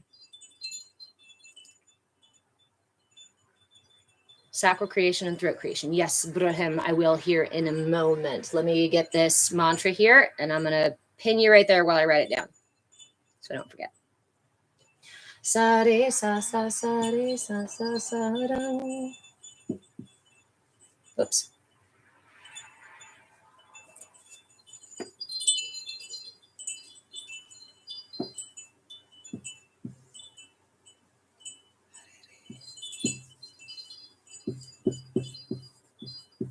Hare re, hare hare. Hare re, hare hare, hare re, hare hare. Hare re, hare hare, hare rung. With a rung at the end of this one too. Okay? So we end each one. We do, what is that? How many times is that? It's been so long since I've actually taught this one instead of just doing it. Hold on. So we start down here. Here, we'll practice it here together for a minute, okay? Let me get this, make sure our count is right. So we start from down here, fingers come together. The Anjali goes up and opens to Padma at that rung of the first verse. Sa re sa sa sa re sa sa sa re sa sa sa rung. Switch, hands and fingers together. Hare re hare hare hare re hare hare hare re hare hare hare rung. All the way down. Switch and come back up. Sa re sa sa sa re sa sa sa re sa sa sa rung. Hare re hare hare hare re hare hare hare re hare hare hare rung. Find your rhythm, going up with one and down with the other. I may make a video of this so you guys can have it since we learned it today. There's also, I'll have replays over on YouTube. I am live on YouTube. And you can find that one.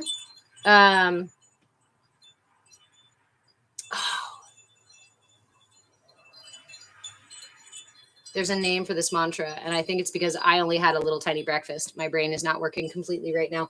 I'm skipping. My brain can't remember the name of this mantra. There's a name for it. But if you just look up sa, re, sa mantra, you will find this. And there's a beautiful, and you'll actually probably find the gal who does the other song that I was singing earlier, because she's one of my favorite spots to find these songs and these mantras.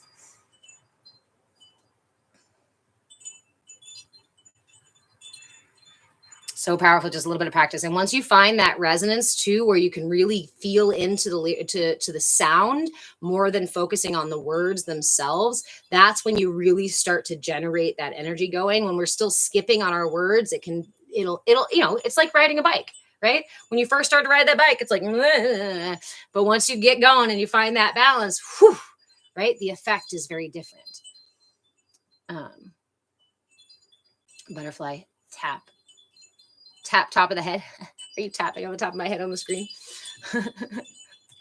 Thank you, friend. I just have a lot of information. I've just been searching for this information for a long time because I was knocked out of my body. I was knocked out of my body and way up into my head. And I wanted to know how to get back in. And I wanted to understand why everybody around me seemed to be hurting and broken and sad and angry and mean. And I didn't believe that that's how the world was supposed to ever work. And I was told I was ignorant and stupid and immature and naive for believing these things. And I refuse to believe that. I refuse.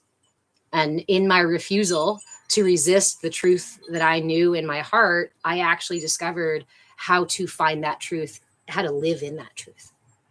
And it's not, to me, it's not talent. It's available information if we know where to look, but most of us don't know where to look. Or don't feel like we're allowed to look, right? There's also, thank you, Spaz. There's also cultural things here too. Or again, in the West, we think that we have to have the proper certification and go to the best yoga places and go to whatever and go to Yoga Alliance and have a certified whoever and or go to India and go train in Bali or wherever. We think of all the external stuff before we acknowledge that we focus on the external stuff almost primarily, right? And we keep these things at a distance. We keep them really far away. And we argue with each other. Some other American might say to me, you're not allowed to do that. That's not for you. Who do you think you are? You don't like it? Leave. That kind of stuff. I'm like, why? Why your need to control and push and whatever?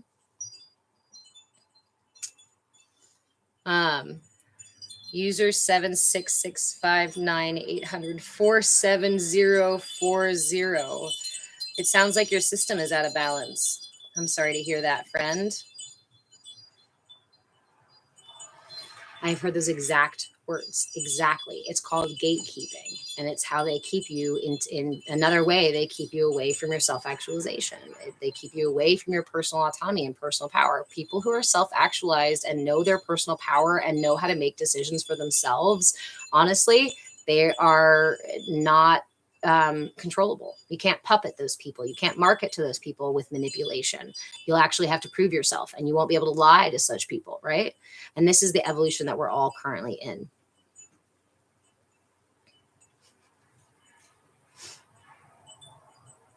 Glitterbee, bro, I'm trying. Well, the reality is, if you don't like it, leave. We can shift that around, right?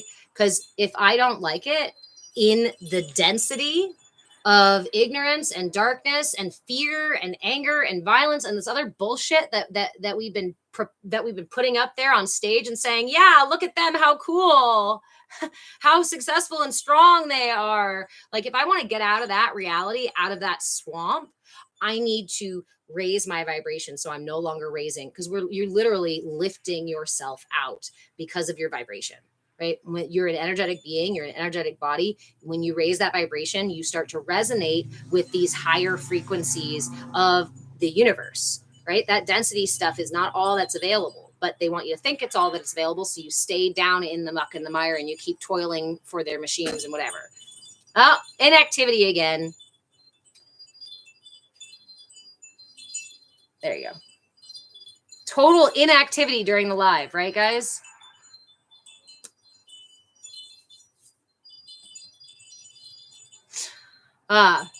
So the best thing that we can do, honestly, like the if you don't like it, leave sort of thing. I am actively leaving behind the ignorance, the hate, the violence, the density that is those unhealthy patterns. They perpetuate tension, which creates pain, which perpetuates pain, and perpetuated pain turns into suffering. And we do not thrive in suffering. It's full of backwards narratives that are intended to keep you in a state of suffering. Again, if you want to learn more about it, I did put out a book finally called Energy for Sale. I've been tired of yelling about it, I guess, from the social medias, and actually just put it down into a text so you guys can read it yourself. This is the energetic blueprint for consumer conditioning. And I outline, I don't give you the entire everything of the entire thing, but I give a really nice run through of what's happening, how it's happened, how it got here, how the fact that it happened before, but why it's so especially insidious now, and what you can do about it.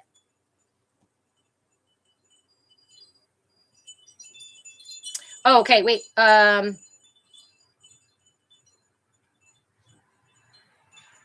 Braham, I need to learn a new term. Yeah. Getting too close, revealing their game. I know. Inactivity is ridiculous. Again, yeah. Okay.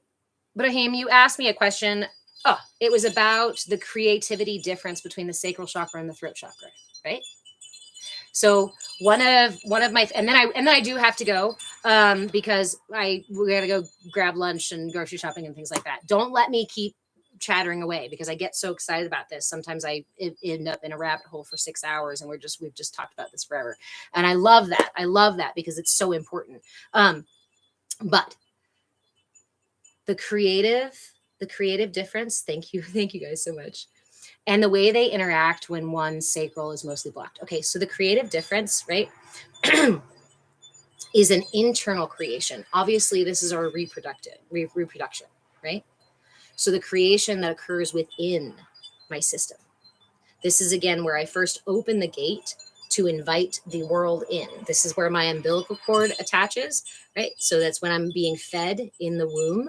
Your umbilical cord to the womb is right there. Some maps of the energy body will place the sacral chakra right on top of, right at the belly button.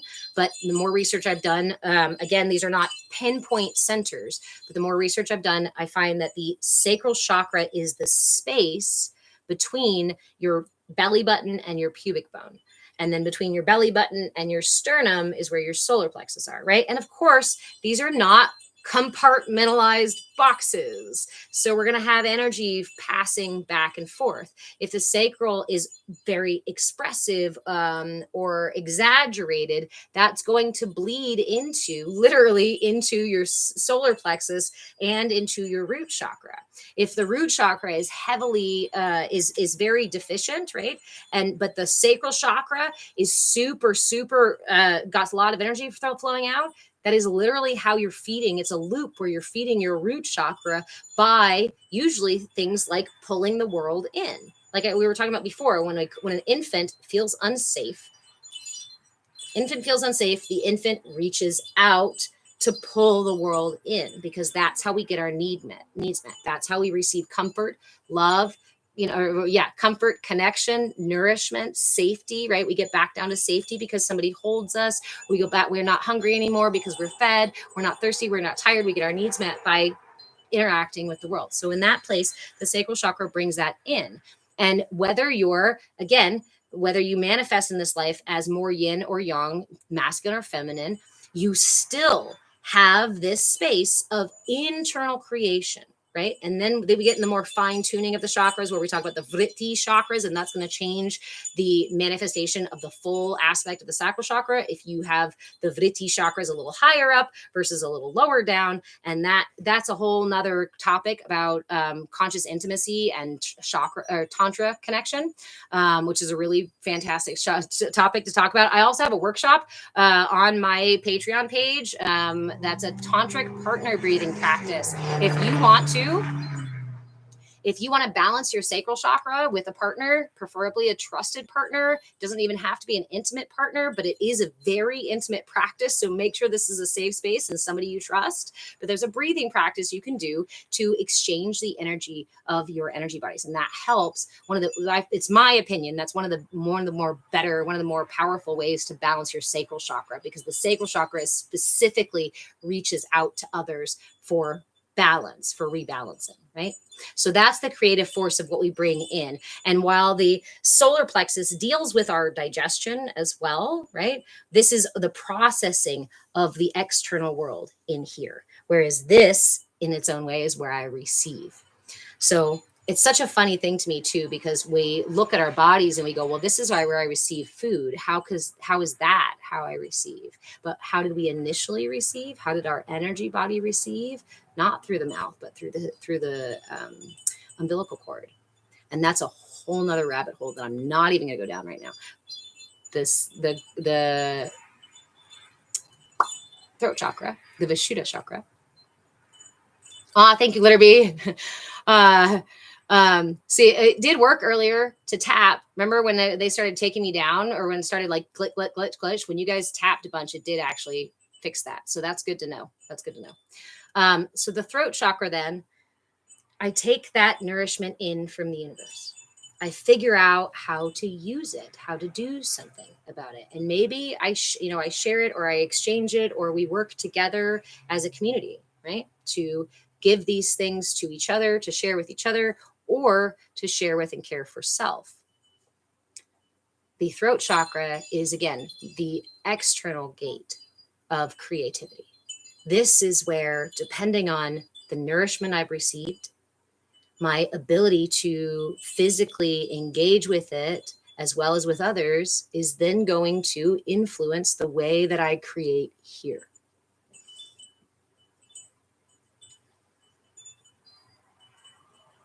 I'm allowing for an example here in a minute. I'm trying to see if there's an example here.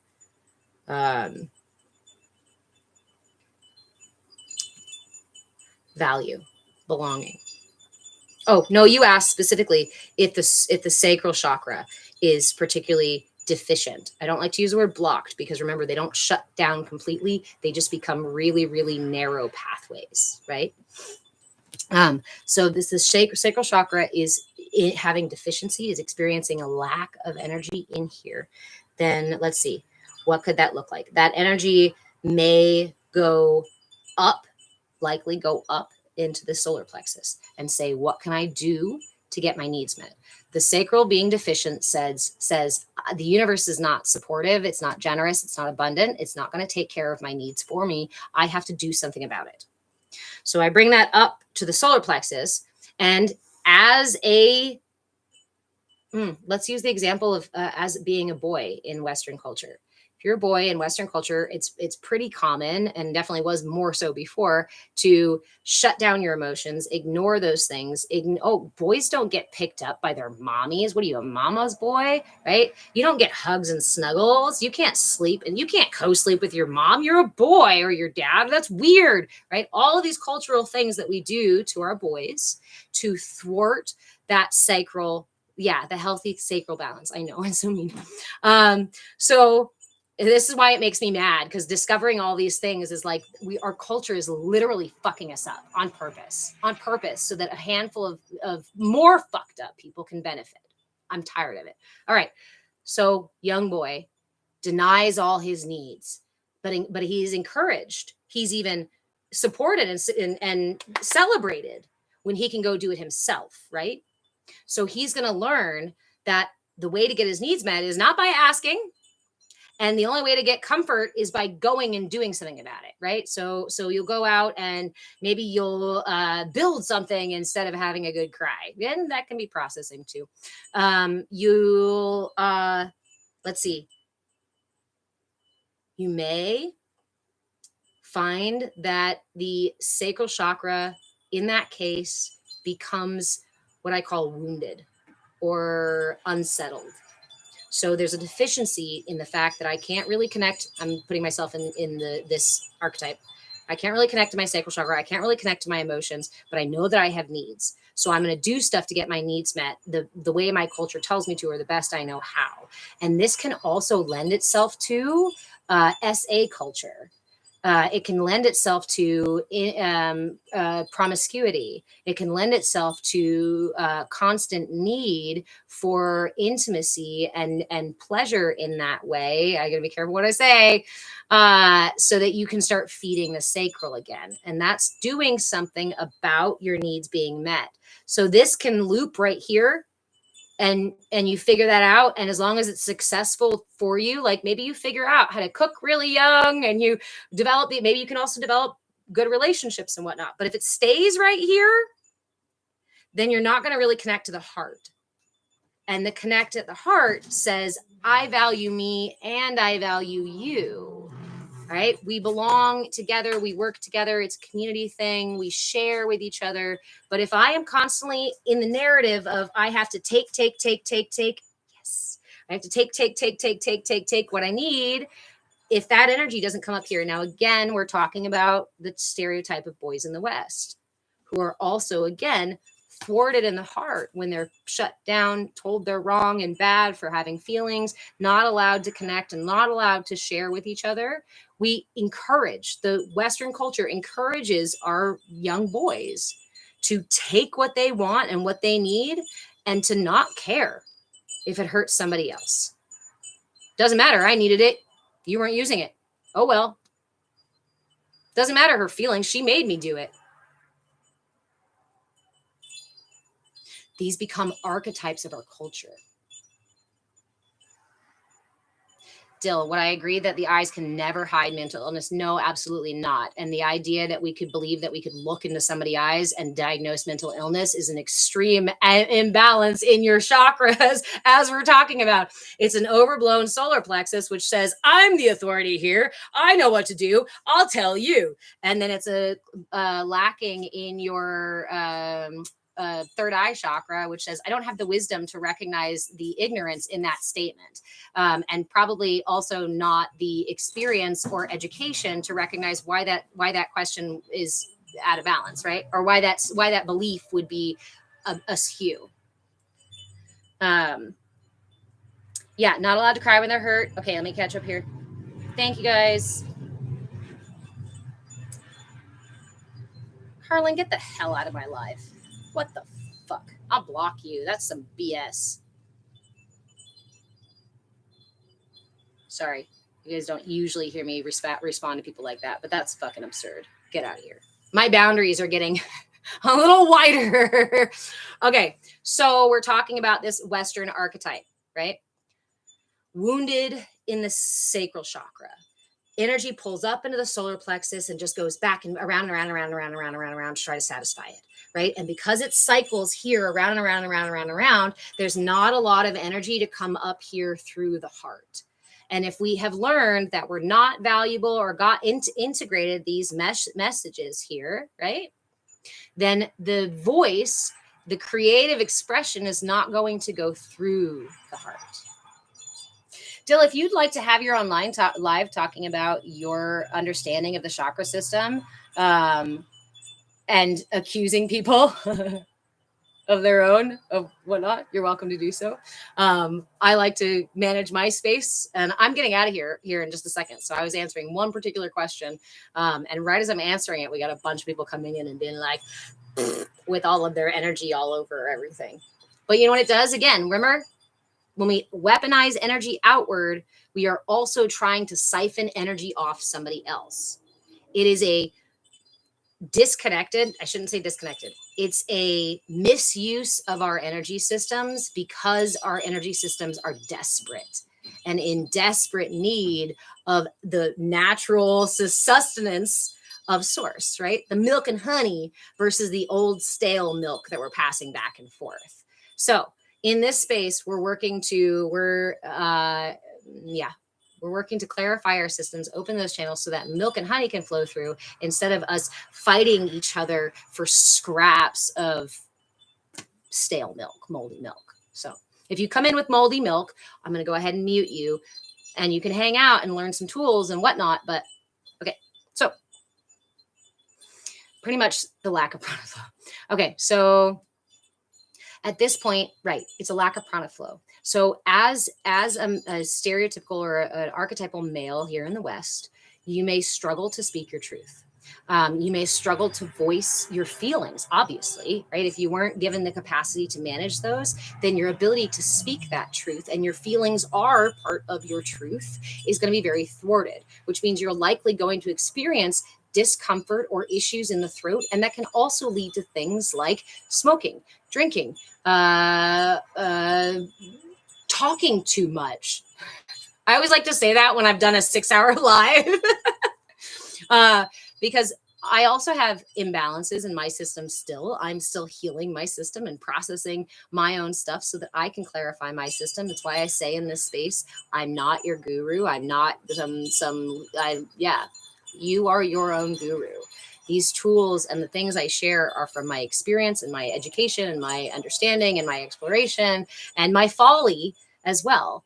But it's important to me that we recognize again that the whole narrative that you have to, the only way you can share these things is if you're some way up here, super evolved, somebody who has obtained enough power and clout in the world to then be a teacher of them.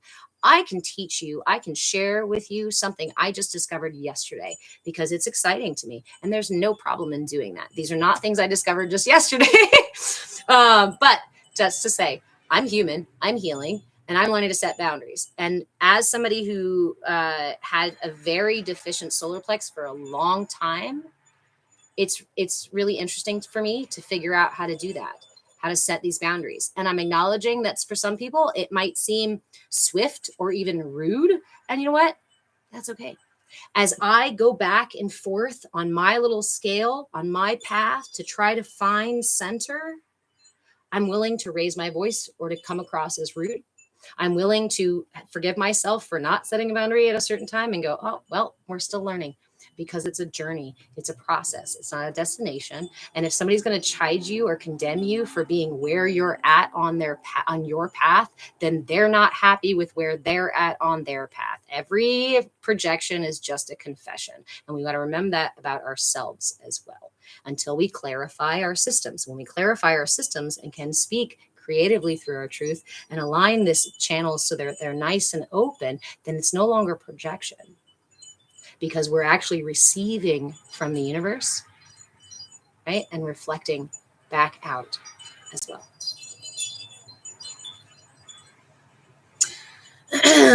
Braham, I have a Gemini rising. My rising is Gemini and my sun is Virgo. So it's quite the duo where Virgo wants to find the right answer and tell everybody what the answer is. And Gemini wants to just argue over what the right answer is all the time. So that when I say I've studied this my life, like most of my life, that's because I didn't just read the thing and go, oh, that's true. I read the thing and said, that sounds interesting. And then they started arguing about it. So we had to go look at all the different windows and all the different doors and check all the different shops and all the different books and all the different freaking things, right? To make sure, for perfectionist Virgo, to make sure that I was sharing something that was truly aligned with my scales, with the scales inside of my heart. And as I balance my scales, so does my measurement, and so does my alignment. My Virgo's in the 4th house. I think she's at home in the 4th house with Mercury, right there with Mercury. Mercury is a planet that rules the throat chakra. Gemini and Virgo are the main signs that rule the throat chakra as well. So if your astrology, you can use your astrology also to figure out which parts of you may be more likely to be out of balance because of your chakras and because of your energy. Oh, did I make them mad? That's fun. Like I said, I'm not going to tolerate it.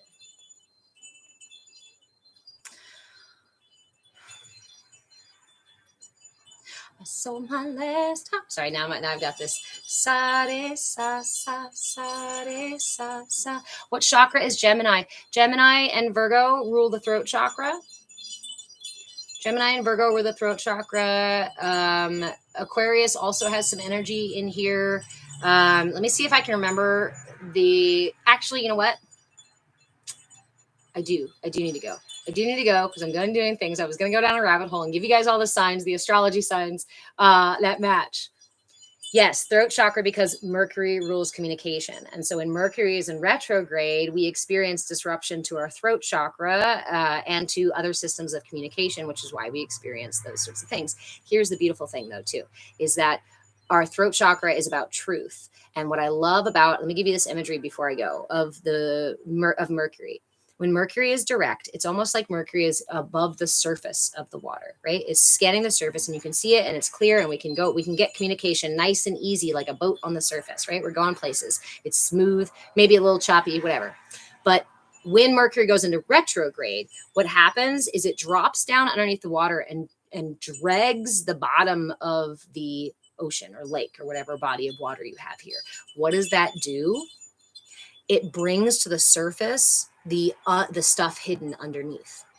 So when we are not operating in alignment with our truth, we will experience more difficulty during a Mercury retrograde. When we are in alignment with our truth more and more, we experience less of that disruption in our channel for communication. And that makes you go, oh shit, this last Mercury retrograde was terrible for me. I must be really fucked up. Hey, we are all on a journey home to our truth. You're not expected to know it today. You're not expected to figure it out tomorrow. And we expect that we need to breadcrumb, that we can breadcrumb our way back to our truth. That's where we find it. Here. Tune in next week for more fun-filled shenanigans and self-awareness. Thanks, Ree. All right, my friends. I love you so much. Oh, my nose itches. Isn't that people talking about you? Are they mad over there because I muted them?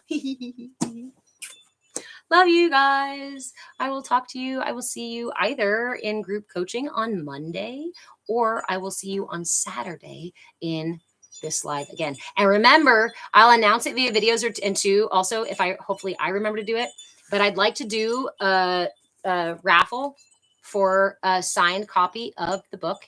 But I want to do it with intention and consciousness, right? We're not going to do it in a way that's supposed to trigger you. We know that it's going to trigger our emotions and our energy centers. So while we're doing this for the last week of August, I encourage you to keep a journal whenever you come across this, or that Saturday when we're in the live together, bring your journal with you and see what comes up for you as we're doing this, right? See where that fear of missing out is. See where that fear of lack of abundance is in your body, right? See where the lack or what have you, where the imbalances or the things that get all agitated in our systems. It's fun. It's a fun exploration. And yes, that's a really great thing, Glitterbee. Thank you for reminding. If I haven't answered your question and you have more questions or you think of something afterwards, please go to my content. You can comment on any video in my content and I get to make you a response video. I'm trying to make more and more of those this month or two while I'm moving and I have less classes. So please drop your questions there. I try to get back to them. I try to get to them all, but if you do it on the video, I can make you a video in response rather than just texting you something back in the messages. All right. Mwah! I will see you all soon. Bye, YouTube. Bye, YouTube. Thanks for hanging out this